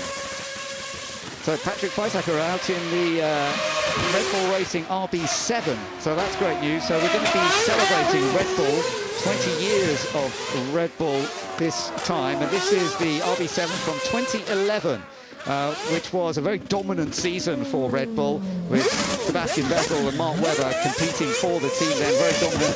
They had 12 wins in 19 Grand Prix, and that's a really lovely display of what to do with the Formula 1 car. You don't often see that when they're actually racing, of course. Looks like more like one of the drift cars, but beautifully done. And yeah, celebrating that 2011 season, they had some 27 podiums that year, and Sebastian Vettel took the driver's title by a big margin in that season, there's no doubt. Alpine as well. This is the Alpine just heading out onto the track right now, and this is from the 2012 time, and this car was obviously another vital part of being raced in that period, and it was a pretty successful car. It wasn't the most front-running of all of them, but that 2012 season we saw Kimi Raikkonen and Romain Grosjean driving it throughout the year. There was one event where Romain Grosjean wasn't allowed to because he'd been a bit naughty and got excluded from an event, but we did see a victory for Kimi Raikkonen just at the end of the year in this Alpine in the E20, and that was for Abu Dhabi where Kimi took the victory. And Sophia Flores and Jack Doohan are our drivers for this car over the course of the weekend, so lots of experience and young experience in a way at the top levels of competing. Yeah, and Jack Doohan, obviously the son of Mick Doohan. Indeed, yes, and actually at Silverstone last week I saw Mick Doohan there because Jack was doing some running as well, so it was lovely to see. Yeah, absolutely good. So McLaren next out, and this is Emerson Fittipaldi, so it's lovely to see Emerson Fittipaldi back out in the McLaren Cosworth M23-5. This one was one of the most successful F1 designs, which the M23 lasted for some 4 years, and it was twice a champion for Emerson Fittipaldi in 1974, and then the M23 McLaren then took the title with James Hunt in 1976. A very distinctive machine. When you look at the size of the tyres, the fronts versus the rears, compared to how it is nowadays, very different, but fun to see. Yeah, that huge air scoop behind the driver as well. Yeah, that's right, the air intake. And of course, it was the years before downforce became a big thing. The wings were still important. The wings had become a part of Formula 1. And McLaren certainly got their aerodynamics pretty impressive with that sort of the wedgy aerodynamics that they use. And you can really see that in the design of the car and the side pods for the radiators. It was before the ground effect really came into play. So, for Ferrari as well. Ferrari, of course, always a major part of Formula 1, and this is the SF70H. So this is from 2017 season, and it was actually a pretty strong season, the 2017 season. Marc Genet is the driver in this one today, but it was a very good season for them. They didn't manage to win the title, unfortunately, but it was nonetheless an impressive season. Second to Mercedes in the Constructors' Championship with this Ferrari, with Sebastian Vettel and Kimi Raikkonen being the key drivers. And Sebastian Vettel, of course, had moved on from Red Bull, where he'd taken his 4 titles, to join Ferrari, and it took a little while initially to sort of get it up to speed, but this was a year where actually they were doing very well, particularly in the early stages of the season. There were a total of 5 wins using this machinery. Raikkonen had 1 win. He won at Monaco that year, whereas Sebastian Vettel took 4 of the victories for Ferrari. He won in Russia, in Hungary, in Singapore, and in fact, no, those are the pole positions. He won all of the races. That's right, because it was Raikkonen who took the pole in Monaco, but he didn't actually end up winning the race. It was Vettel who ended up winning the race. So Vettel had the majority of all of the good performances, and Vettel had a very good season. They had a couple of 1-2 finishes, so it was a strong season for them. But ultimately, of course, 2017, what was that about? It was about Mercedes. It was in that we've been looking in that hybrid era where Mercedes were so dominant for such a long time, from 2014 until, of course, we got to 2021. But this was a season where they had some real competition from Ferrari, no doubt about it. They certainly did, and Vettel actually took 5 victories, didn't he?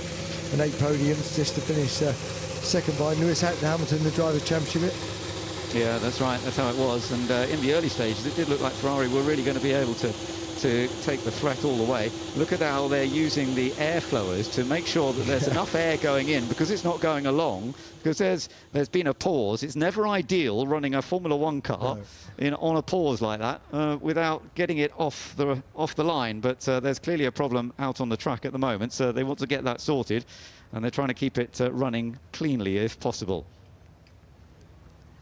So hopefully we'll be getting that car out fairly soon. Ferrari at that point, as I say, building up. This year they've been having a bit of an up and down season, there's no doubt about it. Silverstone wasn't their best by any means, and it does look as though this year's car, which whilst modified, has struggled a little bit to become quite what they were hoping it to be. Marc Genet is ready to drive it, the Spanish professional racing driver. He was a tester for Williams and Ferrari and for Minardi. He's been with Ferrari as a sort of part of their brand, if you like. He's a brand ambassador, Marc Genet, who's a very talented driver himself. He entered some 36 Formula 1 Grand Prix, and there we are, Marc Genet heading up the hill now in the Ferrari, and he's had a win at Le Mans as well, having moved on from Formula 1 into the Peugeots and then Audis with Joest as well, which we're celebrating this weekend, Marc Genet. But it's lovely to see him in a Formula 1 car from 2017, a car that was really very, very effective then. And we're still waiting, of course, for Ferrari to win as many races, really, in a season as they were doing in that 2017 season. It'd be nice. They're just such an iconic brand, aren't they? And just so nice for Formula 1. Lovely to see them flying back at the front consistently for a championship. Yeah, great stuff. And good to hear it as well. That lovely sound of the Ferrari heading up over the hill, and Marc Genet just having a nice, easy run of it, no problem at all. And then one of the later Williams. This is the Williams from a little bit later on. So from the 2004 season, and this was a season that was actually, funnily enough, dominated pretty much by Ferrari. But it was Juan Pablo Montoya and Ralf Schumacher who were doing most of the work then for Williams. It's that lovely sound of that V10, isn't it? Yeah, it is absolutely glorious sound, as you say, of the Williams of that period. And of course, at that time, a lot of cars were running the V10 engines. It didn't quite work out for them perfectly. They had a win in Brazil thanks to Juan Pablo Montoya. They had one pole position, but ultimately that 2004 season was very much dominated by Ferrari. Adam Carroll is in the car at the moment. We're going to be seeing some different drivers in that car over the course of the weekend, but it is Adam Carroll who is taking it up the hill just now. Yeah, all 950 brake horsepower of it. Yeah, absolutely. Yeah, super powerful. And when Williams were still a very, very strong team. But maybe they're on the fight back now. It is looking as though there are improvements coming. And we've got Alex Albon here today as well, which is lovely to see. So that was a fun little ride, a mix there of the bikes and the Formula 1 cars. Lovely to see them heading up the hill. And we're seeing the MG Cyberster back out again. We're seeing this plenty of times because we are, of course, celebrating the MGs here all weekend. It's 100 years of MGs, and up on the sculpture as well, we've got one of these and an MGB. Oh, that was a rather late stop, but I think they've decided that it's not going to be doing the full climb. So it is now being just reversed into the area there. So they're not going to complete the whole thing. But that's all good fun. Bruno Senna was also heading up the hill in one of those F1 cars too. So we'll be seeing more of him as well as we go through the course of the weekend. So lovely to see that. Alex Albon was out earlier in that early Williams that we saw going up. So yeah, lots to enjoy here today in terms of some of the action. Let's have a look at some of the background, and it started beautifully with the bikes, James. Yeah, it did. Yeah, the very first one of the early 1930s BMW supercharged, ridden by the CEO of BMW Motorrad. So lovely to see. And then we're seeing some of the lovely little Hondas, and then we got RG500 Grand Prix bike just when they're really starting to take over. Number 7 Barry Sheen bike, another RG500 there as well. So Yeah, beautiful. These were so strong. They were the bike to have for a lot of the 70s and 80s. And then we got Kenny Roberts Jr. That's his World Championship winning RGV 500. What a machine that was, and what a year he had. And then we got some of the sidecars. We're looking at the current world champions. Won the World Championship in 23 and 24. And obviously just some casual sliding around as one does in the track. Some cool little stunts and slides there from Sam. So yeah, it's really nice to see some of the bikes going up. And then of course we went back to the Toyota Yaris. Yeah, the Toyota Yaris, which has been putting so much display on for us. But then we got some of the Formula One cars. Alex Albon heading up there in one of the early cars. And we saw Patrick Friesecker having a wonderful time in the Red Bull as well, putting up lots of smoke from a beautiful spin, as much as good as some of the rally cars and off-road vehicles that were also having plenty of entertainment too. So wonderful opportunity to watch some very different types of vehicles, and we saw the other Williams coming up just towards the end with Adam Carroll driving that. Bruno Senna was going up the hill in one of the McLarens as well. Always lovely to see Bruno here. We've seen him already in various cars over the course of this weekend. And Bruno, with all the history of family in Formula One and all his own history in motorsport as well. Bruno caught up with David once he got up to the top of the hill climb. Bruno, McLaren Senna in the morning and MP4 in the afternoon. Not a bad day. Yeah, pretty good day actually. Definitely a very different feeling between the cars.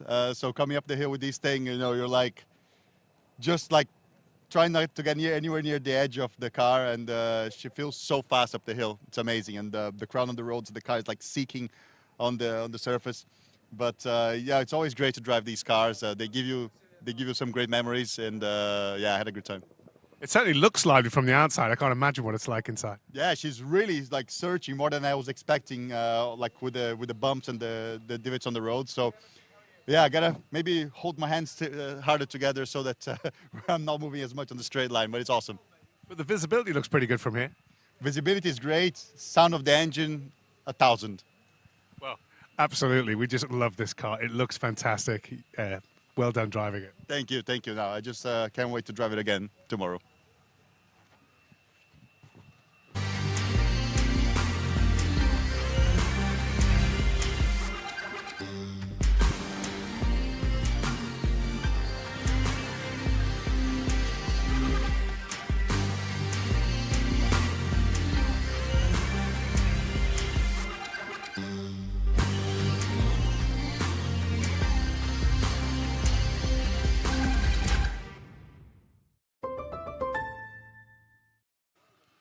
Emerson, so good to see you at Festival of Speed. What's it like being reunited with this car? You know, it's a very special occasion.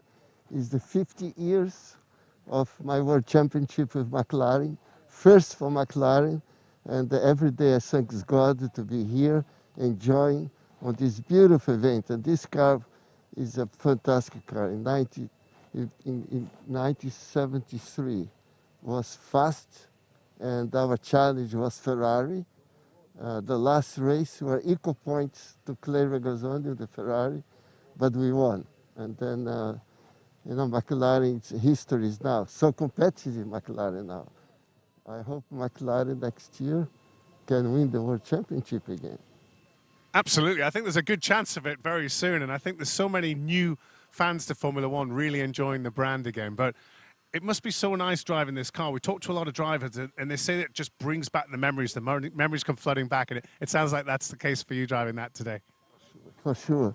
You know, when you sit down in the cockpit, the steering wheel, the gear lever, the pedals, they're all exactly the same, and all the memories come back. Goodwood is the only unique event in the world that we can enjoy and come here and have fun. I'm sure the racing fans love here. It's unique in the world. Absolutely, absolutely. And does it feel like it did back then when you get in the car? Everything is exactly the same. Even the smell of the cockpit. Everything's perfect.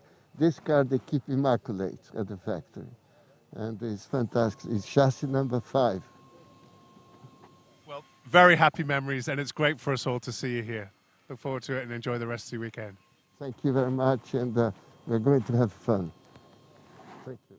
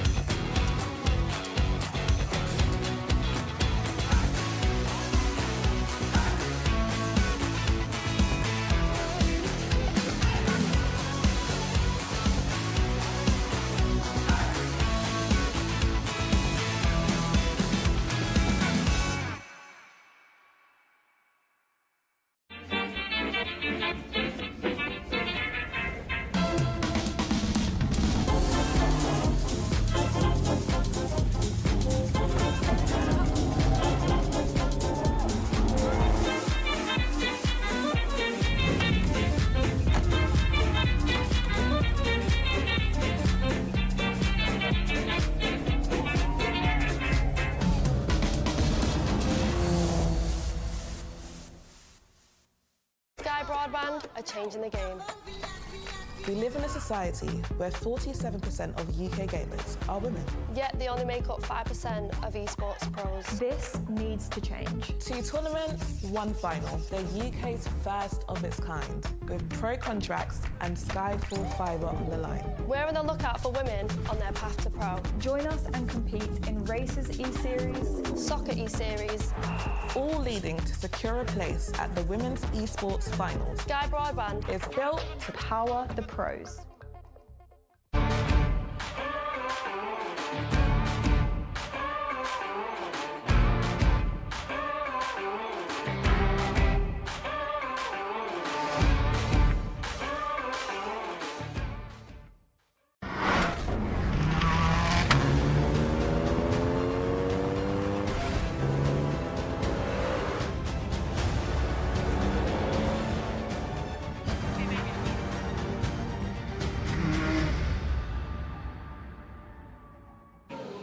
When you think of Mirage, you probably think of a vision and maybe in another place. And that's exactly what this company is doing by the same name.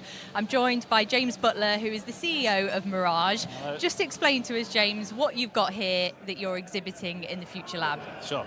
So this is the Mirage holographic display. We have one unit here, but Mirage is a modular system, so you can combine the units together and it can scale as large as you like. We can combine 5, 10 units. And once we have a system that big, then that's when you can start doing really exciting things like putting a whole car in there, swimming a whale through the whole thing, or putting in a band and live streaming them across the internet. Yeah, okay, so what other real world scenarios would you use this in that people would really benefit from? Sure. So at the moment we have a few units in Saudi Arabia. They've been used in corporate lobbies, given their corporate messaging.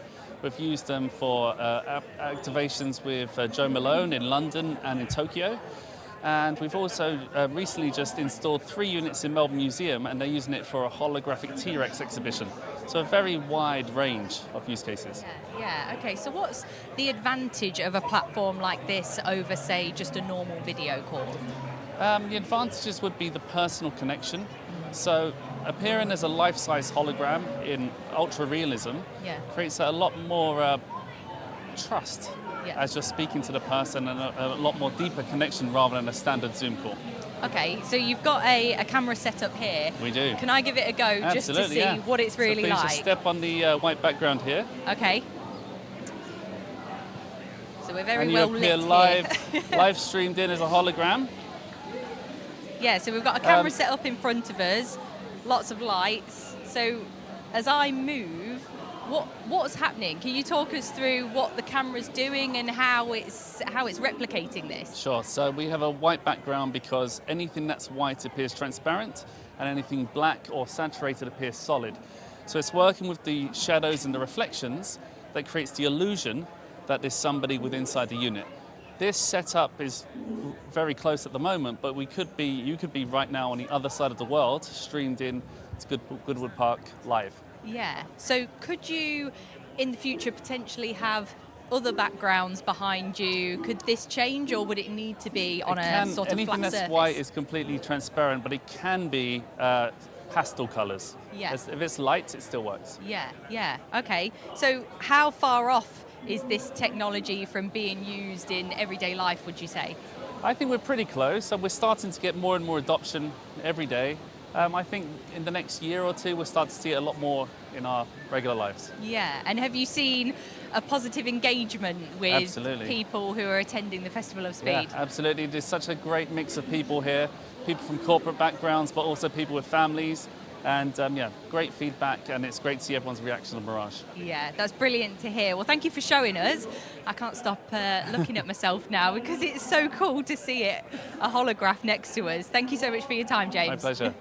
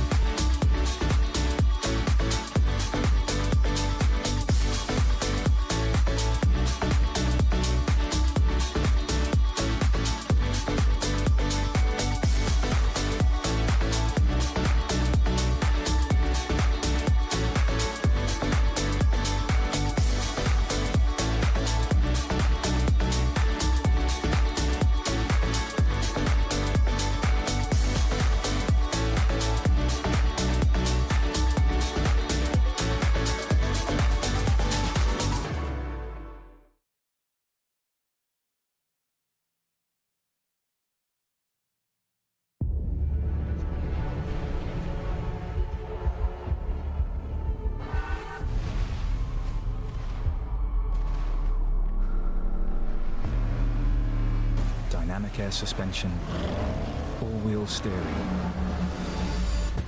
configurable terrain response, effortless in the extreme.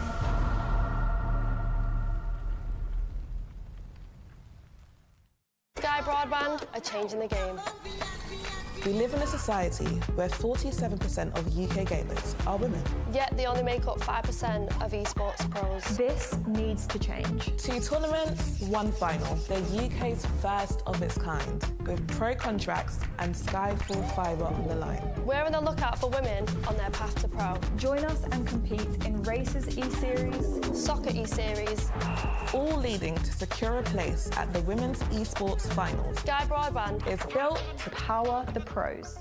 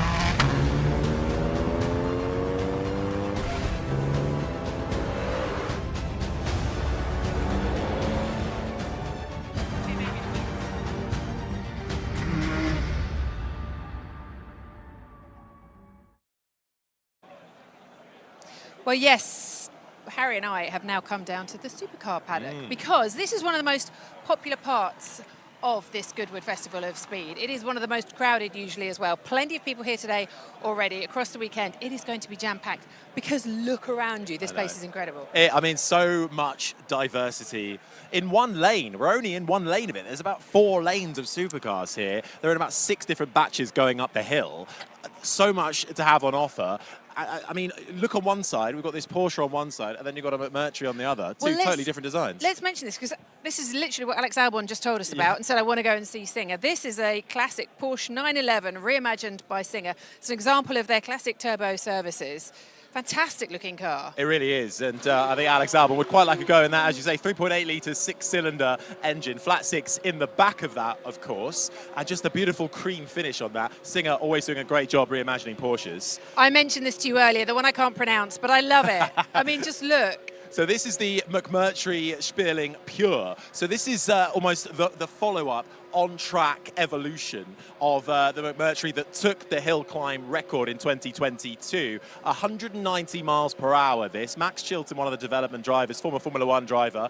The tyres are slightly bigger, and of course the main thing about it is the huge fan right at the back, which generates so much downforce. It is one of, if not the fastest things here. It is something you actually have to see in the flesh, I'll be honest. Seeing that today compared to having seen it on TV, on screens in the past, it is very, very special. We have all sorts. Look at this Ford Mustang. What a beautiful car. I mean, I would like to be here when that starts up because that noise is going to be incredible. It will be, but you go from Mustang and then we find this from Lamborghini, the latest Revelto, which is actually the first step for Lamborghini into hybrid performance. It's their first high-performance electrified vehicle, and I mean, you wouldn't know based off of just the looks. It's Lamborghini through and through, but power output is massive. That is a very quick car. It's been up the hill already, that one. In fact, a lot of these have already in one of the batches earlier on today. There's a McLaren 2024 GTS, the Artura Spider. Have a look at this one over on our right-hand side right now. I mean, that is an awesome colour to have a car in the first place, I'm just saying. But what a beautiful looking car. It certainly is one of the more powerful McLarens in the range being debuted here at Goodwood. One of the first glance batches that you'll see. And then we get right to the end, though, and it's not the end for McLarens because we have something totally different. You would not look at that and go, oh, that's a McLaren. Oh, then you see the badge on the front. This is the Solus GT. This actually took the win in the shootout here last year. This is McLaren's hypercar, track only, single-seater, central seating position, and just the uniqueness of the design, the hatch that opens up to get into the cockpit like no other hypercar you'll see ever. It is incredible. Mika in the headrest as well, stitched in nicely to that. And yes, that slides back and the driver is enclosed. And that is one heck of a car that, as you say, took the record last time. But if you're asking me, Harry, if I'm going to pick out a car in this paddock, it's going to be the Hurricane Evo, because this is a beautiful car. It's in my favourite colour. And I think, personally, I think it matches me quite well. I think I'll take this one home. I think so, yeah. Have you negotiated a good deal on it? Or? I've got a discount. Of course you have. Of course you have. Lovely Lambo here at the end. Yep, that's it for the Supercar Paddock, but you'll find me here again this weekend, that's for sure.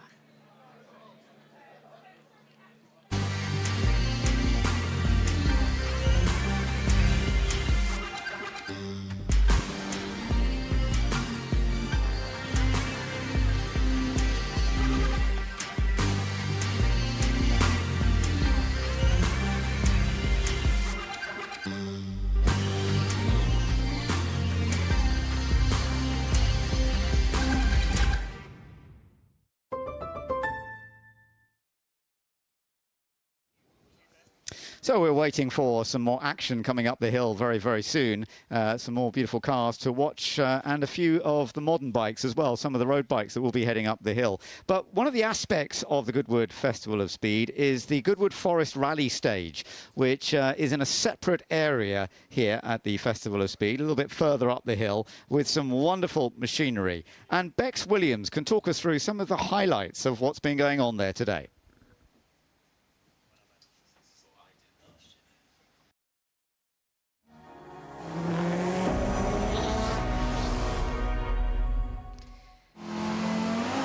So one of the many Audis that we're seeing here here this weekend. We have been blessed, Tony. We absolutely have. A lot of our Dutch colleagues have come over, and the German colleagues with all these Audis, the A1s, the A2s, and we have Paul Howarth from ProDrive, 36 years there. We've even had the McRae Evo buggy there, which runs on biofuel with a big BMW engine, or the iconic Rothmans colours. And there we are in that tricky section. Here's an A2. It's that 5-cylinder engine, it's that turbocharging noise that brings the fans, and then bosh, and that right front just hit one of the tree roots there as well. And here's James Williams, and he has done so well, Bex. He has. He's had a really strong morning. Huge commitment, as you can see from some of the footage here, and he set one of the fastest times on the board out there, Zav. He's had a good morning, but we've also seen some little mistakes from our drivers out there also. And Ben Mellors should actually know better, because he's been here so often. He's been so quick. The John Luc Ferrier car.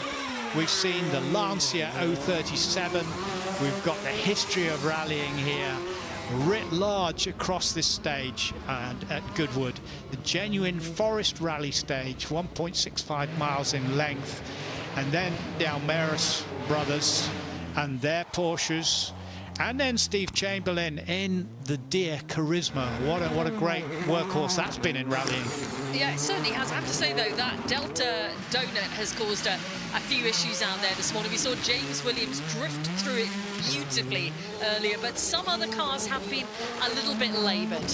Yes, they have. You've got to get absolutely that right. And we've had Danny Sordo out in the Hyundai i20 Coupe WRC car. So that's an older car, but still it's entertaining. No, absolutely entertaining. And I think with all of the aero on that, it's certainly exciting to watch it. And they were doing a great job of throwing that around on the rally stage. Tom Williams here. Yeah, a little bit of a spin earlier. And then Steve Ward in the Per Eklund, the Camel car. And then we've had the Dames, the Iron Dames. Yeah, Julia and Sarah. Sarah behind the wheel, Julia calling the notes. A really epic run. They did make a mistake on their first run through the stage, but very, very competitive. And you spoke to them, you know, they are into the vibe of Goodwood well and truly, and they're part of the Iron Dames program, which is fantastic to see now coming into the rally world. We've seen it in circuit racing. It's great to see it here. Kieran Graffan and his son Callum, who's here, who's leading the junior section of the British Rally Championship at the moment. And this would have been a Tommy Mackinnon car, wouldn't it? Yeah, and as I was saying to Zav earlier, it's kind of one of my first ever forays into rallying was seeing that car at Cheltenham Racecourse at the Network Q Rally of Great Britain. So it brings back a lot of fond memories. 21:41.9 was the time from Sordo then in the Hyundai Coupe WRC. And then we have Benjamin Smith and his dad. I don't know if his dad was alongside him or not, Steve Smith. He's been navigating him quite a lot in historic events.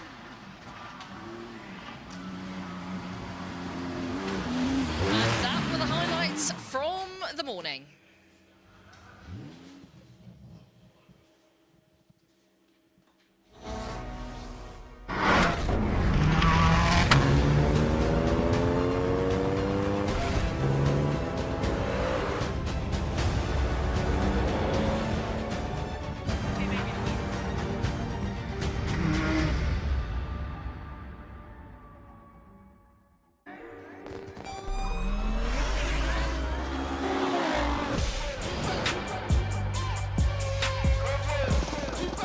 To hear them start and then Every form of motorsport here, from classic side all the way through to the most modern cars. You know, I see it Goodwood just increasing and getting better each year. Lots of ideas spreading around, a lot of familiar faces. It's a fun fair, but with cars.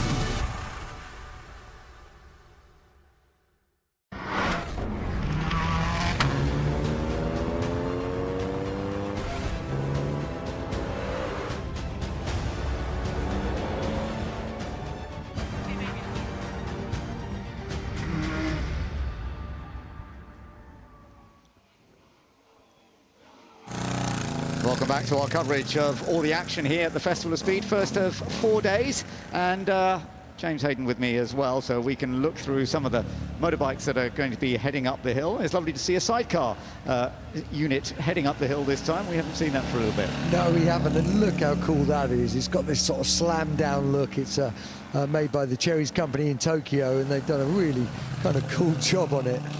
They've completely rebuilt it. It's kind of 50s inspired, but they've changed all the geometry to reduce the trail. It's got Coney shocks on it. They've done some really nice sort of touches when you look round it. It's got that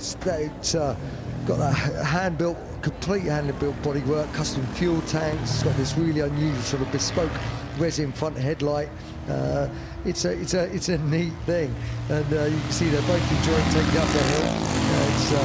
It's nice job there. And then on this road bike list, we have such a different group. Just getting a very quick shot to try and identify which one it is as it comes up the hill. Yeah, we are indeed. Yeah, we're just trying to check out which one that is, isn't it? We haven't seen this one come up the hill just yet. And it's disappearing into all the dark areas, so we're struggling to identify it at this stage. All part and parcel of the first day of the Goodwood Festival of Speed. There are always machinery that we haven't seen before, and it almost catches us out. Yeah, we're not quite getting on top of that one. We'll have to work ourselves out a little bit later on as to which is which. Another little nice Triumph coming up the hill this time. It is indeed, yeah, lovely to see that. This is the Triumph Thruxton, the final edition, that lovely sort of mix of modern and retro, and it's kind of that ultimate sort of cafe racer. 1200cc twin engine, gorgeous sort of classic styling, and the original played a big part in the Triumph Thruxton. It played a big part in Triumph's thing, and it was named because it won the first ever Thruxton 500 race back in 1958. It really is a bit of a British legend. These are a limited edition final run. They all come in that competition green, so it's really lovely to see a Triumph going up the hill. Okay, and now we're into some of the first glance as well. So this is an opportunity now to see some of the cars that are all part of this first glance. And we're looking right now at the next one, just due to be coming up the hill, is the 523. That's the Defender, the Jaguar Land Rover. This is the Defender Octa. So this is apparently the most dynamically accomplished Defender ever created. It's got some 635 PS, 4.4 litre twin turbo V8. So it is a prototype vehicle, as you can see, but very, very rapid. Of the Defenders, this is one of the fastest ones you can expect. Harry Metcalf has joined me. Harry's an expert on all the world of modern cars. Harry, it's lovely to see you again. We met many years ago. Good to be here. And being a farmer, do you use the Defender much? I have had a Defender. I had the commercial version, D200, nothing like this one, which sits over here. It's squealing away up. It's got really clever suspension. They've done sort of linked hydraulic suspension on this. But you've seen it charging around the Nürburgring for months now, and here it is, first time, dynamic, having a look at it go up the hill. Proper engine power, 600 and something horsepower. You've probably got the exact number there, but way more than you ever thought you'd find in a Defender. Right, okay, well, it's lovely to see it up the hill. Very clever. It doesn't actually have anti-roll bars. It controls rolls with its hydraulic suspension. Super clever stuff. But all you know is what it sounds like. Big V8, twin turbo, BMW engine in it. Yeah, and Defender, of course, has been very, very successful. Of course, we're seeing some of its competitors here. The Ineos Grenadiers are all here too, so that's all part and parcel. 506 just heading up the hill now, so this is a slightly different. This is the Speed 6 continuation. So this is a modern built version of a Bentley racing car from the 1920s, 30s, isn't it? Exactly. And when I heard this, I couldn't believe they were doing it, but it's proved very popular, and you can probably understand why. Every time we see a Bentley Speed 6, people really enjoy this type of car. They're very tough. They're iconic looking, and yeah, they've done these continuation cars that are built in the UK, and they couldn't get over when they actually dynoed the engine. It was within about 3 or 4 horsepower of where it was in period. So they're very chuffed with that. It's lovely, isn't it? Really superb that they've managed to do that. Next one coming up the hill is the BMW M5, and this is the new version of the BMW M5. We've been celebrating the history of the M5, and it was a crucial part of the M part of BMWs, but the new one is lovely for everyone to see. It's interesting, isn't it? This is the 7th edition of M5. You date all the way back to 1986 when the E28 came out, straight 6. This one, very different, V8 and now hybrid as well. 750 horsepower, I think it is, and it's an interesting take. They're having to go down this route because of emissions, etc. But I think it makes the car really usable. No one actually does track days in their M5s. They use them, they do miles in them. And I'm very interested to drive this car and just see how it performs with that electric boost to its V8 power. Yeah, it is fascinating. This one is called the G90, isn't it, I think, of the M5 version. And as you said, we've seen plenty. The first sort of M wasn't quite called the M5 originally. The 1979 was the M535, but then they sort of reapplied how they called it. And as you say, the M5, we're seeing plenty of them this weekend, but this is the brand new one, combining the twin-turbo V8 with the electric motors and going that modern route. Yes. Lovely to see. I think you go all the way to the V10 M5. Anyway, we've got another one on the line now. Yeah, absolutely. And this is the new Ford Capri. So they're using the Capri name, but of course it's a slightly different model to what the Capri that we've all known over the years. Yeah. They're using that legendary name, but in a very different type of device. It is. I mean, all enthusiasts is quite lively, shall we say, on Twitter, on social about that car. But it is, we're not buying coupes anymore. That's the type of car we're buying, and I bet it proves very popular for Ford. So the Hongyi is the next one, the EHS9. And so, yeah, this is slightly different machinery, of course. This is Chinese electric full-size luxury SUV. So four-wheel motors from the electrics. And these are certainly... and yet another of one of those big Chinese brands that are doing so well. I know, we happen to learn a whole load of new names of manufacturers, and this is one of them. And a friend came back from Scandinavia, and he says they're everywhere. So they are definitely selling them in Scandinavia. You do see them out there. Okay, it's interesting, isn't it, how not always the UK is the marketing place as yet, but sometimes it is. It just sort of depends exactly what's going on. But we're seeing a few of these come up the hill right now. And Steve Glynn is currently driving this one. Yeah, I mean, they offer value, they offer this, they're prestige brands in Chinese eyes, and they've got the volume and they're proper family cars. I've not driven one, but I am interested to see them here. Yeah, absolutely. And then we've got one of the Ineos Grenadiers coming out. Yes, now this is quite special. If you look at the suspension, you see it on screen, it's lifted. If you think of Mercedes G-Wagon, how that's full squared, this is their take on it. This is Ineos, they're launching it here, this quartermaster with this big lift. It won't go around the corners here, but it could just go straight line, straight up the hill, through the woods, wherever you want to take it. But this is their new works, this is where they're heading. They're doing this personalisation now of Ineos, and it's the first one I've seen. Yeah, they've increased the ground clearance by some 25 centimetres, and you can really see that as it floats along. You've got this a lovely view, really, of the suspension underneath. And as you say, you could probably take that pretty much anywhere. Yeah, he's starting to cut the corners now to get up the hill, and probably clamber over the bales if he felt like it. I mean, they're super tough. It's great to see. And then something slightly different, but of course similar in many ways, the Range Rover. This is the Sport Celestial edition. So a collection of 5 bespoke Range Rover Sport SV, and they're drawing inspiration from ancient mythology, apparently, on the design of these ones. Interesting. I can comment on the SV of it. This is what we knew as the Range Rover Sport SVR underpinnings. Again, it's got the link suspension we've just seen on that Defender Optive go up the hill. This is the quick one. This is the one where it's very dynamic.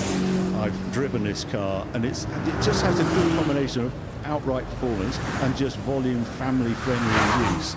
I mean, it's a funny one, this mix, this high-performance SUVs, and then you drive one and you think, well, this is really rather good. But, yeah, good to see. It is a modern idea, isn't it? Because sports cars, you know, we grew up with the idea of a sports car being small, low, light, sometimes getting a little bigger. But now, some of these SUVs are real sports cars. They're incredibly rapid. They're extraordinary, and I think it's in our crowded island. Some people only have one parking space, and they want a car that does everything. And I think that's why we've ended up with these sort of cars. auto, you could maybe tow a trailer with it one day or zap down the motorway abroad in Germany at absolutely maximum pace. It covers a lot of bases.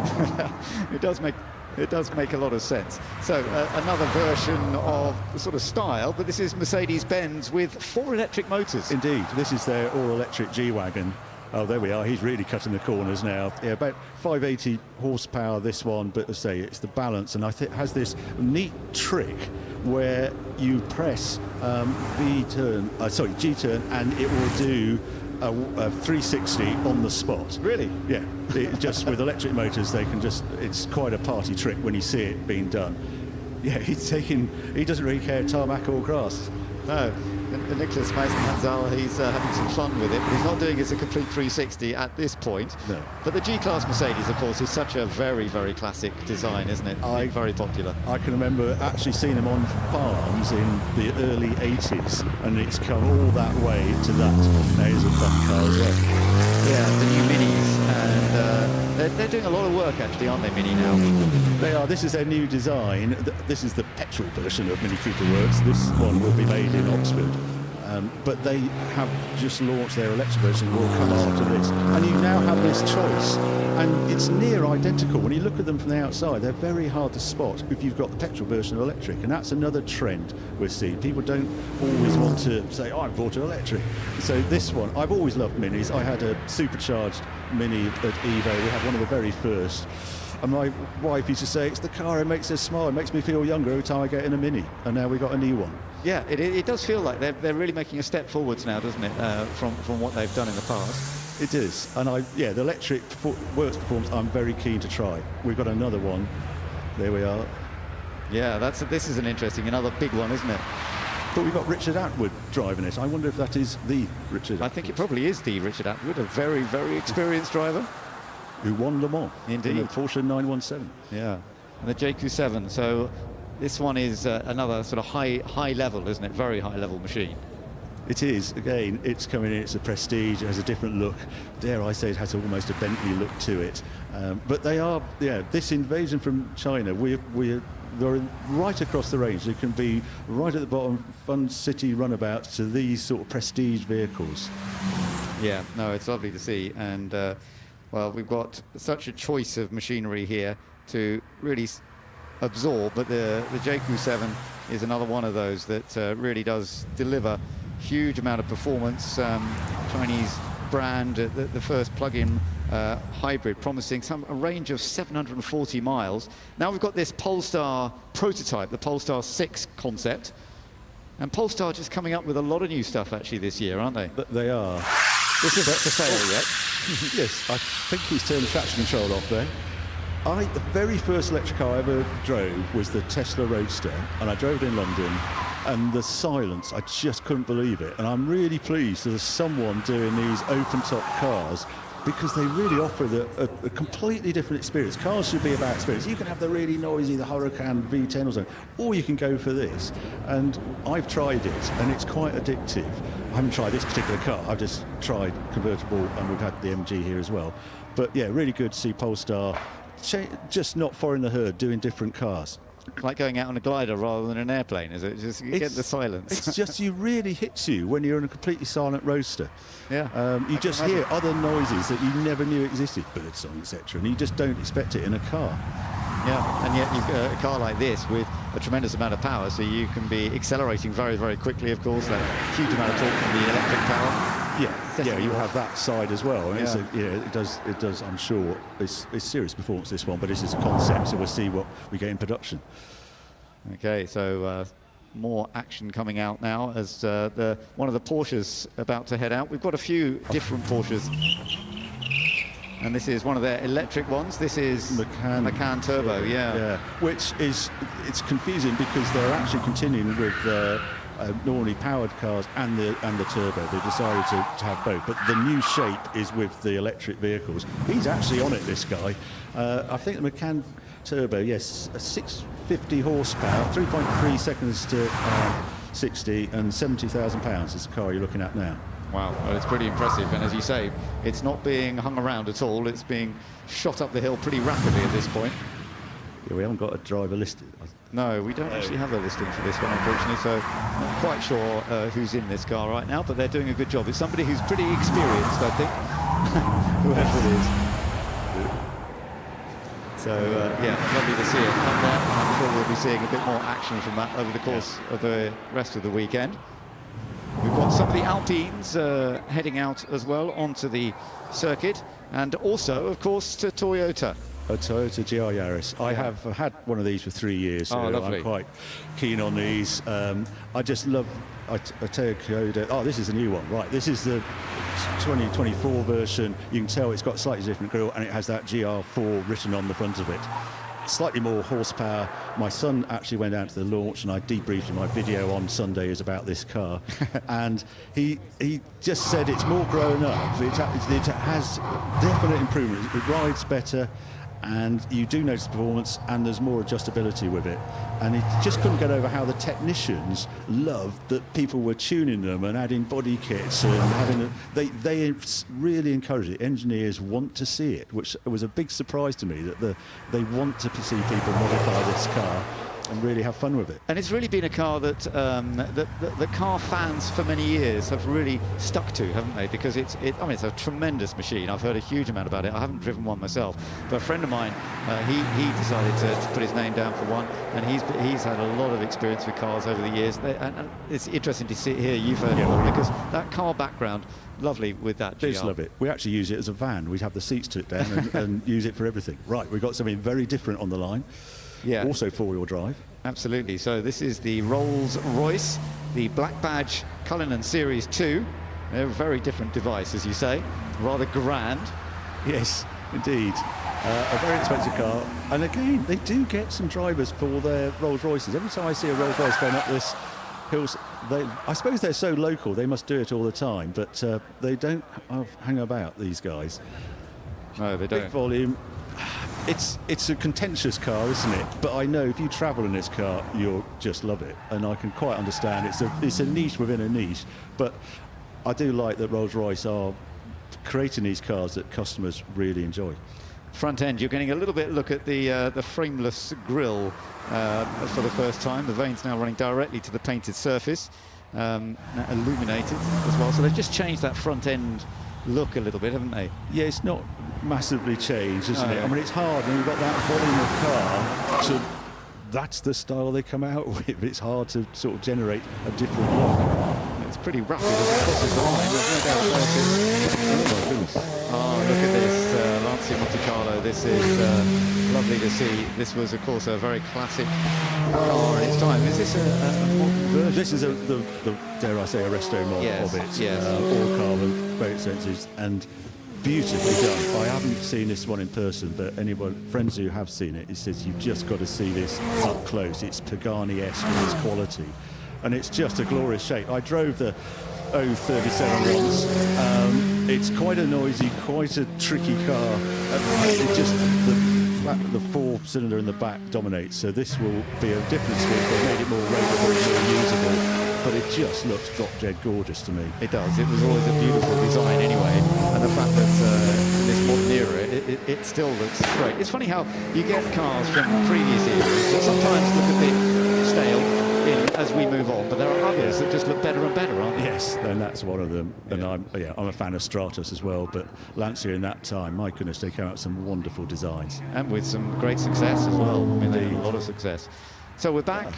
Yeah, the G70, this is the Nürburgring Taxi. I saw this, and they actually are doing taxi runs around the Nordschleife in this car. It's straight six engine, as I understand it, about 385 horsepower, but they've got a famous driver driving it. You've got the details of that. It's Martin Rowe, isn't it? It's to in this car, I think Jackie Hicks or someone like that is driving it out on the Nürburgring. Oh, right, yes, I think he does, that's right. But Jackie's not, I don't think Jackie's in this one today. He's in one of the other ones. In fact, we're seeing a few of them coming out now. So this is the GV60. I think Jackie's driving this one. He was earlier. He was driving this one earlier, although now it's saying Gethin Jones. They may be changing around because Jackie obviously is a busy man doing lots of different stuff.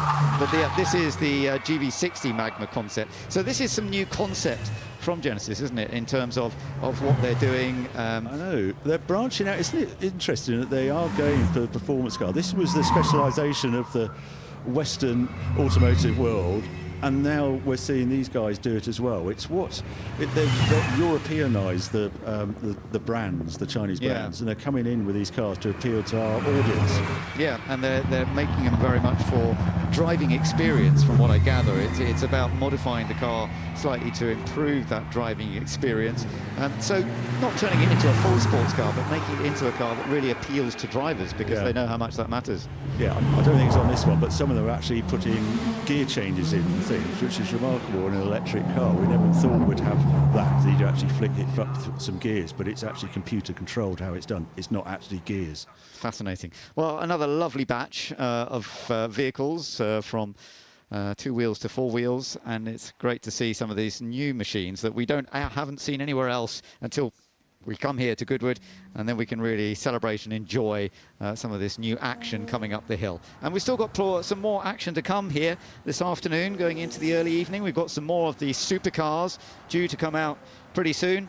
We've got some more manufacturer batches, and then some of the main things. We'll just have a little look back at some of the highlights, and it was lovely to see some of the bikes out there earlier on with the opportunity with the sidecars out. First of all, the Royal Enfield Super Meteor. That was great to see. And then, of course, from the all 4 wheels, we were seeing some of the first glance machinery that is part and parcel of this Goodwood weekend. That's why this is also a car show as much as it is the experience of seeing historic vehicles heading up the hill. It is about the launch of brand new machinery or new style versions of machinery. This Bentley, for example, that has been built modern but was based back in the 1930s.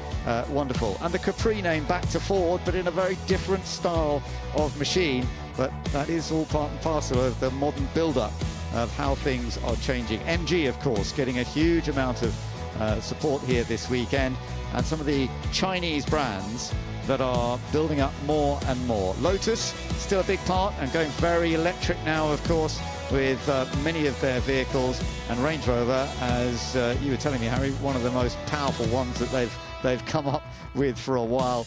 And the Minis as well. They're really looking good, aren't they? Yeah, they are. And I say it's amazing that they're building them in 2 plants, in Oxford and in China. You're so much apart. Just a brief word. I mean, we're seeing, we don't get many car displays, car shows nowadays. The London Car Show doesn't happen, but Goodwood is a part of putting out new cars. I know all the manufacturers used to concentrate on being Geneva in March was the top car show where you timed your launches for. Talking to the manufacturers now, this is one of the key events in the year where they time their launches. You just got to see how many cars we've seen for the first time here in this run. Lovely to see, and some wonderful machinery.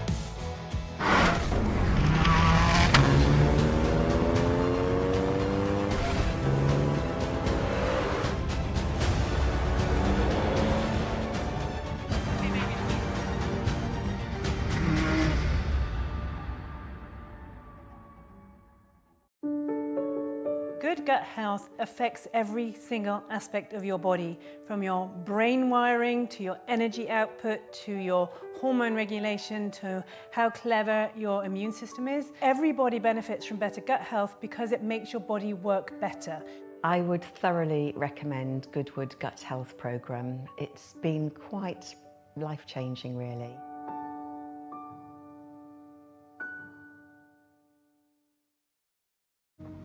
How do you start an iconic movement? Classicism would say it's all about form and craftsmanship, while surrealism would find all of this quite, well, surprising. After all, it's about creating the icon of a new movement. Welcome to Forwardism, the all-electric BMW i7.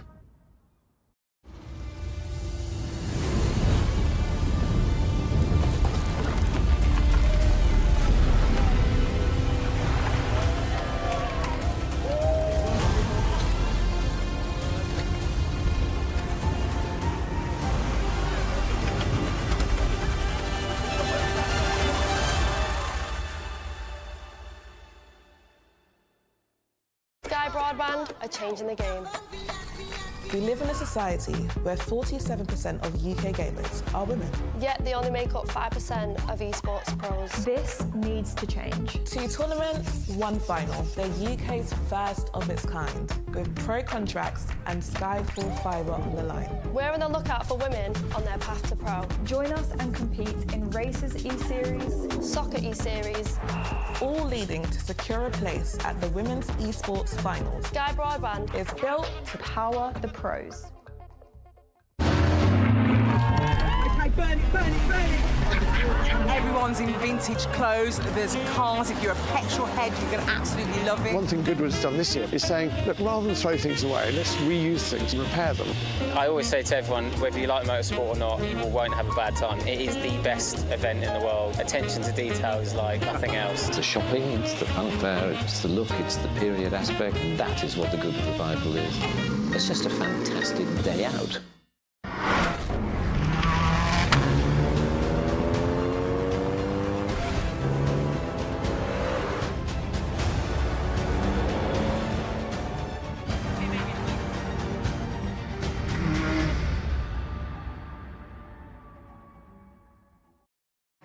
Hello, I've wandered down to the F1 pit lane. Let's have a look. They aren't here yet, but I don't think they're here this weekend, but there's lots of cars. So down here at McLaren, they always support Goodwood with a fantastic lineup of cars. This year we've got the 1991 championship-winning MP46 driven by Ayrton Senna, and we'll wander along a little bit this way. Come with me, JD, because they've got some fantastic bits of kit. They've got obviously the current 2024 car. You can see just how big it is. But look at that. It's a rare opportunity for the fans to see the 91 championship winner under the skin without any of the bodywork on. If we come on up this way, you'll see McLaren, always big supporters of the Festival of Speed. You've got Emerson Fittipaldi's 1974 championship winner, as well as Johnny Rutherford's IndyCar, which McLaren obviously have come back to IndyCar racing in recent years, famously with Fernando Alonso, but this is where really we saw the original Papaya car running in all its livery. Now let's go from one big, iconic Formula One brand to another, Williams. Across the pit lane here, we got Alpine up this way as well. They've got some of their development drivers. Kush Maini is in one of them. Let's pop along here to Williams. Come this way. I'm going to lift the barrier. Sorry, pardon me, I'm just going to squeeze through. Hello. We're just going to follow the camera through. I'll just do that. So Williams are running 2 cars this weekend. They've got a static display of some other brilliant ones, including the 97 championship winner driven by Jacques Villeneuve. I'm actually driving that 2004 Juan Pablo Montoya car on the Friday, and this fantastic FW8 is the championship-winning car from 1982. The Montoya car is the big BMW engine, by the way, 954 horsepower, 19,800 RPM. And guess what? If you're listening, you'll hear all of it, because we are running the engine to full revs here. Should we keep wandering up? Because we've got, as I said, Alpine up ahead. I'm going to sneak out. Where can we sneak out? We'll sneak out this way. There we go. Come on, we'll let the camera out.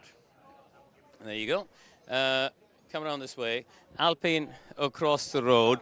And they are running, looks like a show car from, looks like a 2 or 3 year old show car that they are running. So that's a good bit of noise, hopefully.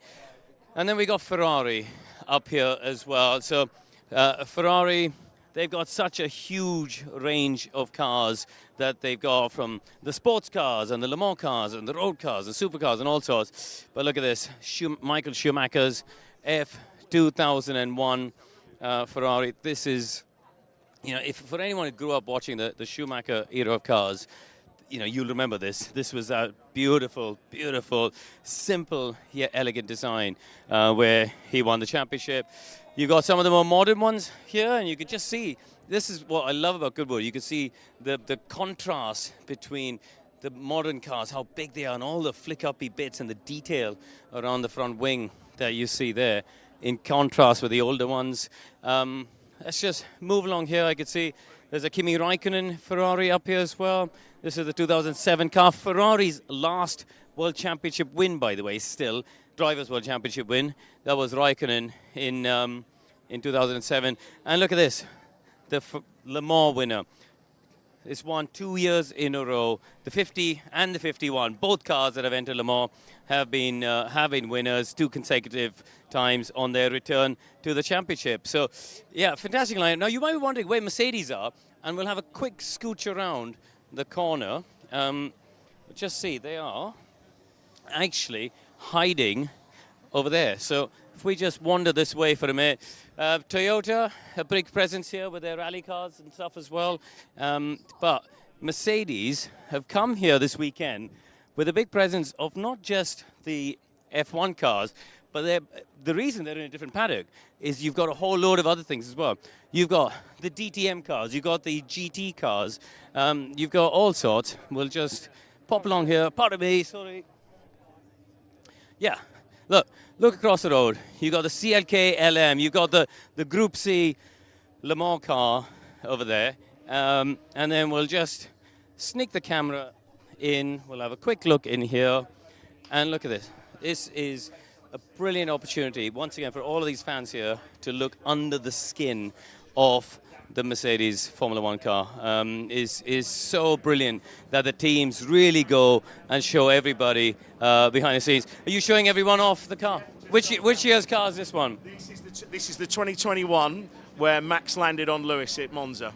Oh, right. Well, there you go. That is a car, it's a bit of history. But yeah, hybrid engine in all its glory. So there you go, a little paddock walk around the F1 pit lane.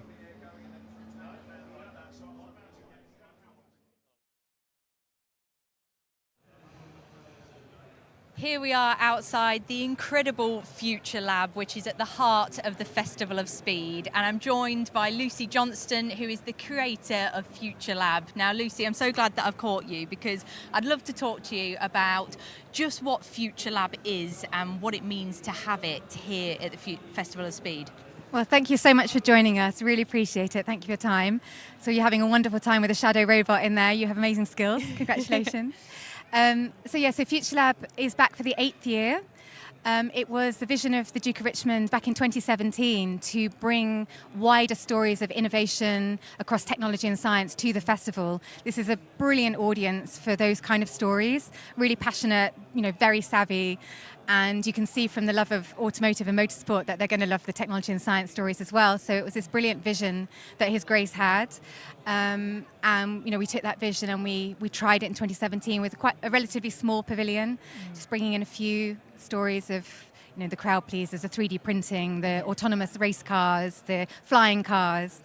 And everybody really embraced it, from the global CEOs to the motorsport drivers to the kids coming through with their families.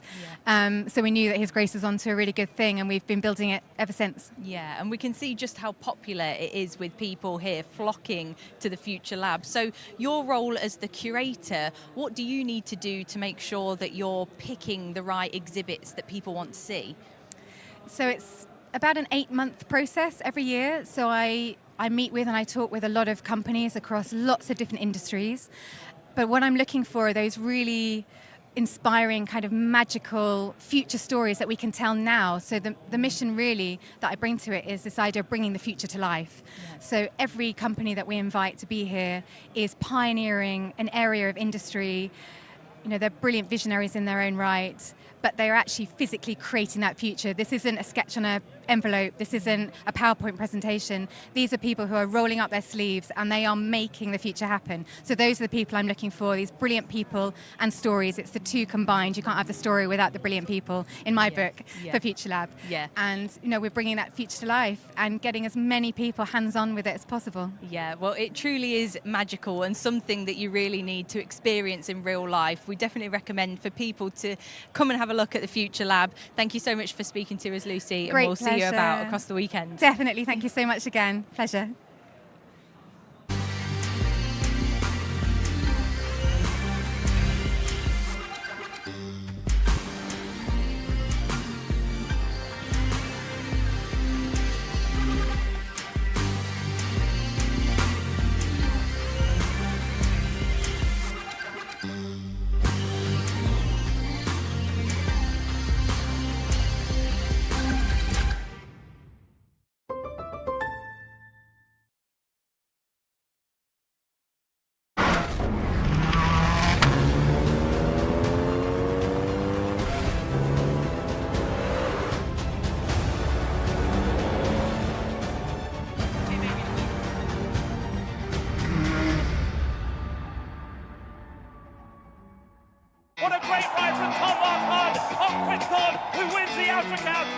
come.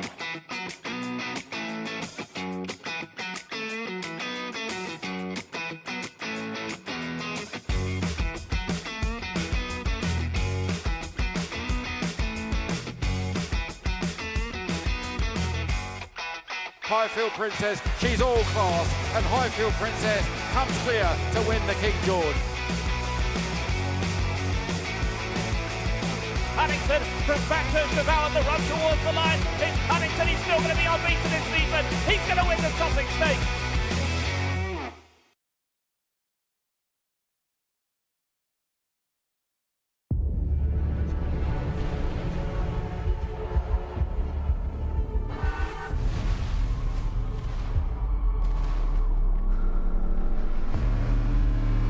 Dynamic air suspension, all-wheel steering,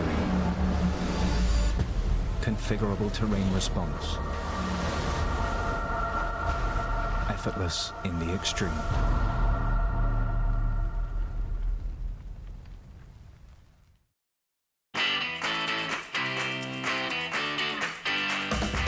You're never too young to fall in love with classic cars.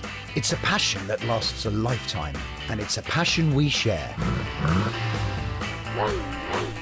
Backed by over 75 years of motoring experience, Goodwood Classic Solutions is a unique new way to ensure your pride and joy.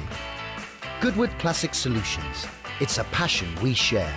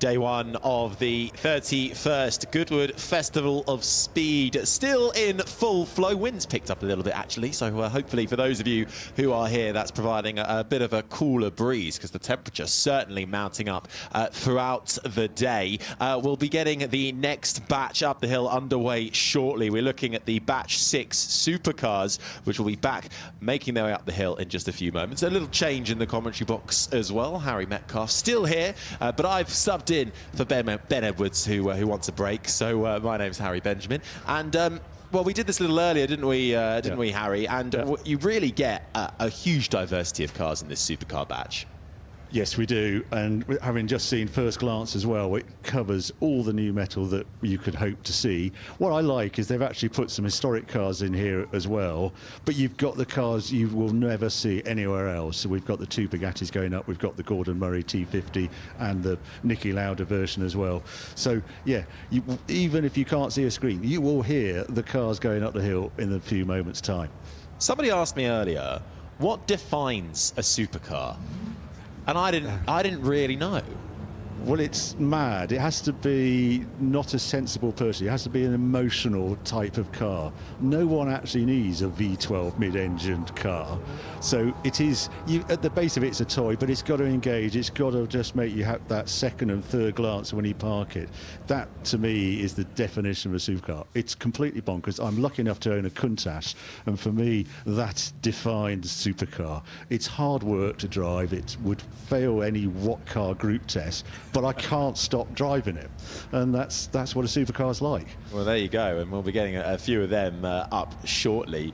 I mean, there's a lot of talk about what defines sort of an icon, and that word is thrown out a lot here at Goodwood. We had the new Porsche 911, of course, 911, an iconic supercar, but what for you is an iconic supercar. It's one that you recognise instantly. You've sort of grown up with it. It's a generational thing. It's hard to be an iconic car or anything. It has to be the test of time before it can get that label. I don't think it's right to give it to something that's only 3 or 4 years old. It needs that 20, 30-year history. And obviously, the 911 has been around forever. Well, we talk about supercar, and now we have the word hypercar, which has certainly come to the fore in the last few years, and that is what is being wheeled to the start line at the moment. And this is the McLaren Solus GT, purely for the track. Wow. Single-seater hypercar, central seating position. Oh, I think he just tried to get away there, and it conked out. So he'll try and get back going. This is going to kick off our batch 6 supercars. It's quite a hard one. It's a Judd V10 in there, so basically you know, an F1 engine, 840 horsepower, and yeah, I just quite like, well, I really like that McLaren are doing this sort of car. They've had a very similar sort of under the skin type car, and then they come out with this, and it's utterly mad. Yes, this is going to be quite a while by the look of it. This is fascinating, though, isn't it? The hatch that opens up to get into the car. I know, it's good, isn't it? I'm guessing, yeah, it is single-seater, track-only car. Oh, what a nightmare for them. There's going to be what's coming out. I think is that the Lotus coming out about the Avaya. Still, a 2,000 horsepower electric Avaya has no engine starting problems by the look of it. No, that's going to jump in the queue instead, and you can barely hear it as it sets off the start line. This one of the latest electric innovations from the Lotus Avaya. Yeah, and Gavin Kershaw driving it. So this is head test driver at Lotus. Wild driver. He used to do stock car racing and all sorts of things. 2,000 horsepower he's having to tame here. And what's interesting about this, they've tried to give it the mid-engine feel. So all the battery in it is behind the driver to give it a different weight distribution. This is not about a 50-50 weight distribution. This is rear bias weighting to make it drive like a typical supercar. It will be absolutely flying out here. First EV from Lotus, 0 to 186 miles per hour in about 9.1 seconds. Oh, that does not look pretty. No, that's the other car. That is the Nordschleife Challenge car. Has just done a very quick lap time. This is the ultimate track version of it. God knows what happened there. It's right at the start line. That will bring out a red flag, I'm sure, and we'll pause the running for the time being while we make sure that car is and the driver is certainly okay. We'll bring you updates on that as and when we get them. But you were seeing the Lotus Avaya making its way up, the first EV from Lotus, 4 electric motors on each wheel for that lightweight design as well. The all-electric, again, they're terming it as a hypercar. Yeah, it's the Avaya X is the one that didn't quite make it past the start line. So it's the 2 versions, as the normal, straightforward Avaya and the Avaya X. And the Avaya X was their track-only version, so they've wound it up a bit more. And they did a 6:24 lap of the Nürburgring, which is astonishingly quick. That Avaya X, 280 miles per hour top speed, and well, we just caught a glimpse of it there, looking a little bit worse for wear. $2.3 million. Yes, well, you don't. I think the regular Avaya is about 2 million as well, so it's only a little bit more. Well, we'll bring you updates as and when we get them. So a little bit of pause to track running while we recover the Avaya X and make sure that everything is okay down on the start line. But things to look out for across this next batch as well. One thing we were getting very excited about, which we didn't see a little earlier, but we're hoping might come out. No promises, we don't know. I've seen it in the paddock. The Ferrari 499P modificata, the de-restricted version of the WEC hypercar for track days. Of course, the 499P now back-to-back Le Mans winning car for Ferrari. Extraordinary. I just can't believe Ferrari are creating these cars that you can buy. And you need an awful lot of money to be able to do it, but then you qualify for the Chianti regime. They have you can buy an F1, an old F1 car, we're not that old, 5-10 years old, and then you can go out on track and they support the car and they bring it to tracks and they hold these events. There's the Enzo FXX program they've done as well, and there's the SF90XX coming up as well.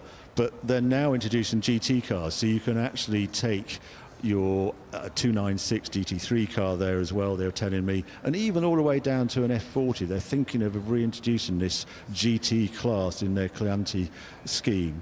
And this, yeah, the 499P would be the top car in that Chianti scheme, I would say. Yeah, we'll hopefully get a little look at that. We're just seeing now, though, the that Evija X, the Lotus, which had the damage. We're going to see what happens. So it was off the start line, and it looked a little bit off kilter to begin with. Huge plume of smoke out the back from that Evija X, and then do we just see the remnants of it once the smoke clears?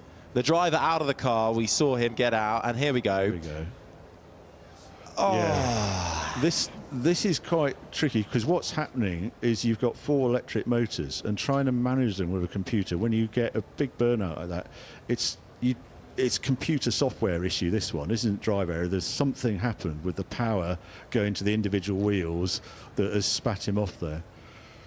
Okay, that's really interesting to know, actually. So I'm sure the driver will be relieved to hear that too.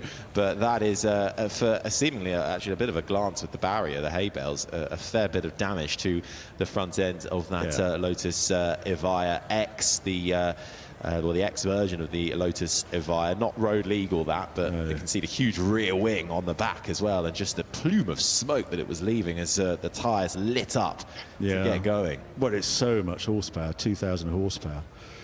But it's how it balances front to rear. That's such a shame. Well, while that car gets recovered, and hopefully we'll also see the McLaren Solus GT get back out as well. That was supposed to kick-start things, but a little bit of a truncated start to the supercars here. Batch 6 coming up the hill, but we have got plenty more cars coming your way in just a few moments' time.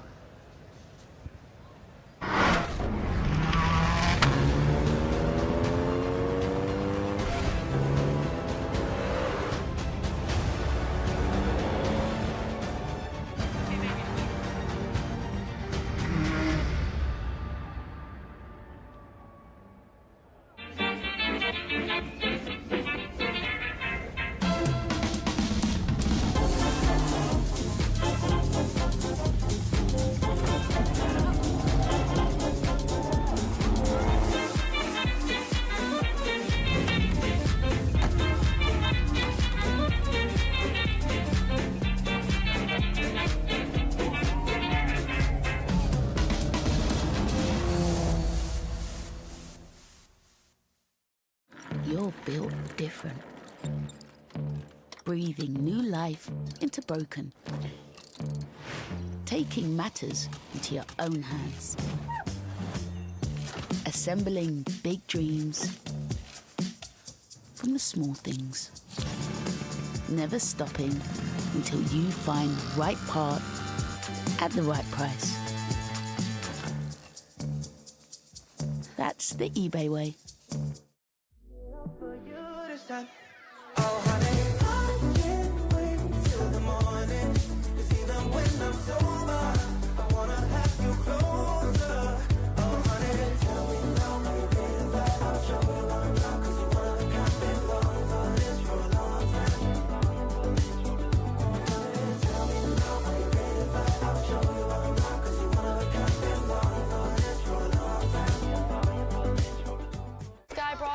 Are changing the game. We live in a society where 47% of UK gamers are women.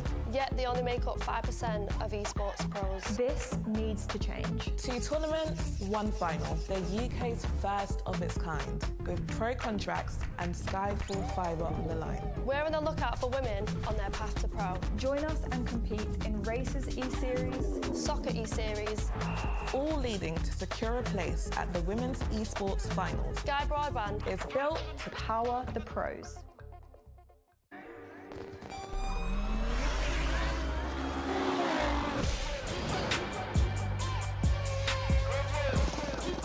To hear them start and then... Every form of motorsport here, from classic side all the way through to the most modern cars. You know, I see Goodwood just increasing and getting better each year. Lots of ideas spreading around, a lot of familiar faces. It's a fun fair, but with cars.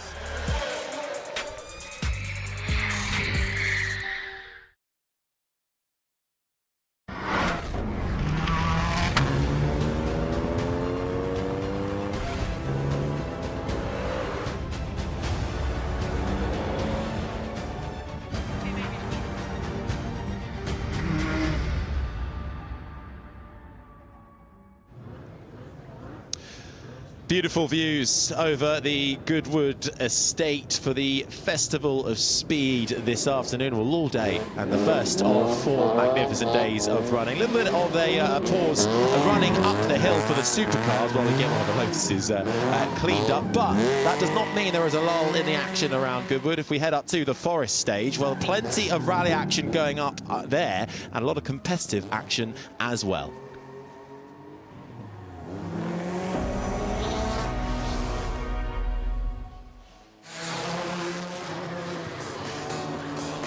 We kicked off with the coupe, Hans Stacey behind the wheel here. Yeah, that's a big beast to take down this little stage, and there's another big beast with the S1 with Peter van der Putten and Ben Mellers. As quick as ever with such an old car, though, in such good condition. And then John Saunders, who was very quick last year, quick again and competitive in the 6R4. Yeah, he did have a good time for quite a while until it was broken, but he did hold it for a while. And he really was throwing the car through the stage. And the Dakar Coupe Quattro's impressive, bearing in mind they're a lot heavier, but wider wheelbase, longer wheelbase as well. And of course, Florian Tweets showed well. Gary Lecado, as we said, and as Tony said, the capsule colours, one of those evocative liveries that everyone remembers. But he was fastest until about 3/4 of the way through, and this is why, because that was inch perfect, was it not? Absolutely. It was stunning, that little twist around the donut. Celica then held the fastest time, but it was to be eclipsed. So Florian ran up the bank. He did lose a fair bit of time there, probably about 2 or 3 seconds more than I thought, but he was well down the list at the end of it, whereas Roger Duckworth, last year's winner, went off so well. But just look at the way this car squatted. Look at the way it went over the jump there. And the flying fin is fantastic. And those colours, well, what can you say? Rally fans unite round the world behind those colours. They certainly do.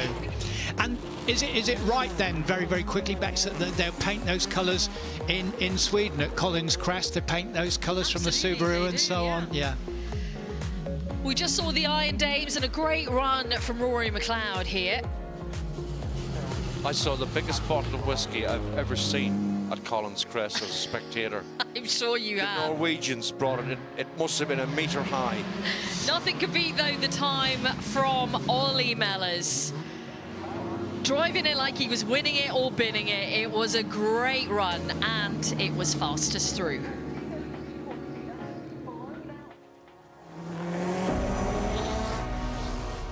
Lots of competitive action happening up at the Forest Rally stage, so do check that out if you get a chance throughout the next few days. While we continue to wait for the next batch of supercars to get out there, a little bit of entertainment in the donut circle just outside the house. 2 and 4 wheels out there giving us something to have a little chat about. And putting on a bit of fun. He's holding on to the front bonnet at the same time. Fair play. And I mean, what a beautiful location as well to have the Festival of Speed right in front of the house, built in the early 17th century, covering 12,000 acres, Grade 1 listed building. It's truly a magnificent place to view motorcars, and it has become not only a great festival of cars, but really one of the world's best car shows. It certainly has, and I've just really enjoyed it, watching it grow into what we have today. It's a world-class event. You try to explain to people what Goodwood is to people who've never been, and they just can't get their head around how much you see here. It's not easy to fit it into all one day. That's my only main top tip for coming to Goodwood. Yeah, there is so much to see, including this bit of hot rod action right in front of the house going on at the moment. Terry Grant's just casually getting out. Nice little wave. That is ridiculous. It is, isn't it? He's got a lot of trust in that handbrake on that one wheel, isn't he? There, he's done it many times before, but I still am amazed what this guy can do. I don't know if he's still doing the 2-wheel action, but he would He would do two wheels. He did two wheels up the hill, didn't he? The whole cut. This is brilliant. He's taken someone's phone. He's doing a nice little film. He's getting a selfie as well. The hot rod's still going round. That car is still going round. The bike runs past. Now, this is the tricky bit, getting back in it. How's he going to work that? Whoever's phone this is getting a grade A view. And a nice little jump on. Smooth as you like. He's just showing off now. He's definitely done that before. This is sensational here from Terry Grant, getting back into the hot rod as if nothing happened. I suppose you could do that, park that outside a supermarket, head in, do your shopping, and it's ready to go when you get back out. You won't have any tyres left, though. I think he's used to popping a few tyres, is Terry Grant. Don't use your phone and drive, isn't that the top tip? Yes, I would not, we can't condone that information. At least we are in a controlled environment. But certainly having great fun out there and keeping us all entertained in the interim to getting the next batch of supercars back up that hill. We had a little crash earlier, so just clearing that up while we get ready for this. How do you follow that up? That's the question. And we still got a bit of two-wheel action in there as well. Actually, the great thing about this year, it's very easy to get sucked into all the four-wheel action, and now, you know, we have a good bit of two-wheel motorbike action. 75 years anniversary of Grand Prix racing too, but Terry Grant doesn't care about that right now. He's still going strong. No, the great thing was Duke of Richmond has always celebrated motorbikes because he had bikes himself, and therefore from the day one, there was always a bit of bike action here. We've had the dragsters here as well, so it's such a mix of cars we get at Goodwood. Had a bit of sidecar action as well throughout the day. I wonder how he's got to return the phone. He's got to remember where he got it from. Yeah. Is he parking up? Is he going to let it go again? Is that still recording? Yeah. The battery's going to be flat soon. Oh, he's letting it go. He's trying to find the phone again. And then just got to head carefully back to other side, wasn't it? Yes. I think it was the other side. Oh, no, it was this side. It's this side. Hop, skip and a jump over the hay bales. And this is what you get if you're here on day one. The early birds. Fantastic. Yes. And he's got it back. I hope he saves that. Well, yeah. Hot rod action in front of the house. Terry Grant showing off his stunts. Of course, well known. And and doing a great job. If the man whose phone Terry Grant just took is listening to us on the tannoy system here, come and visit us in the commentary box or the TV compound, and we want to use the footage, please. So come find us if that was your phone. Still continuing on. It's stuff like this that keeps you coming back to Goodwood, Harry? It is. I also love that he uses a TVR, which, you know, you wouldn't expect. Obviously a little mini car, but that TVR, he's had it quite a while. He's got a Jaguar F-Type he uses as well. But yeah, proper mix of cars. I suppose he needs a proper powerful two-wheel drive car. Here we go. More stunts on the way, but Terry Grant, a professional stunt driver as well, make no bones about that. He knows exactly what he is doing. He's well rehearsed and choreographed in that action. It is, and I just find it extraordinary how easy they make this look. It's ridiculous. This is not easy. A stoppie and then a turn. No, not easy. Yeah, and yeah, they make it look so easy, as you say, as if it's absolutely nothing. Yeah. Oh, come on. No. Up on... Not right. Up on 2 feet. Is it in neutral? Is it still charged? You've got cruise control? How's that work? But to also just keep... Oh, they nearly lost his balance at the end there, but to keep your core in check for that one, you've got to be incredibly confident and strong within yourself. Not right. I'm not going to practice at home, even after watching this. No. That hasn't tempted you? Not at all. And does another front-wheeled wheelie. Stop and turn, back down again. It's quite efficient because you can turn around in just no space at all. Side on now. Oh, 360 turn? No. There we go. If you give him a little cheer if you're down there. It's superb action to keep us all entertained as he makes his way round and around in front of the house and that beautiful central feature this year dedicated to celebrating 100 years of MG. Bit weird if you were pillion and you suddenly turn round, the rider turned around and faced you, wouldn't it? If you were pillion on it, it'd be very worrying. Lots of other two-wheeled action involved this weekend. As I said, we're celebrating 75 years of Grand Prix racing, but we've also... Oh, that was a close one. Yeah. We've also celebrating Michael Dunlop, the Isle of Man TT, most successful rider around there. So many bikes on offer. And we're currently watching this because we are off the back of a little bit of a mishap in the supercars batch a little earlier. So this was the Lotus Evija X, Harry, and it wasn't a good start. No, it suddenly fires itself to the side. I don't know. You just know that much horsepower and the balance of the electric motors. It's inexplicable, isn't it, what it's done there? Yeah, this is a powerful car.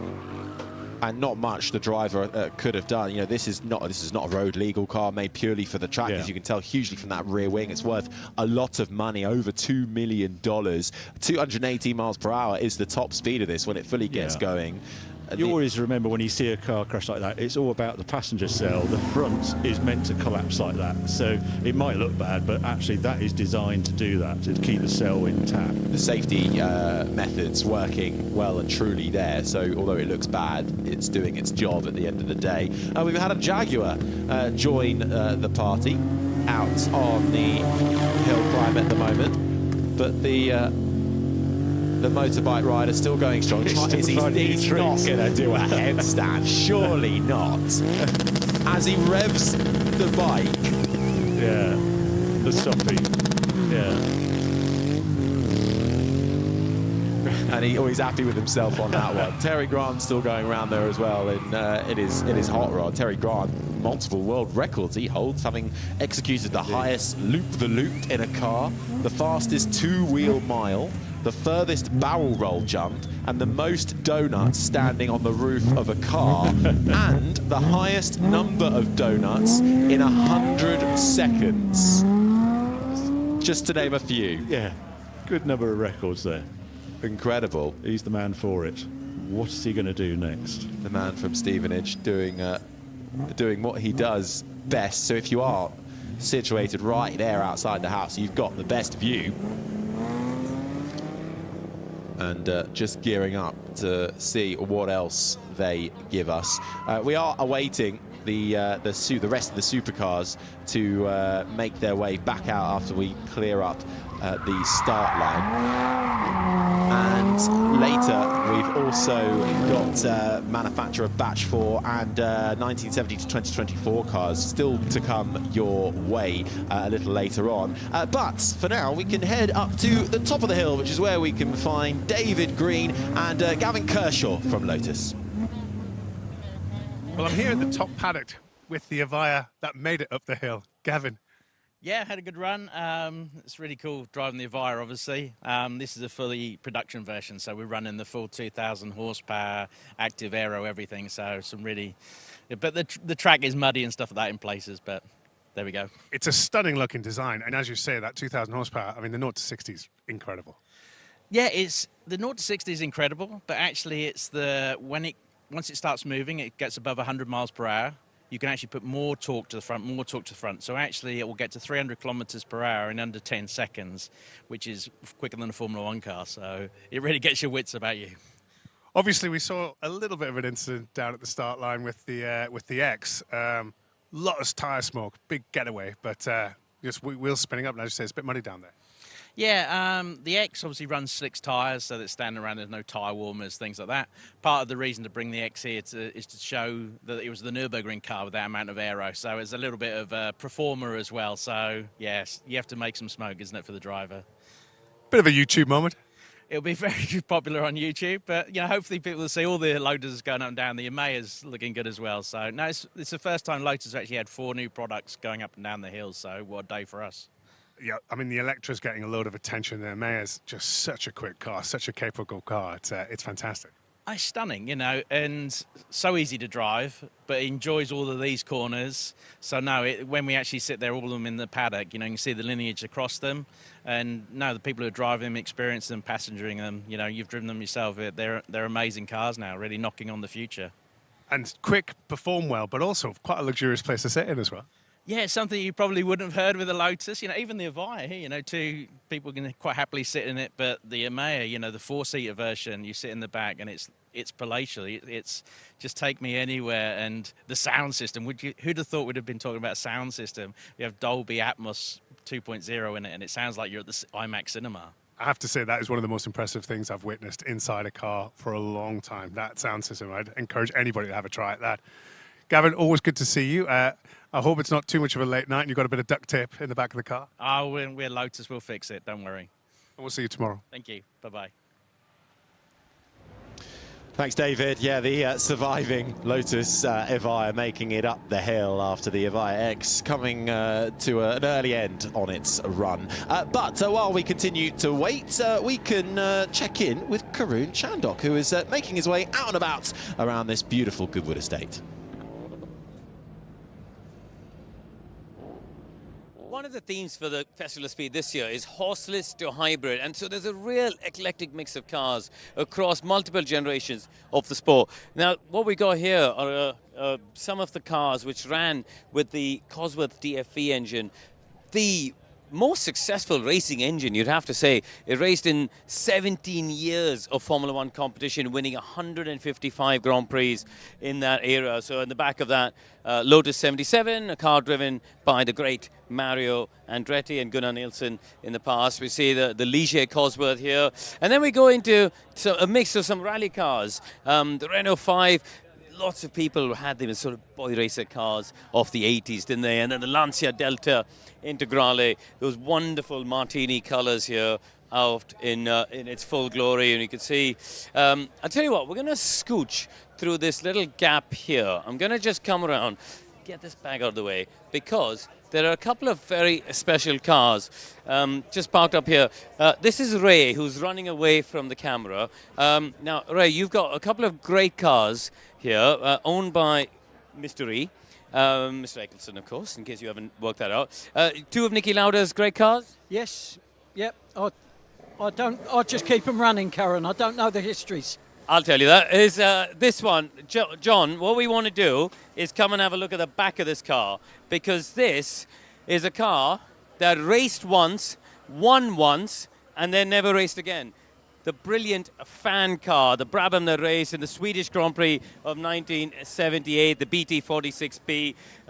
Super bit of Formula One history, driven by the great Niki Lauda at the time, who Bernie Eccleston, of course, was very close to, very good friends with. Around here, if I just get a look at the Ferrari 312 T2, the 1976 car.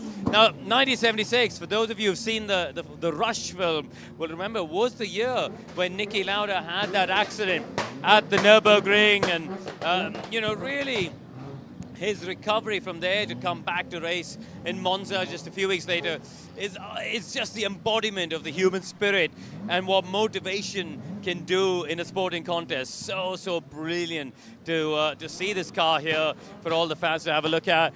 We got a Lauda McLaren down there, as well as the 1989 Ferrari 640, designed by John Barnard. Now, the one thing that's special about this car, and I'm trying to see if it's in here, but it is the, I don't think they've got the steering wheel in, but this is the first ever Formula One car that had the paddle shift gearbox. If you think nowadays it's just a default, right? Kids, even in Formula 4, get in and just drive with a paddle shift. Weirdly, that steering wheel doesn't seem to have it on it, so maybe they're keeping the real one in hiding somewhere, so it's not for our paddock walk. But anyway, the 640, beautiful car. And this, I think, is owned actually by Gerhard Berger. He demonstrated it at the members meeting earlier this year. The Formula One safety cars here as well. And just on the other side, there's some Ferraris, which the Ferrari F40 and the 333 SPs. I'm actually driving that one down in the corner over the weekend. It's the 1999 championship winning car from Italy, of course. So, yeah, some brilliant cars here celebrating the horseless to hybrid theme for this year's Festival of Speed.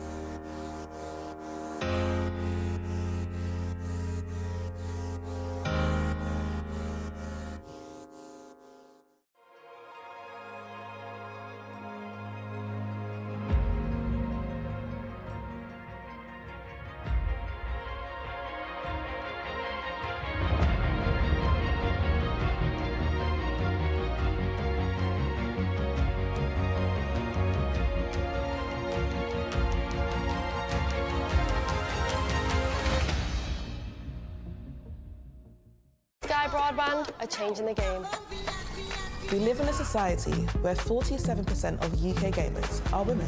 Yet they only make up 5% of esports pros. This needs to change. 2 tournaments, 1 final. They're UK's first of its kind, with pro contracts and Sky full fibre on the line. We're on the lookout for women on their path to pro. Join us and compete in Races E-Series, Soccer E-Series, all leading to secure a place at the Women's Esports Finals. Sky Broadband is built to power the pros.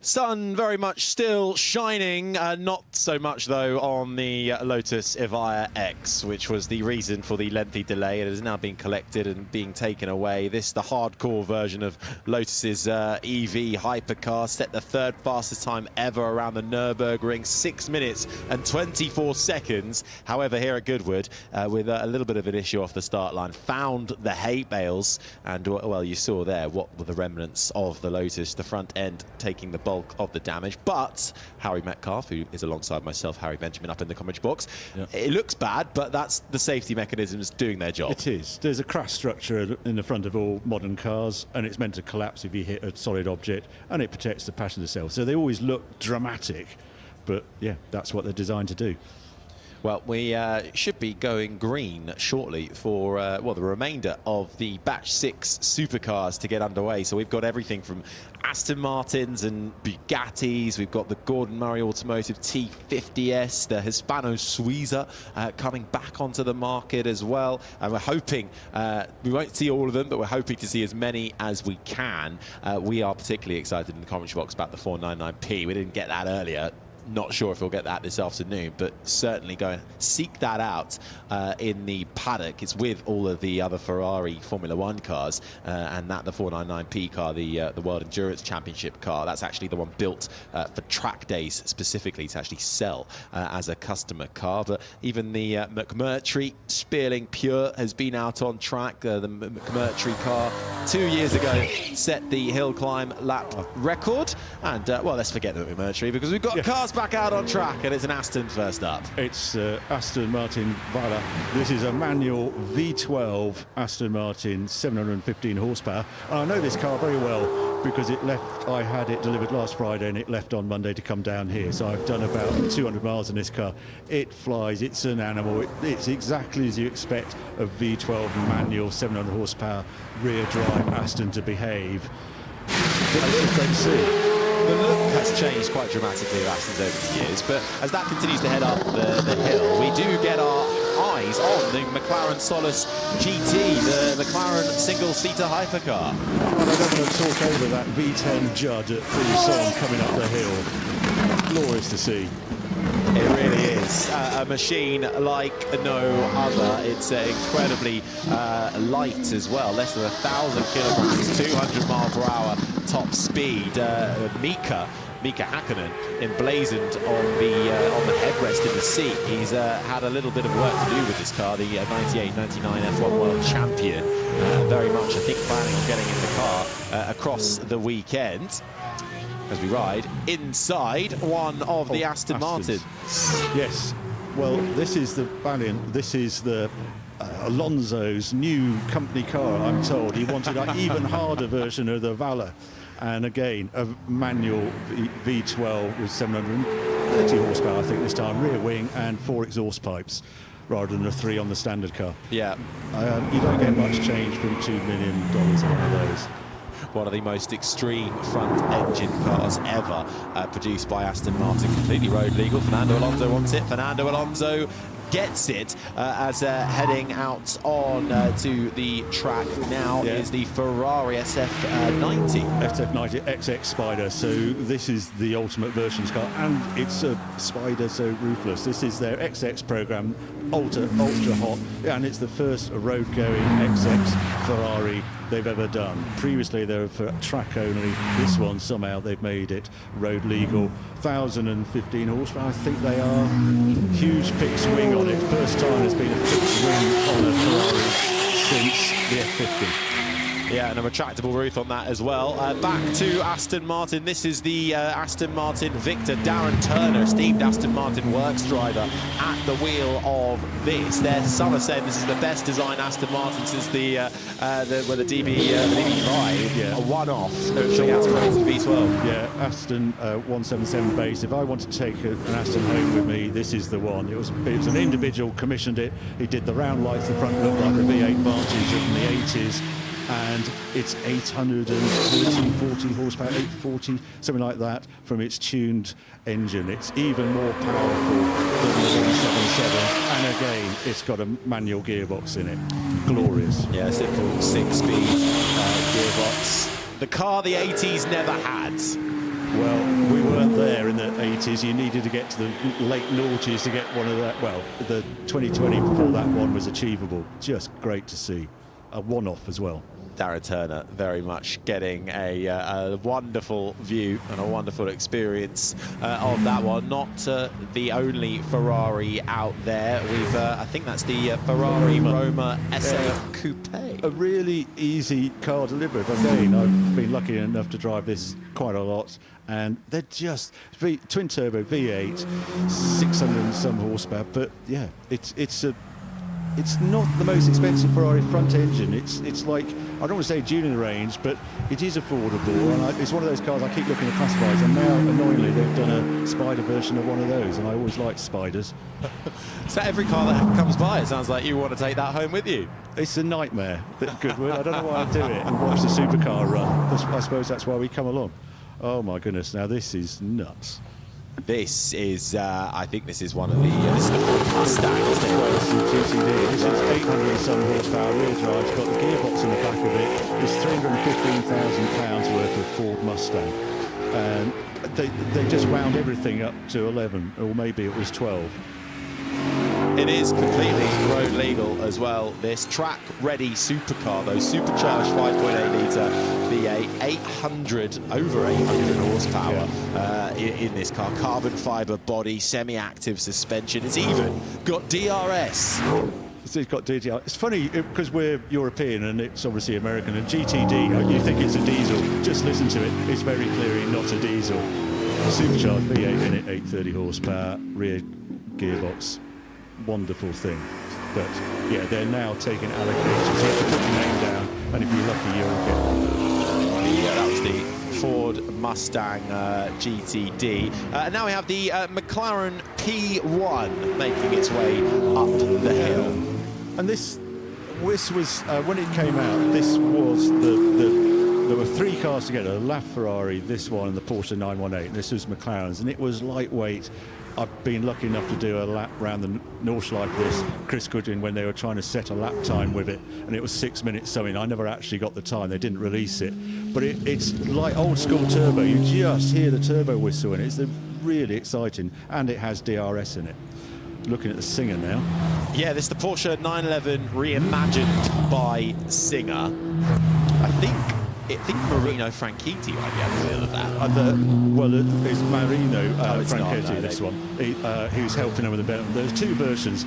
This is the Ultra version, sort of track version, and there is a road. There's two Singers here of these. Yeah, we're just watching a race just go right past. But yeah, this is their ultimate version, 700 and some horsepower. Sorry, I haven't got the details in front of me.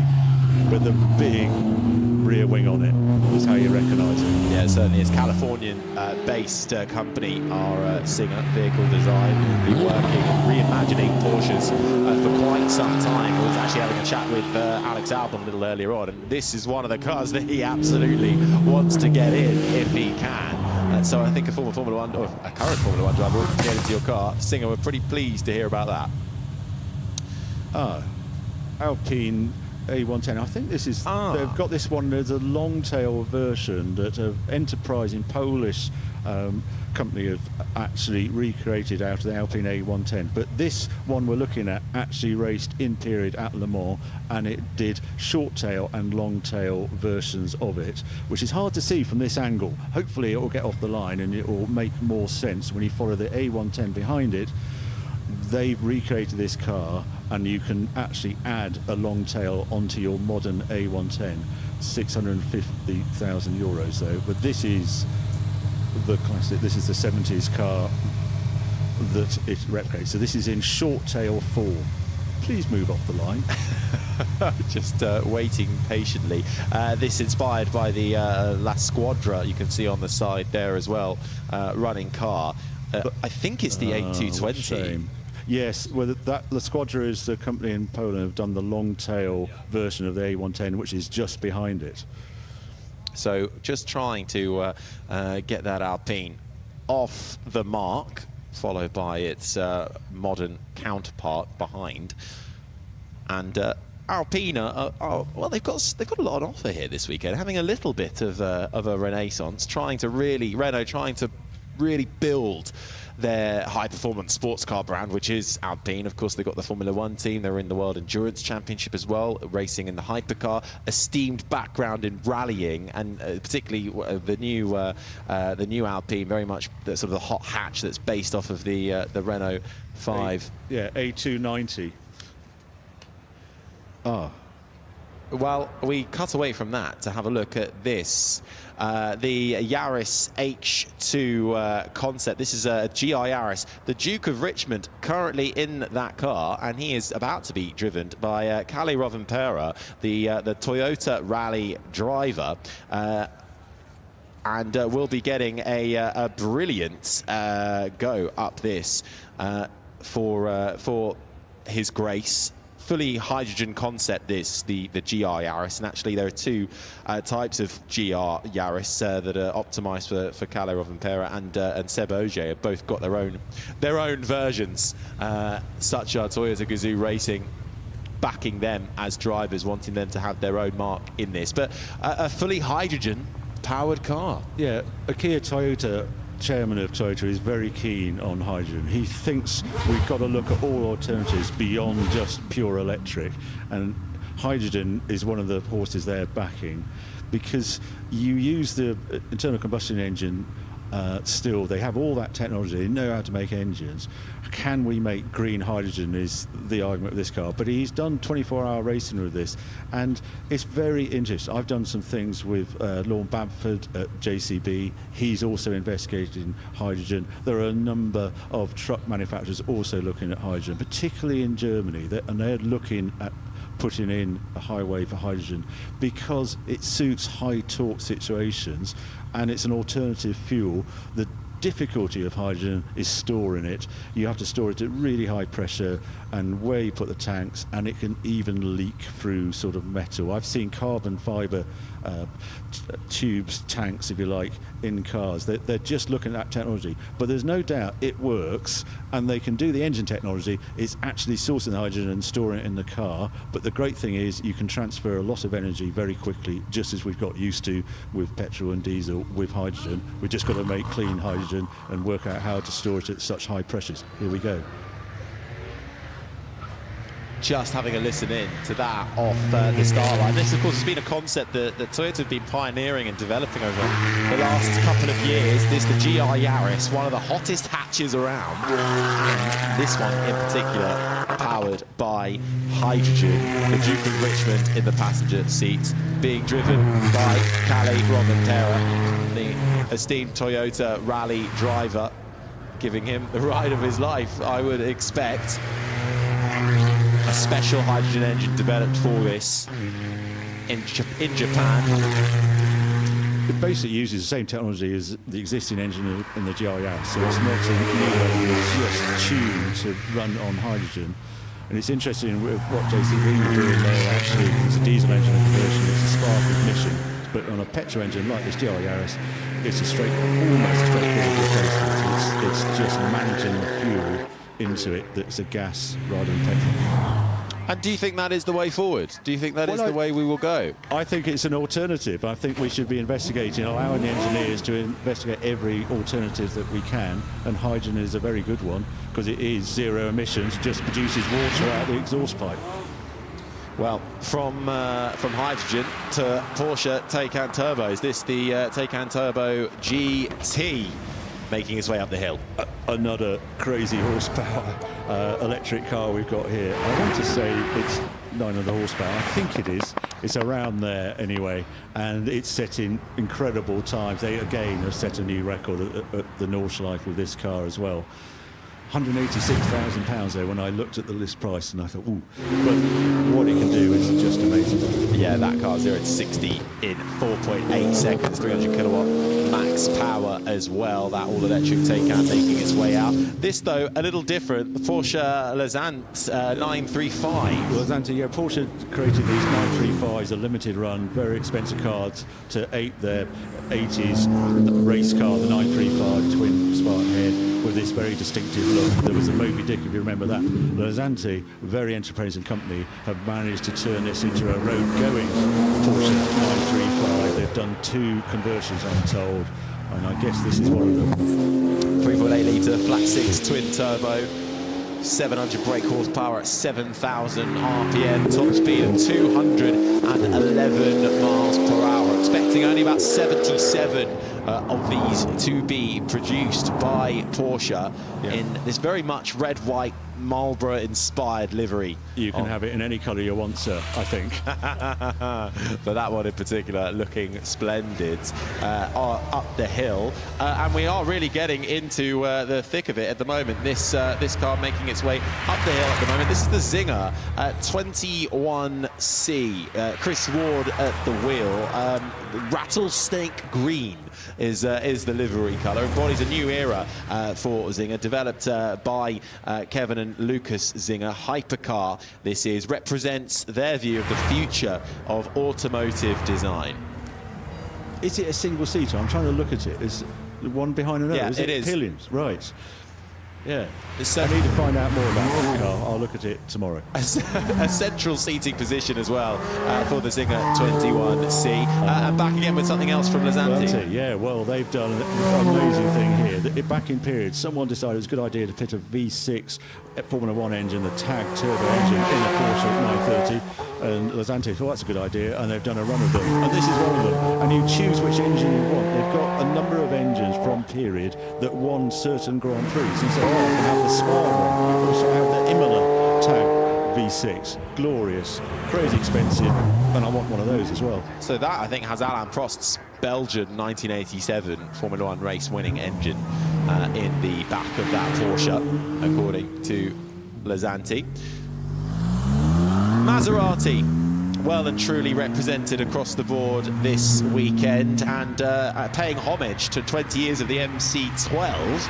We have several different versions of the MC20, this the Icona. Yeah, in precisely the colours, the launch colours of the MC12 that we all loved, which was the Enzo-based Maserati that came out in the mid-noughties, and then went racing with the Corsa version. But MC20, this is Maserati's supercar, so V6, 620 horsepower.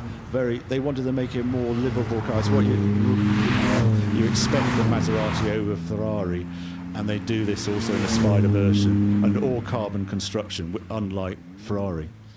Yeah, and of course, paying homage to that MC12. Unlike any other Maserati ever built, the V12 Ferrari-derived engine, a race car built for the road. Yeah, and it was a race car. It obviously went into endurance racing, but they did a Corsa version as well, which I think is here this weekend. I saw it on the list, but I haven't seen it yet. But MC20, that's their top supercar, and it's a long time since Maserati have been in this space, and it's just a beautiful design. It certainly is. Sleek, polished, slick, making its way up towards the finish line. We've got the Icona, also the Legenda out there, making its way up the hill too, and the MC20 as standard. So, plenty of supercar action to keep the appetite strong and healthy. That was good. And the weather's with us as well, isn't it? It's fantastic that the sun is out, the track is getting, the dust is being blown off. Can't wait for tomorrow. Absolutely. Well, just to look back at when we originally kicked off the action with the Lotus Evija, the Evija X not surviving the journey up the hill, causing a lengthy red flag. But then we got things back underway. Aston Martin in full force. The McLaren Solus GT with the hypercar, single-seater, central seated position as well. And Aston Martin showcasing the breadth and depth of their offering. The Valiant, the Velour, the Vantage, the DB12, all in action across the weekend. Ferrari too, and Italian rivals Lamborghini with the Huracan, as you say. But it was the Aston Martin that really made waves to begin with Maserati finishing off our supercar batch, showcasing 20 years since the MC12 and the McLaren 750S as well, with the sun glinting off of the orange livery. But wheels were squealing right at the very start for this beast as well, the Ford Mustang GTD. American muscle transformed into the future. McLaren also back in action with the GTS. And the Duke of Richmond getting a ride up the hill with Calais Rovanperä and the all-hydrogen-powered GR Yaris. And a couple of Alpines as well, managing to make their way up the hill.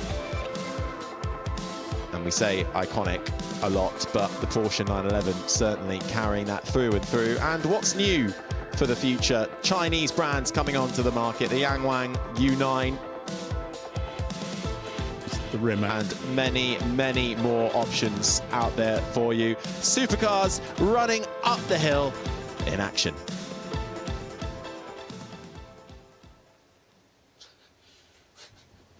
Marino, I'm always a bit jealous. I mean, you've got a great job. To manage to stand out in this particular car park is quite impressive. Tell us about this lovely thing. So it's underneath, it's an old 911. It's a 964, and then it's reimagined by Singer, and call it our design and light weighting study turbo. So kind of like our take on a 953, sorry, I'll start that again. But basically, it's just our take on this era of car. So twin turbo, still air cooled, but horizontal fan, electric fan instead of powered by the engine, and it's just incredible. I mean, you see the size of the wheels and the amount of tire that we've got. It's got over 700 horsepower, a lot of torque, and it's an absolute pleasure to drive it. And also built exquisitely, like a fine jewelry, isn't it? It is. And that's the motto is everything's important, and the guys just do such an incredible job at all the detail, and it's as nice to look at as it is to drive. You've been here for a long time with these guys, helping design, engineer all the attributes for this car. Do you enjoy that sort of work? I love it. I've always enjoyed testing. The 934 stroke 5 that we used as to pay homage with this car. That was a car that I loved. So you always want to keep those idiosyncrasies that we love about Porsches, but just turn it up that little bit more. Turn it up to 11, as Rob likes to say. And I enjoy bringing that all together with the team. We have an incredible team, both in LA and here in the UK, and there's a lot of pride in what they're putting out. And the nice thing is, you come to somewhere like this, and everyone gets to appreciate that work. Yeah. We have the classic turbo study as well going up the hill, and you kind of feel like you've got something for everybody, and it's interesting to see people's reactions to it and what they like, and it's as a lifetime Porsche fan, it's like the perfect job for me. Well, enjoy it. I'm sure we'll see you all weekend. Yep, with these guys all weekend. Be in a Shadow Can-Am car at some point, and then going to bring my friend Gilles, Indy 500 winner, up in a little while. So looking just little things. Yeah, just little things. Very lucky boy. Enjoy. Thank you.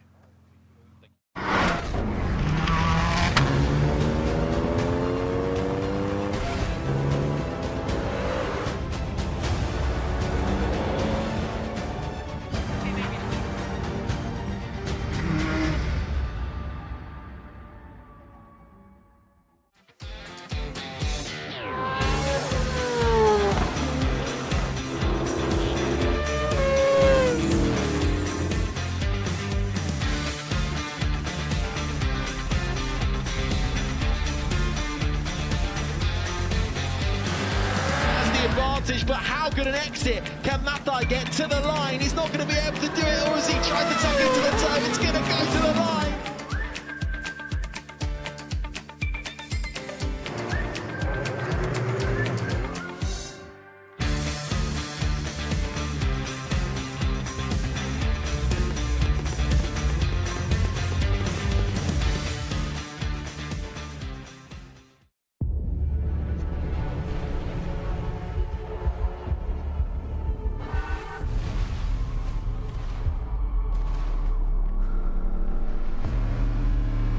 Dynamic air suspension, all-wheel steering, configurable terrain response, effortless in the extreme.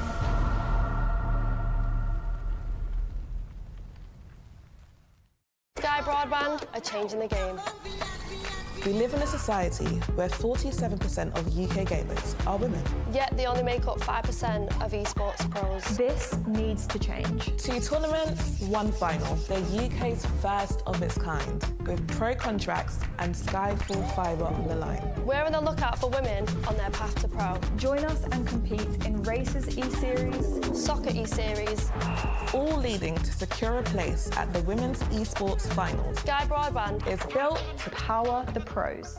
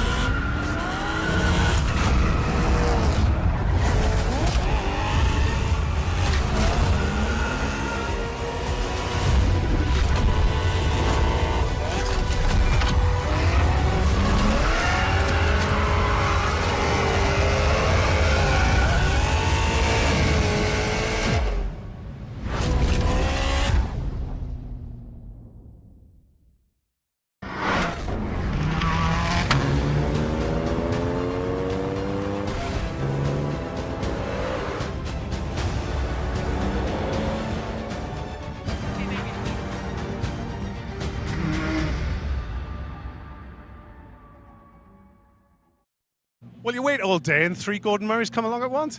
Yeah, absolutely. We did them in order. T50, that's now in production. There's about 20 of those running around the roads in the UK. Yeah, so quite common now, so 20 of the 100. T33, we're in development with this now, heavy development with T33. We've got 3 mules. This is Henry. And then T50S track car, which it's supposed to be work, but it's really not. It's epically quick, and yeah, having a lot of fun just sort of tweaking this a little bit. You do seem to have a wonderful job, or at least you seem to be smiling every time I see you anywhere near these cars. It's just not work, is it, Gordon? If you're watching, it's really hard work. But no, it's just so much fun. I love all types of cars. Being here, you see all these varied, amazing cars, and I get to drive probably the best sounding thing in the place, and it is just mega, and I love it. We all love it at Gordon Murray. So yeah, absolute privilege, and a privilege to be here, and the sun is shining. Yeah, don't speak too soon. We're just keeping quiet about the weather for now. But my brother's on the telly, look. Yeah, and your brother gets to play with a very nice singer as well. You two maybe got it sorted out. How come? Did somebody tell you something when you were younger to sort of jobs to have when you're older? Yeah, I think it's just honestly, it's the passion for cars that our mum and our dad had and passed on to us, and you know, you see the result of that now, and thank God they did pass that passion on, because I don't know what else I would have done. And to be fair, the passion comes out in the products you're working on, which is wonderful for all of us. Wow, when you get to work with teams like I do and like Marino does, yeah, you're a lucky boy. Well, we see you driving around the circuit in the T50, and that looks like you need to concentrate. It must be even more so on the hill. Yeah, on the hill, especially with 50S. This is a track car only. 50's made for the hill, actually, moving around in the bumps. This thing's a bit more track focused, so it was spinning the wheels up into the limiter going by the house there. So yeah, got to pay attention. In this one all weekend? In this one all weekend. We look forward to seeing you, Phil. Cheers. Thank you. So as a part of the horses to hybrid theme, I found my way to what seems to be the Le Mans section of the paddock. We've got the 2023 Jota Porsche 963. This car, of course, was driven by Jenson Button, along with my former teammate Phil Hansen at Le Mans, and Jota entering a 2-car team, going back in time to 1976 with the Porsche 936 driven by the great Jackie Hicks. And look at this, look how stunning this Jaguar XJR12 is. I actually drove this car on my second visit to the Festival of Speed back in 2011, and the owners kindly invited me to have another go on Saturday, so I'm super excited for it. I love the proportions of it, and the color. It's just, for any fan of motorsport from the 80s and the 90s, that's got to be one of the most iconic cars. The McLaren 1996, the original F1 car, I should say, the long-tail version of it. The 95 car was the Le Mans winner. This one ran in 1996 in a longer version. You can see just on the rear of the car. The Lanciers, we've got the Matras, some Alpines down here as well. But I think, you know what, let's just wander this way, because there's quite a mix down this side. Because BMW are big supporters of the Festival of Speed. They've got a presence pretty much every single year. And there's a car here that I want to just show you. In fact, 2 cars. Because what they have brought this year is the 99 Le Mans winning car. This is a fantastic. I mean, look how big it is. It looks massive, doesn't it? Just in terms of its width. But it is such a brilliant car. It's got I think it's got the V12 engine in it. I remember I drove it 2 or 3 years ago, and the sound of this thing is just unbelievable, as any V12 would be. Come and have a look at this, JD, because look at inside, old school gear lever in there in the cockpit. To the right-hand side of the steering wheel, you'll see there's a proper gear lever in there, sequential gearbox, and it's just a brilliant car. Now, what some people may not know is this actually was designed and built by Williams. 99 was the year before the Williams-BMW Formula One partnership began, and this was their first project together, doing the Le Mans car. And alongside it, we've got the current hypercar. So this is a great way for everyone here this weekend to sort of compare and contrast 2 cars from the BMW stable, but 25 years apart. You just see the simple, clean lines of the the V12 LMR in contrast with just the complex aero of what a current car looks like, and obviously the hybrid systems with these now hugely complicated systems to work in terms of the engine energy recovery and the batteries, and yeah, it's just a very different car. In fact, tell you what, come around here. We'll try and get around the other side and have a look inside the cockpit, because you can see how wide open that cockpit is compared to here. It's just quite small. Can we have a look inside? Oh, thank you. Yeah, look at that. You know, the head restraint and the head protection. In so many ways, it feels like a more claustrophobic environment with the modern cars. And obviously, from a safety standpoint, having the closed roof and the windscreen is a safer form of sport, because that is all part of the monocoque. So there you go, a nice little wander around some brilliant Le Mans cars that the fans can all have a look at over the weekend. I've come to an exhibit in the Future Lab that's really colourful and caught my eye, and I'm speaking to John DL, CEO of Perform It Live. Now, the reason this caught my eye, John, is because it looks like people can talk to their favourite character in real life. Tell us just how this works. And they can talk to people in real life and create that engagement. So we've created a technology where we use professional performers who wear our mocap suit that we've developed and a VR headset, and we then create digital characters for those performers to drive, and we do that in real time. So we have a performer in London wearing our technology and streaming into that display behind me in real time, but what we've also done is that performer can see the audience and hear them, and therefore interact with them to create this experience. Okay, so talk us through how the technology works. What does the performer have to wear? What do they have to do to make this work? So they wear a motion capture suit that captures their body movements. They wear a VR headset that tracks their facial features and their mouth, and it tracks their fingers as well. And then we put that together with some clever data and stream that through an application live onto displays. This must be a really magical experience for the user. Have you seen some positive reactions here in the Future Lab? There's been some unbelievable reactions. It stops people. And then they're, what am I seeing?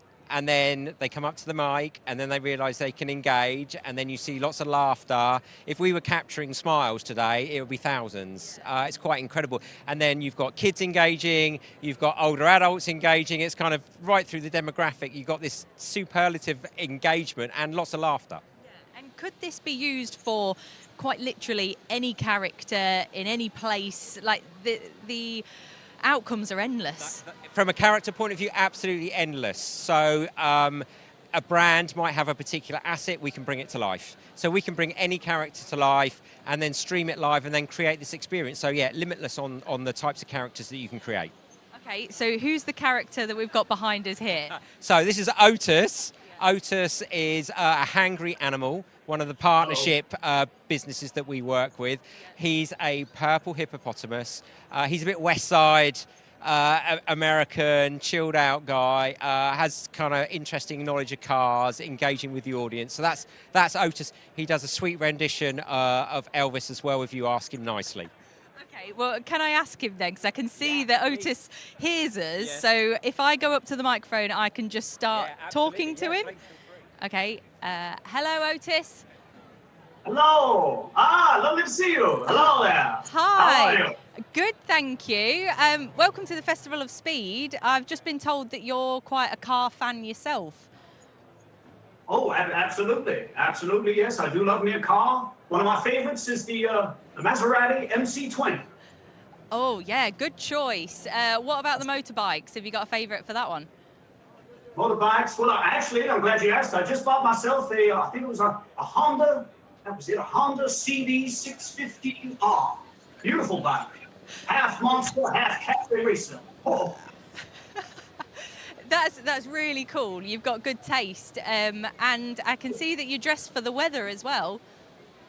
Absolutely, yes. I got the sun's out. That's right, so the guns are out. And I've been doing my workouts today. Little and often, get it in. I stay in shape. Yeah, it's got a sense of humour as well. Can you tell me your best joke? My best joke? I'm putting you on the spot now. Interesting. Best joke, I would have to say, knock, knock. Who's there? Who's there? Who's there? Who's Me? there? Oh, I thought you started the joke? I thought you, oh, I'm so sorry. I thought you started the joke. I started the joke. I'm sorry. I'm working on my time. It's one of the things Well, I'm really impressed. I'm really impressed with your responses and your acting, although maybe work on your jokes for next time. Oh, you know what? That's great advice. I'll just do that. Thanks. Bye. Thank you. Thanks for stopping by.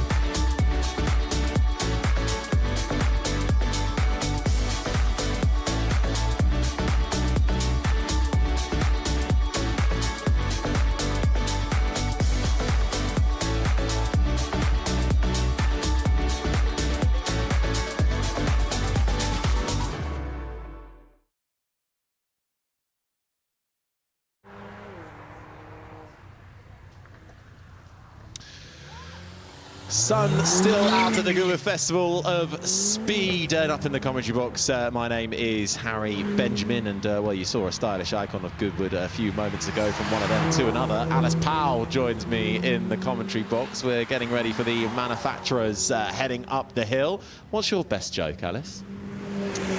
I don't have one. I'm very boring, sorry. It's not a knock-knock joke. No knock-knock jokes there, no. It won't be as good as the Otis the Hippos joke. Well, we've got a lot of brands and manufacturers to get through over the course of the next 45 minutes or so. The Lotus heading up the field at the moment. The Lotus EMEA, we saw the Avias earlier on. The road-going EMEA making its way up, and a Ferrari Roma as well, also out on track. So many brands out there for this manufacturers batch, because so many love to use the Festival Speed as a great launch pad for not just new vehicles, but for their brands as well.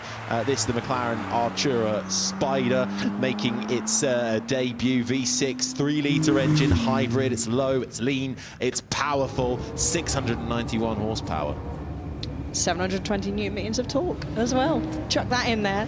0 to 62 in 3 seconds, so ultra fast as it navigates through the chicane that's placed there perfectly to slow these cars down, whichever driver they may have behind the wheel. And you often see the passengers, as you can see there in one of the Lotuses, capturing an onboard lap heading up the hill. But we've had a lot of Goodwood debuts, haven't they, this weekend? And Lotus last year had a lot of debuts. They're always here at Goodwood. Big supporters of Goodwood, often bring an array of cars. We've already seen the new Amaya R and the Amaya S earlier on today in the first glance batch, as we get treated to some even more Lotuses heading up the hill. Yeah, such a historic brand as well. I remember used to getting really excited about the Lotus Elise. That was the car I would always use in Need for Speed on the video game. And Lotus also delving into back end kicks out a little bit, putting it on the grass. The Lotus SUV, the Electra, making its way up the field at the moment, and sleek, beautiful design. And Lotus have had a bit of a departure in their design philosophy over the last few years to really kind of go futuristic in look, and even with the rear wing spoiler on that SUV just jutting out there, movable aerodynamics making their mark on that Lotus to something which looks very different. I know you've got a penchant for BMWs, Alice. I do like my BMWs. I need to probably head over there and have a look at some of the other latest spec of series. I've got a very nice 4 Series that I absolutely adore, but we've seen an already launch today from BMW, and that was of their brand new M5. This is not what is being demonstrated at the moment, but still, we had plenty of BMW action earlier on. Yeah, I think this is an M5 on the hill at the moment, and that older spec. Yeah, but the older spec M5, the new one being launched, 7th generation, out on the circuit at the moment. And this, what was the replacement for the Ford Fiesta, being discontinued by Ford and replaced by the Ford Puma, which is making its way onto the hill climb now. And we were just having a little chat about these, weren't we, off air. Ineos here with quite a fleet of their vehicles out on track.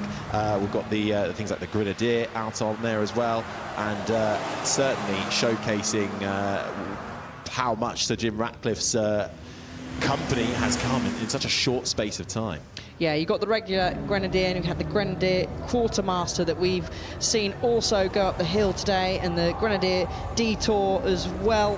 So plenty of action from Grenadier, from the Ineos this weekend. You can visit their main stand as well to see all of these new additions and the exciting modifications to the Grenadier and the Quartermasters. And you can also, if you are here for the remainder of the weekend, go to Goodwood's private quarry, and you can put an Ineos 4x4 through its paces with the off-road test drive. So maybe we should pop down there if we get a chance, Harry. I know what I'm doing after this. I know what your driving's like, so let me drive. Yeah.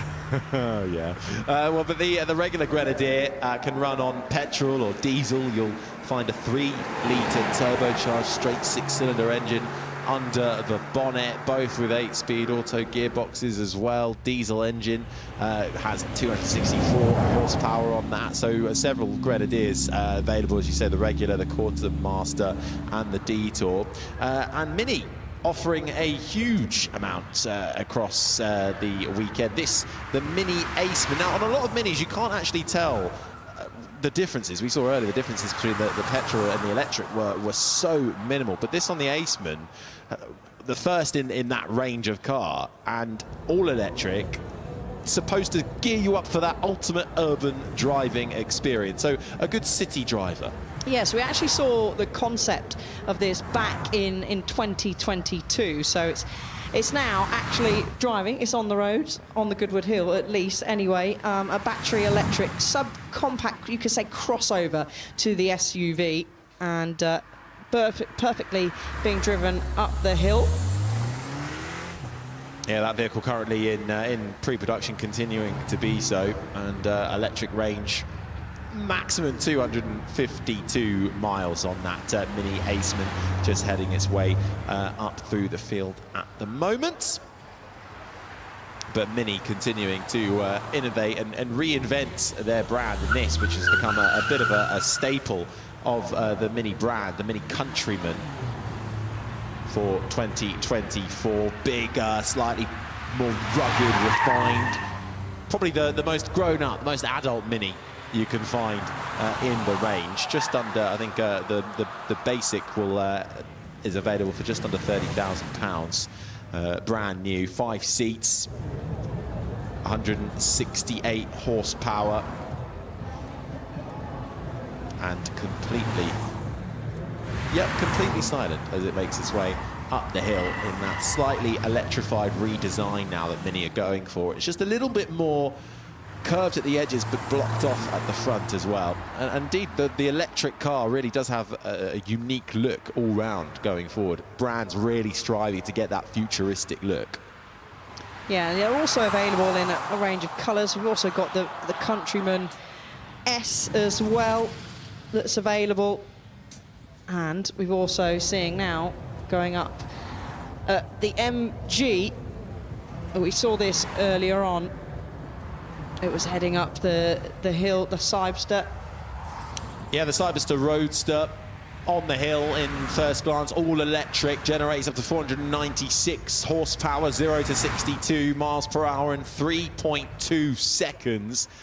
Quite beautiful inside and out, and part of the celebrations this weekend of 100 years of MG, originating, of course, in the West and now very much being brought into the future by the East, particularly the Chinese market, which is really booming at the moment, certainly in the European market, more and more coming over.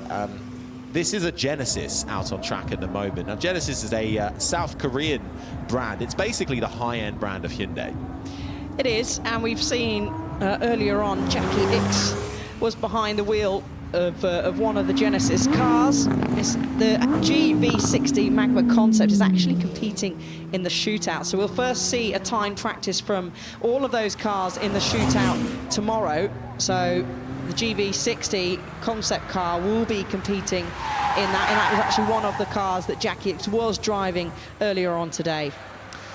Now this, we saw the Ineoses earlier. There's a new Land Rover Defender Octa out there as well. A lot of big, bulky cars out there. This is another one that's come over from China. Yangwang is the luxury brand of BYD, which you are seeing more and more of. Chinese brands entering that electric market, very much from the base level all the way up to your high-end SUVs and luxury supercars. This, one of the high-end SUVs that is being run under the Yangwang brand. Over 1,000 brake horsepower, 0 to 62 in 3.6 seconds. Top speed of 124 miles per hour. It's got a just under a 50 kilowatt battery inside as well. And one of the cool things about this Yangwang is that it can do a tank turn. Just like the Ineos, just like the G-Wagon, it can do a full 360 turn. Electric motors on all four of the wheels, allowing it to stop and do a full 360.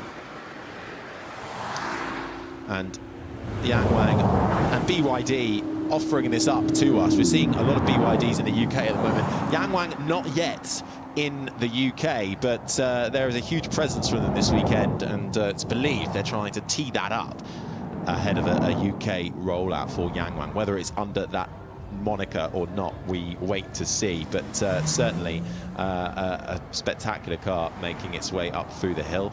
Bentley Bentayga coming through the screen there as well, and several MGs making their way up the hill as we celebrate the manufacturers on offer here at the Festival of Speed.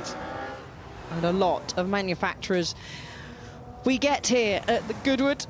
A lot of debuts as well, which is always such a treat, isn't it, Harry? The first glance we caught earlier, and some debuts here in this session as well.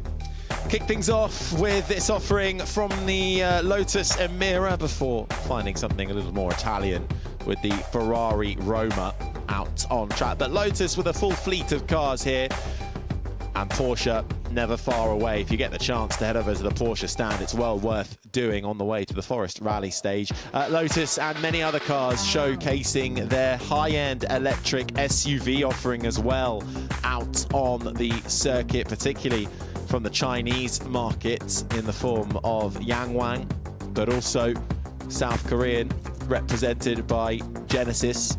That, though, is an Alpine, direct from Enstone. And Mini as well, with a new electric offering with a slightly redesigned shape to them. The Aceman, the Countryman, out on track. The fairly affordable road-going car, and continuing to celebrate 100 years of MG. This is the Cyberster Roadster. beautiful inside and out as MG celebrates its origins in the West and its newfound life in the East. This the upscale brand of Hyundai, Genesis out there, Lamborghini too. Never far away from the picture here at the Goodwood Festival of Speed. So many brands on offer, so many manufacturers launching new cars across the weekend. Do make sure you have a hunt around, particularly for some of the niche stuff like this Yang Wang U8, but just some of the brand manufacturer offerings available on the hill. Kenny, I thought you were just hanging out at the top paddock because you enjoyed it up here, enjoyed the sunshine, but you waited to get started and get down the hill. Yes, yeah. Well, you could hang out and enjoy this up here. It's really nice, but lots of nice cars and people. But yeah, we're waiting to get this started. It's a fantastic looking thing, and for the people who don't really know, there's a little bit special about this car hiding in the back. Yeah, it is. This is a Porsche 930, but it's modified. It's got a Formula One engine, Porsche tag Formula One engine in the back. That in this particular car, this won the 1987 Belgium Grand Prix with Alain Prost, for example. So yeah, very special car. I love the history behind the engine and the way they've married it to a car that, from the outside, looks pretty normal spec, doesn't it? It's very low key, but it's got all the right stuff in it, and it's really light, so it's fantastic to drive. And Lansanti has done a very good job with this. You know, have a few lucky owners of these types of cars. And they certainly sound good. Very, yes.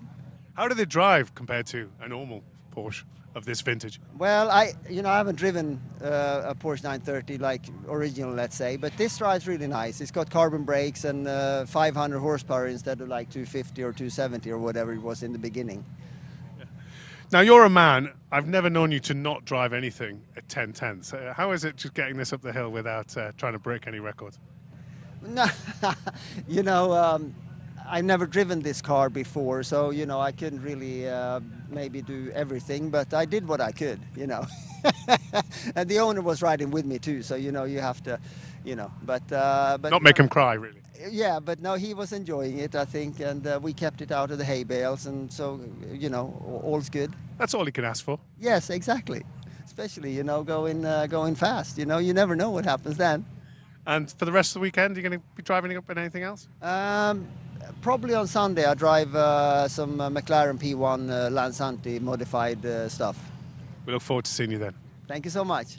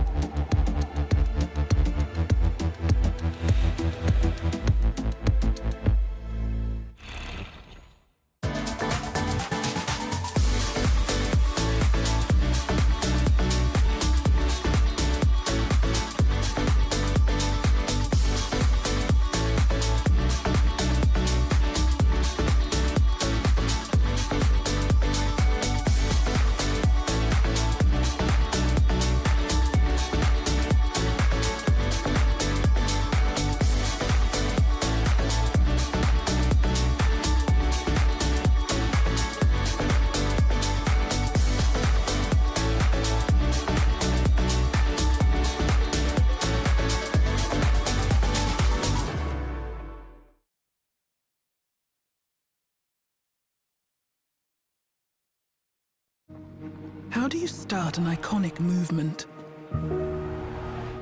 Classicism would say it's all about form and craftsmanship, while surrealism would find all of this quite, well, surprising. After all, it's about creating the icon of a new movement. Welcome to Forwardism, the all-electric BMW i7.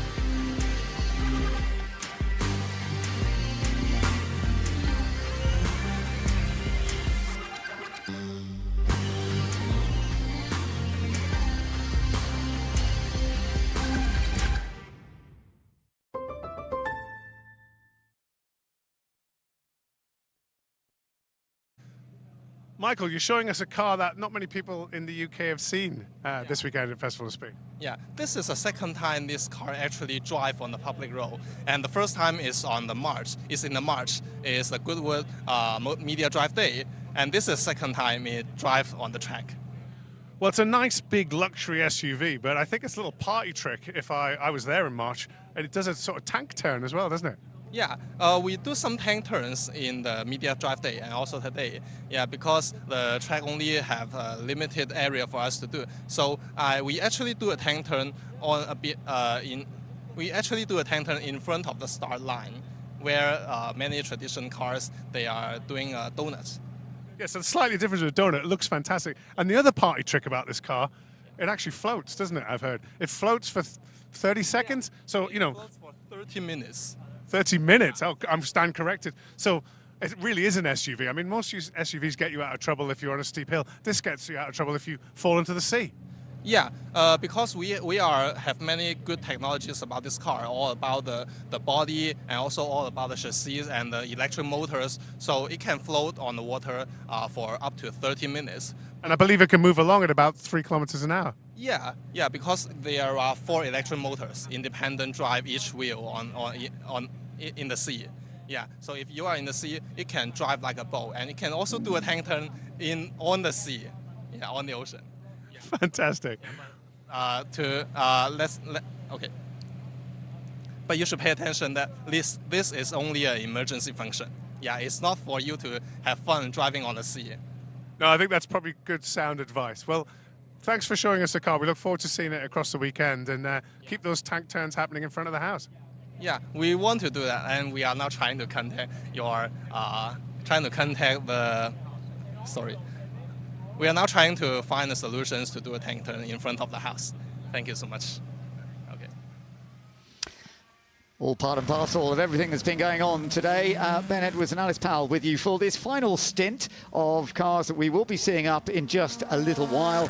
But what a wonderful day it has been. A real mix, a beautiful weather. We've been very, very lucky with the weather today. Better than expected, I think. Very warm. I hope everybody out there has been having a lovely time. We've been enjoying the displays of so many different vehicles. The celebration of MGs, of course, represented right there that we can see at the central feature. And the MGs have been a big part of today, both the modern and the older MGs, of course, and that will be a course throughout the rest of this weekend. Lots to look forward to, and there will be a celebration up there at the Goodwood House for that, but there'll be plenty of other celebrations. For example, we're still saluting Niki Lauda's passed.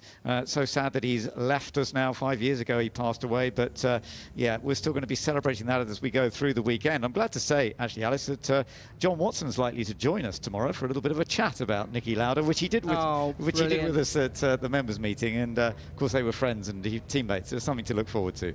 Yeah, he had some incredible stories. And he was saying, well, quite a few of them I can't say on air, so maybe we can just persuade him, you know, because it's here, it's special, it's Festival of Speed. Maybe we can persuade him to share those stories. Absolutely. We've got the celebrations of Red Bull coming up more and more over the course of the weekend. I'm also glad to say, sadly though it is, that we'll be remembering Gilles de Ferran. There'll be a Gilles de Ferran tribute over the course of the weekend, and he was somebody I knew well. I actually raced against him very briefly. He was a much better racer than I was, but yeah, he had a wonderful career, and then I ended up commentating on him when he was racing in Champ Car in the United States, and then he went into sort of technical or sort of management side in Formula One. Very sad to have lost him at the end of last year, but his family is going to be here. David Coulthard, who was a very good friend of his, he's going to be a part of that as well. So we are remembering some remarkable times, some remarkable people as well. With, for example, Richard Petty, he's going to be celebrated this weekend, the 7-time NASCAR champion. He's still around, and we're going to be celebrating him over the course of the next few days. So much to look forward to. So it's not just about cars, it's not just about motorbikes, but it's about people. It's about the individuals that have been star of motorsport over many, many years. It certainly is, and it's what makes the Goodwood Festival of Speed so special, is celebrating these people that have made motorsport what it is today. And it is incredible to have Gilles' family here, and also the array of cars that we're going to see in the Niki Lauda tribute as well. So such a special weekend.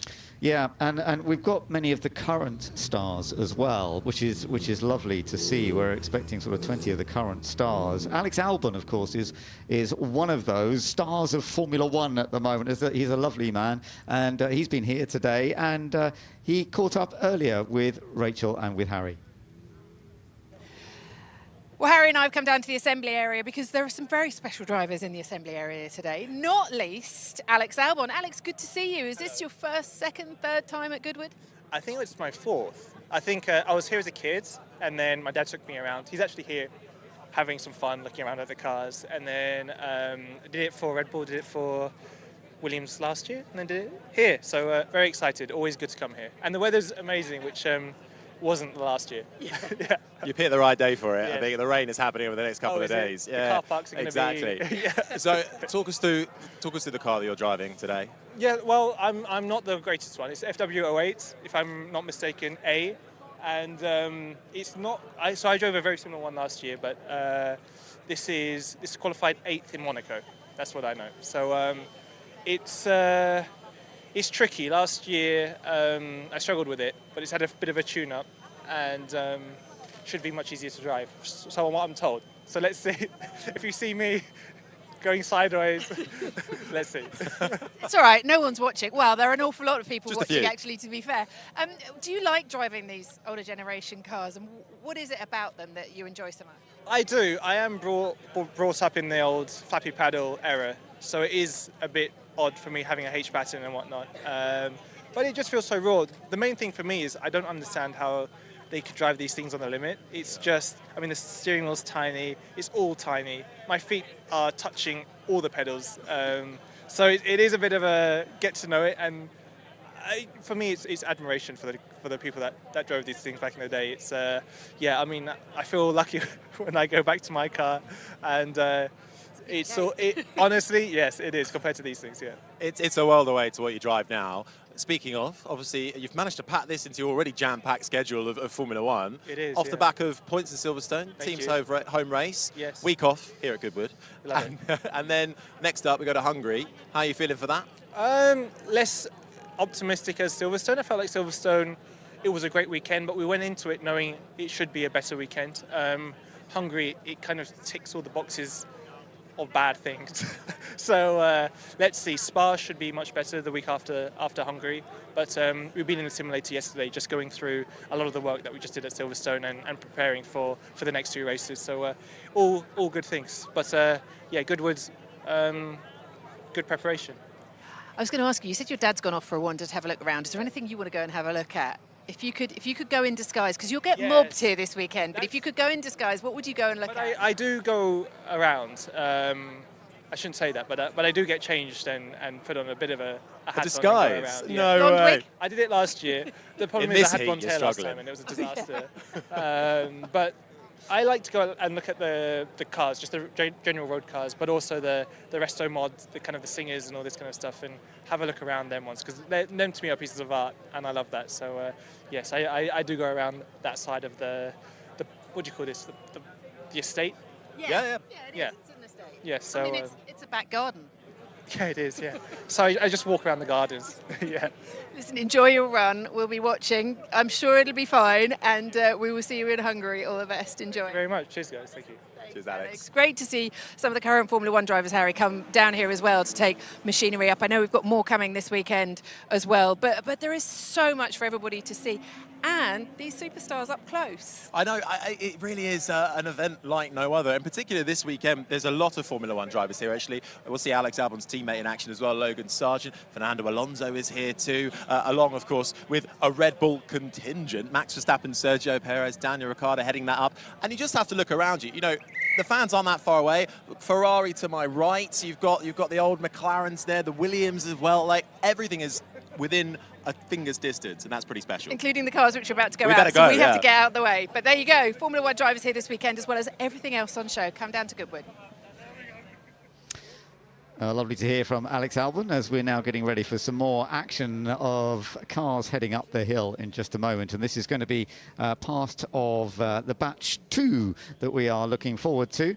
And there's a rather lovely machine, part of the mixture of machines that we're going to be seeing out there in just a little while. But also what is going to be fun to see, that is actually the Lotus Pratt & Whitney 56B. This was a bit of an unusual turbine-powered Indy car, and you can see the sort of turbine exit out of the back of that, out of the rear end. This was built in 1971, one of the rare gas turbine-powered machines. It was tried by Lotus, but it never really developed and never quite worked. We did have a gas turbine sports car heading up the hill earlier, and you will get that very unique sound, which is going to be fun to see as well. The Ferrari 333, which is also going to be a good one to see going up the hill in just a little while, that came back into sports car racing, bringing Ferrari back into all of that in the late 1990s. That's another car that we're going to be seeing up there. Matteo Corso, I believe.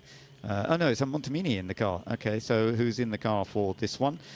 Ready to come up the hill in just a few moments' time. We're looking at what they call this batch is the Innovation Unleashed. It was advanced electronics, driver assistance systems, paddle shift gearboxes, that sort of thing, that became part of that. Now, down at the front of this queue is the Indy Autonomous, which is going to be a vehicle which will effectively drive itself up the hill, because the autonomous race cars do not have drivers. These are automatic style machines built by Dallara as in terms of chassis, and these have raced as well in various different places. This series, the Indy Autonomous Challenge, it operated from 2021 pretty much is when it sort of really got going, and it has been being run at all sorts of different events since then. Alice, it really is quite a remarkable thing that we're going to be seeing it going up the hill. It is absolutely incredible. And as you said, it's already been racing in its own championship. Mainly the entries are university-based, many from America, of course. We've got a Korean entry, a German entry, Italian entry there as well. A Dallara AV21 is the chassis, and obviously Dallara runs in many championships around the world. Rear-wheel drive and powered by an internal combustion engine that produces 335 kilowatts. That is around about 449 horsepower with a 6-speed sequential gearbox. So it will be trying and attempting to navigate its way nice and smoothly all the way up the hill. Absolutely, yes, and it has various sensors, actuators that help it to work out where it's all going, and basically it has to work out the full automation on the racetrack or on this hill climb that we've got here. It's going to be fascinating to see. So this is really, as we've said over the course of this day and as we go through the rest of the weekend, we're going from the very origins of motor racing, because we're celebrating pretty much the first ever race that took place in 1894, to the latest kind of versions where we haven't even got a driver in the vehicle, and here we go. So off it goes, and this is fascinating to watch. A vehicle being driven up the hill by itself, not by a driver, being done as the autonomous challenge that has been a system that has been created, and it's working pretty well, isn't it? Yeah, some better racing lines than we've seen of some of the demos going up today. So heading underneath, obviously a casual pace to try and get up the hill, but it is just, for me, it's mind-blowing to know there's no one actually sat in that car behind the wheel. Does seem remarkable. It is absolutely incredible. Heads through Malcolm Corner now. We'll try and navigate the going up past the flint wall. Sounds like it's just coming to it. Getting on the brakes, navigates quite nicely. But I mean, the technology there, Ben, is absolutely incredible. With the 4 radars that it has on board and the 6 mono cameras as well, and of course the GPS, which will be inserted there too. That, as well as many other reasons why it navigates its way without anybody sat behind the wheel. And there we go. So the Indy Autonomous goes through. That's the first run of this batch. And autonomous vehicles, of course, may well become much more a factor of road cars as well. We've seen that sort of technology coming into road cars very much. But there you are. There's an example of a racing vehicle as well. So really, really interesting to watch that. That's come to a halt up at the top now until it's told to go somewhere else. It's very well behaved. Yeah, very good. Better behaved than my little dog, but there we go. Yeah, that's right. Better than any driver. Yes, quite. I was just hearing that. It could be better than any driver. So we're just taking a look at the Toyota Yaris. The concept car, but we've seen this out already, and I believe Rowan Atkinson may well be driving it again. Rowan here today, and this is the hydrogen version of the Toyota Yaris, and this is part of the modern development of this. And it's just been built this year with its hydrogen fuel, but using an internal combustion engine, so you get a proper sound from it. We've seen it coming up the hill a few times. In fact, it's taking a shortcut. It's only doing a little short version, isn't it? Yes, it is. But we get some more Toyotas being pushed back slightly there. Maybe readjusting the queue order, and the pigeons are getting a great view as well. Best seat in the house there. Yeah, that's one of the drift Toyotas actually that may be coming out in just a few moments' time, but maybe, as you say, they're shifting the order in terms of what we're going to be seeing coming up the hill for a little while. We've got some quite interesting potential machinery, future of speed as well. Fully electric vehicles are part of this group, and we will be seeing more of them as we go through the course of the weekend. We're not going to see the sort of full batch here at the end of the day on this day one, Thursday of the Festival of Speed. We're just sort of seeing a smaller batch at this point, but we will then, as we go through the rest of the week, as I say, see more of them. For example, the Ford Supervan is definitely going to be a part of it as we go through the weekend. I'm not sure it's actually down there for this particular run. It's quite an amazing piece of kit, fully electric, that has done amazing times up at Pikes Peak in America, which is one of the great challenges of any of the manufacturers, actually going up one of the most serious hill climbs in the world. It's slightly longer than this one, I have to say. Yeah, just a little bit. But going back to the technologies, Ben, Goodwood Festival of Speed has long championed these kind of technologies, haven't it? We saw, of course, last year, Vettel drove the ex-Mansell Williams FW14B, which I believe he owns. You might be able to correct me on that one, and the ex-Senna McLaren MP4, and that was all on sustainable fuel, and that, of course, is Vettel's race without trace. We've got Goodwood Revival coming up. If you haven't got your tickets for that, make sure you do. One of the events of the year for sure, and that whole event will entirely be running on sustainable fuel. So it's such an important factor here at Goodwood to use this technology. And people often say to me, well, what is sustainable fuel? So basically fuels that are produced in a sustainable manner, and they can be used as sort of drop-in fuels in conventional internal combustion engines. You've got biodiesel, you've got the ethanol, hydrogen, electric, synthetic fuels, natural gas. So there's plenty of ways that we can power all of these fantastic cars that we've seen here today. Absolutely, and as you say, it's development of technology, yet we've seen those sustainable fuels being used in some of the oldest vehicles, because we were told that some of those really ancient machines from the early 1900s have been running on those sustainable fuels, and it's worked perfectly well for them. It hasn't been a problem at all. So it just looks as though we are going to get the Lotus heading up the hill in just a moment. The Lotus Pratt & Whitney 56B. Looks as though that's going to be heading out with that very unique sound of the gas turbine engine. And we will have a little listen to this when it fires off, hopefully, and goes over the line. Chris Dinage is driving this. Let's listen into this.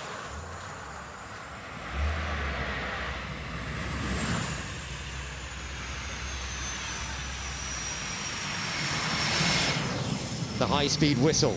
What do you expect from an aircraft, of course, and that's what you're getting from this 1971 machine. It didn't really quite work out. It wasn't a great success, but it was fantastic for Colin Chapman and Lotus to experiment with this style, because nobody knew. They thought it might work. In fact, a gas turbine powered machine nearly won the Indy 500 and broke down just a little bit before the end of the race. The Indy 500 was perhaps more of an event that could suit the gas turbine, but actually ultimately they didn't win, and then they weren't allowed to run anymore. So that is all part and parcel of it. So we're just moving on now. So we're looking now at the Alpine. We're talking about the Pikes Peak. I was talking about that just a moment ago, and this is Pikes Peak. I think it's Gordon Shedden. Oh no, it's not in this at the moment. Who's driving this? So it is Astor Raphael who is driving it, and really fantastic on board, having a proper go there. And that's one of the feistiest drives we've seen so far today. Yeah, certainly. Still see the amount of dust that's on track going ever so sideways. We just caught the end of the onboard there, and I was looking out the commentary box window ever so sideways through Moulcombe Corner, and I believe this will be driven over the course of the weekend by Gordon Shedden in the shootout, so you will get to see this over the weekend. It's actually, yeah, it is Raphael Astia, right, the other way around. Raphael, he set the time, a fantastic time at Pikes Peak with this machine originally, so he knows this car extremely well, and yeah, that hill climb, the Pikes Peak's a bit longer than this. As I said, it's 12.4 miles long, and he set a fantastic mark. He was second in class with this Alpine, so it's lovely to see that. And as you say, we will be seeing more of it as we go through the course of the weekend. Now, Maserati, yeah, just heading out. So this is in its original condition from the 2005 to 2006 Italian GT. This is a Maserati MC12. Yes, based on the Ferrari Enzo originally, and this one is a car that contested the Italian GT Championship in 2005 and in 2006. It won at Hungaroring, and it won at Vallelunga, and the MC12 GT1 was an extremely successful car in that group. It really was superb, very difficult for any of the other manufacturers and teams that were playing a part of it to take it on, to be honest. It very, very effective. Carbon Nomex monocoque, full suspension, mid-mounted, normally aspirated V12. It's a 6-litre V12, plenty of horsepower. Yeah, certainly plenty of horsepower. And the sound, the roar of the V12 engine as well. It also echoes between the hay bales and the flint wall as it finishes the run. So now we're looking at a slightly different version. This is the Ferrari 296 Challenge. This is a 3-litre V6 turbo. And the Ferrari Challenge was a one-make series. It's been running for more than 30 years. This current model has nearly 700 horsepower. It's pretty, it can generate a lot of downforce. It's amazing. You've got that big rear wing, but front end as well. And the design of it, perfect, really, isn't it? Just to get a bit of power and downforce as well. Yeah, it's a very popular car, the Ferrari Challenge. The Ferrari races that you get to see, hugely popular and hugely competitive as well. Definitely, yeah, wonderful to see. And just having a look, I think this is the Panos, just heading up the hill right Looks now. like the Panos G-Force Toyota, yeah. I believe that's being driven by Dario Franchitti, possibly. He's made his way back down the hill. Yeah, absolutely. And now we're looking at this lovely BMW V12 LMR. We saw Karun Chandhok talking about it a little bit earlier on. A winner at Le Mans in the past, taking the victory in 1999 with the likes of Yannick Dalmas, Pierluigi Martini and Jochen Winkelhoff, their names on the car. And it was a lot of work from Williams involved as well. Williams designed prototype that sort of created this BMW V12 LMR and went on to that good success in 1999. So it is a lovely car, and it's lovely to hear Karun Chandhok talking about driving it a little while ago and the wonderful noise that V12 engine creates.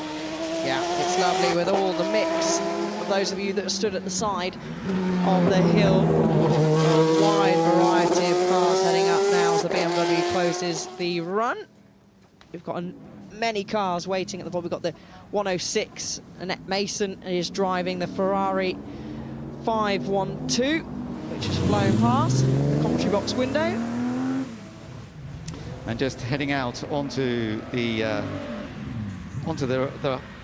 rise just now. This is the number 181. This is the Ferrari 250 GTO, Holly Mason Franchitti. So this is one of the great classic Ferraris. I mean, this worth massive money, of course. A hugely successful sports car racer back in its day. Before cars started going mid-engined, of course, they're front-engined, and but very low, keeping the weight nice and low down. And it had a huge amount of success in that sports car racing world. Yeah, certainly did. And Holly really displaying it nicely to all of those that have stayed. Now, this is a famous car, and this, I was talking about this earlier on in the day, Max Chilton in the McMurcury, and still holds the lap record up the hill here at Goodwood. And it's actually Alex Summers who's driving it now, who did drive it one time, I think, at that event where Max then went out. Look at the pace. I wonder if he's still pushing. Yeah. Maybe he's got his own stopwatch in the car there as it flies up. Look at the dust coming through, goes through Malcolm Corner. It's still very dusty. Creates a huge amount of downforce, does this car. And an onboard that I could just watch over and over again when Max Chilton set his time. The car weighs less than 1,000 kilos. 0 to 60 in a time of under 1.5 seconds, which is mind-blowing. It is absolutely mind-blowing, I agree. So now we're looking at the Subaru WRX Air Slayer. Project Midnight, actually, this one is. Scott Speed, very experienced racer. Scott Speed, who's having some fun in this one, and that's lovely to see. And the Subaru is, well, just providing us with. This is an updated version of the 2021 Nitro Rallycross car that Scott Speed actually did campaign. And then we've got this Subaru GL Wagon Huckster. This is one we've seen here plenty of times at the past at the Festival of Speed, and it is always very, very rapid. So it's lovely to see it again. And we are treated to the onboard as well. Yeah. The Huckster, isn't it? Yeah, that's around the world. 1983 Subaru GL wagon. This will be a contender when we get into the shootout because Travis Pastrana is always very quick with this machine. I love the movable aero devices on it. As he hits the brakes, everything flaps up. It's great, isn't it? Yeah, it's almost like it's giving us a wave at the end of the demo there. We'll see how it goes this is year. the slow-mo that we're used to seeing when we see the Subaru GL wagon go up the hill. Done a lot of stunts with that car over the years. Now this is fun to see as well. The oil flame lap. This is an unusual machine. This is a 5.9 litre V8. If you crossed a single-seater with a 911, well, this was built in 2023. You would think it was something from quite a long time ago, but this was something that they've created, like a sort of combination of things. And well, they say it's a tribute, don't they, to yeah. the 1960s and early 70s of motorsport. So that fits in pretty well with the way you just described it there, Ben, how it sort of looks like it should be from a long time ago, when actually it's a fairly new car. Absolutely. So next up, it's the Ford Performance Supervan. I did mention it briefly earlier. So Romain Dumas is actually driving this, and Romain Dumas, he is one of the fastest here on the hill climb, and this is a hill climb special. So it is full electric, and it has been very rapid at Pikes Peak, as I mentioned. So this potentially could be a very, very quick one that will be doing the shootout. Fascinating machine. This is done by Ford, and they created the version for the Pikes Peak and won classes there. So we shall see just how rapid it will be. More as we go through the course of the rest of the weekend. But Romain Dumas always very rapid. Yeah, always. Whatever machinery Romain gets behind. And this is a van that I could see you turning up to, Ben, rocking up to work in one of these. Yeah, it would be lovely. Romain actually has won the Festival of Speed several times here. A couple of times. He won in 2018 and in 2019. He was actually driving Volkswagen then, so he knows just how to be very, very rapid. There's no doubt about it. So Hyundai i20 Coupe now out on the track, and this one has been a very successful rally car over the years. It was from 2017, took its first win in 2017 and competed up until the end of 21. Hyundai, they won Constructors' Championships in 2019 and 2020. Didn't quite manage to get the drivers' titles. And then the BMW M4 GT3 here with Philippe Eng. Yeah, and this is the BMW's latest Spa 24-hour race winner from 2023. So a 3-litre twin-turbo engine. So it's the M4 GT3. Philippe Eng driving the car, going through Moulcombe Corner, fairly steady, keeping it nicely on the road. All of those that are staying trackside and in the grandstands there at Moulcombe, up past the Flynn Wall, heading up the hill. So a very successful race car, this, Ben. Absolutely, and with a team, Road Racing, that has made a name for itself. One of the great racing teams. They won Spa 24 Hours last year with Philip driving as one of the drivers, with Marco Wittmann and Nick Yellerly. We're seeing Nick actually will be out in other car here this weekend as well. So yeah, lovely machine and very, very rapid up the hill as well. As we're getting into just a couple more, is the Wang Wang U9, and that is... Looks like it's being directed to Tay Park going up the hill right now. So that's not going to be going up the hill this time. But we have got, and then we've got some of the track vehicles heading up. So I think it's the end of that little display. We have got one of the drift cars in that group, but I think that's pretty much it now for this group. And that brings us the last run of the day here on Thursday. So it's been absolutely wonderful to enjoy so many superb vehicles of 4 wheels, 2 wheels, however many, and it has been very, very enjoyable. And of course there's a lot more to come on Friday, Saturday and Sunday, all here at Goodwood. So I hope you've enjoyed the day so far, and I do hope you enjoy the next few days as well.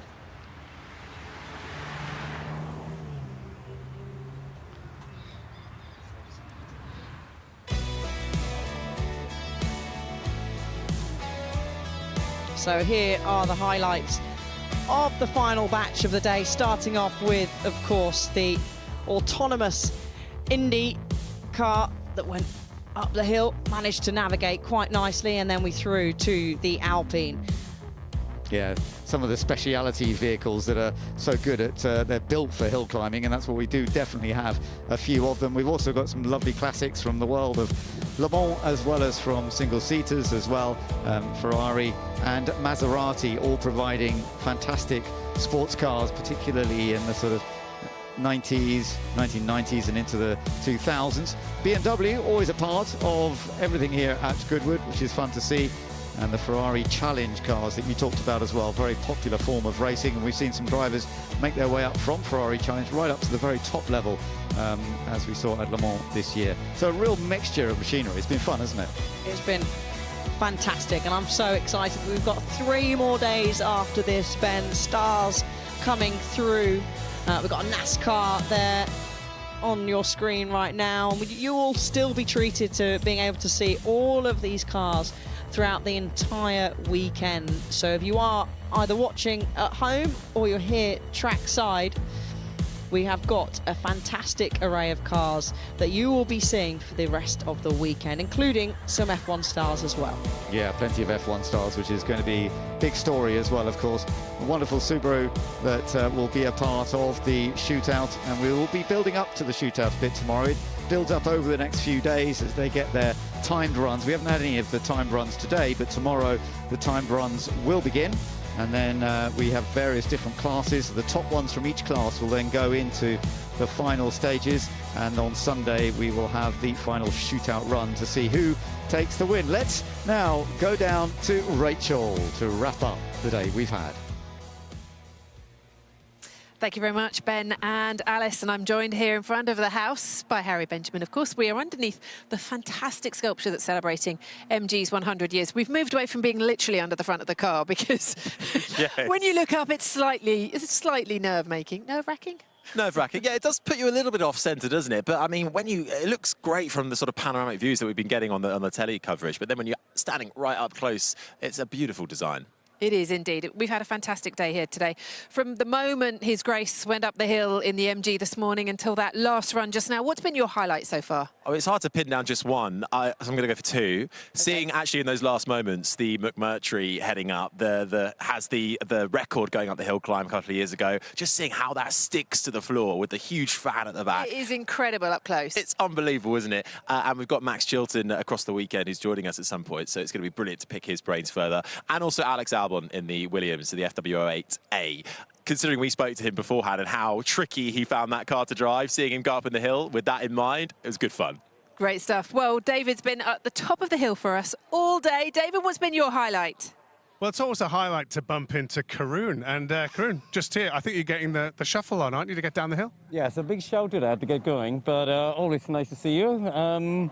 Yeah, the first to drive up the hill this weekend. It's not a bad first car. Not a bad first car. Always a pleasure to drive a Ferrari. It sounds amazing, but it's quite terrifying because obviously it's a very powerful car on a very dusty day one here. So yeah, nice way to start the weekend. Well, I don't want you to get into trouble. I'm going to let you get saddled up and back down the hill. But for me, being at the top paddock, being in Ed Foster's shoes, it's just been a great car park up here, the supercar run. When all the cars were finished that run and up here, it was probably the best car park in the world at any given time. And then just seeing Travis Pastrana up there in the Huckster and the van with Romain Dumas, this is going to be some shootout. Just really looking forward to the weekend. Great stuff. Thank you very much, David. Great place to be up there at the top of the hill as well. Right, we've got another jam-packed day for you tomorrow. What are you looking forward to tomorrow? I'm looking forward to seeing the celebration for Just Racing. Reinhard Just, the former Porsche Works driver. Just the most successful privateer team to run at Le Mans, 16-time winners, 11 times with Audi. They're going to be celebrating 40 years since their first Le Mans win. Looking forward to seeing all those cars out on track. Well, over your shoulder is the balcony. Talking of success tomorrow, up there we will have the balcony moment with Richard Petty, the king, the Don in NASCAR. He will be here tomorrow, indicted into the Hall of Fame in 2020, the most successful NASCAR driver ever statistically. He will be here tomorrow. We'll be celebrating his career with him. Make sure you come back and join us for that. For now, from me, from Ben, Bruce, Harry, Bex, Tony, Zab, James, Alice, David on the hill, of course, Grace, Karun. Harry, thank you very much. We will see you all again for day 2 of the Festival of Speed from here at Goodwood tomorrow. Bye-bye.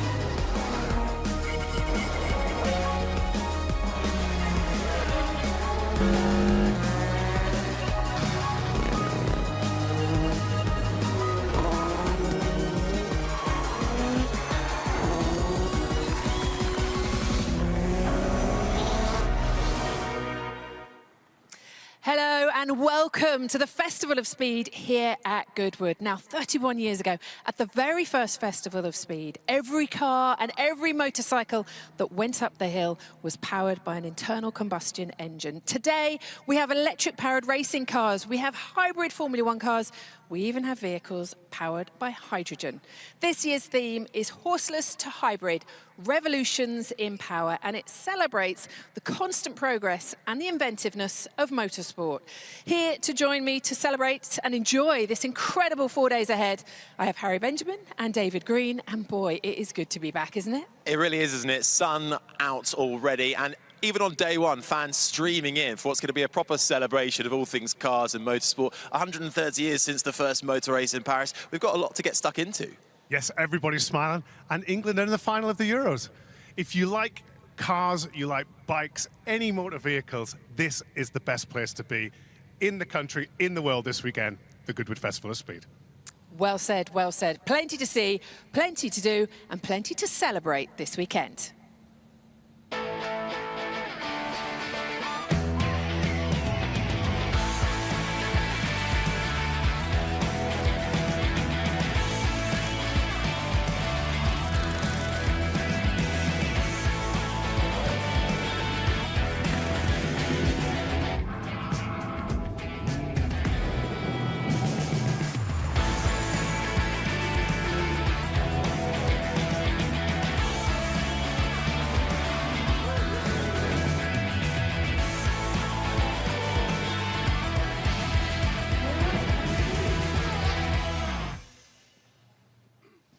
Right, this is all the information you need today. We have a timetable for you for today's runs. Manufacturer Batch 1, get us underway at 9 o'clock this morning. Batch 1 main theme 1890 to 1960 is from 9:40. Batch 5, first glance and road bikes at 10:30. We have the Goodwood Action and Sports warm-up show at 10:30 as well. Batch 6 is the supercars from 11:10. The Red Arrows will be above you in the skies from 11:45. Manufacturer Batch 2 from 12:15, and another Goodwood Action and Sports show this time from 12:30.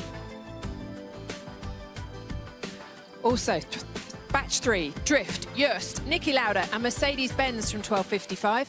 Manufacturers Batch 3 at 1:40. The MG moment, we're celebrating, of course, 100 years of MG at 2 o'clock. Batch 4, F1, Isle of Man TT and the dirt bikes from 2:20. We have another Goodwood Action and Sports show at 3. 3:10, Batch 5, first glance and road bikes. Batch 6, the supercars at 3:50. And road bikes at 10:30. Batch 2 main theme 1970 up to the present day from 5:20. And finally the Goodwood Action and Sports competition from 5:30 this evening. So much to see, so much to do, but also we have a lot of celebrations going on here this year. I mentioned it just now, sculpture outside the house, MG, 100 years, a personal connection too to this place. Absolutely. In the always excellent Jerry Judah central display this year, we have an east-west theme. On the west, we have a Mark I MGB, a car we all love and know. And on the east, under the new ownership of MG, of course, we have the all-electric MG Cyberster Roadster. On track, we'll also be seeing some MG competition cars, not least the 1929 C-Type that was owned and raced by Freddie March, the current Duke of Richmond's grandfather, and he'll be here to take the car up the hill to open the track. It'll be an emotional moment, I'm sure, as well. And also we're paying tribute to Niki Lauda on the year that would have been his 75th birthday. Absolutely, the three-time champion, 50 years since that first win in Spain, 40 years since that epic title fight with his teammate Alain Prost, stole the championship by half a point right at the very end. We've got his BRM, the Ferrari and the McLaren all running up the hill. And as you say, 5 years on since his passing, can hardly believe that, but paying tribute this weekend, it's going to be a special celebration. Also, we spent some time in David's company yesterday and he was very, very excited about this next topic, the car launches. Tell us what we're going to see this weekend. Well, of course, we've got cars. We've got lots of cars and lots of unveils and dynamic debuts here at the Festival of Speed. I mean, highlights, there are many. Obviously, the Red Bull hypercar, the Adrian Newey car, is going to be unveiled here, celebrating Red Bull's 20 years. Everybody's going to want to see that car. We have Aston Martin Valiant, Fernando Alonso's almost personal commission. They're going to make 38 of these cars He's going to be here this weekend, as will the car going up the hill. Other, well, icons, you have to say.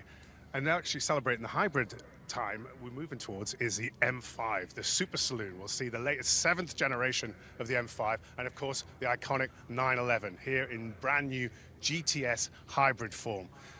And if you're looking for the car that's probably going to get pictured the most selfies, you've got to see the Tesla Cybertruck. Everyone wants to see that making its debut here at the Festival of Speed. Well, if we lose David at all this weekend, you know where you will find him. Right, it is, of course, the Festival of Speed here at the Goodwood Motor Circuit. Let's hear a little bit more now from our host this weekend. My grandfather, Freddie March, is the reason why I became interested in motorsport. He founded the circuit at Goodwood in 1948 and used to take me to watch the racing as a young boy. Those early experiences cemented my lifelong passion for the sport. He had always been fascinated by engineering, everything from model making to aviation, and discovered motorsport in the late 1920s. Having graduated from speed trials to circuit racing as a driver, he formed his own team, just as MG was releasing its latest racing car. He was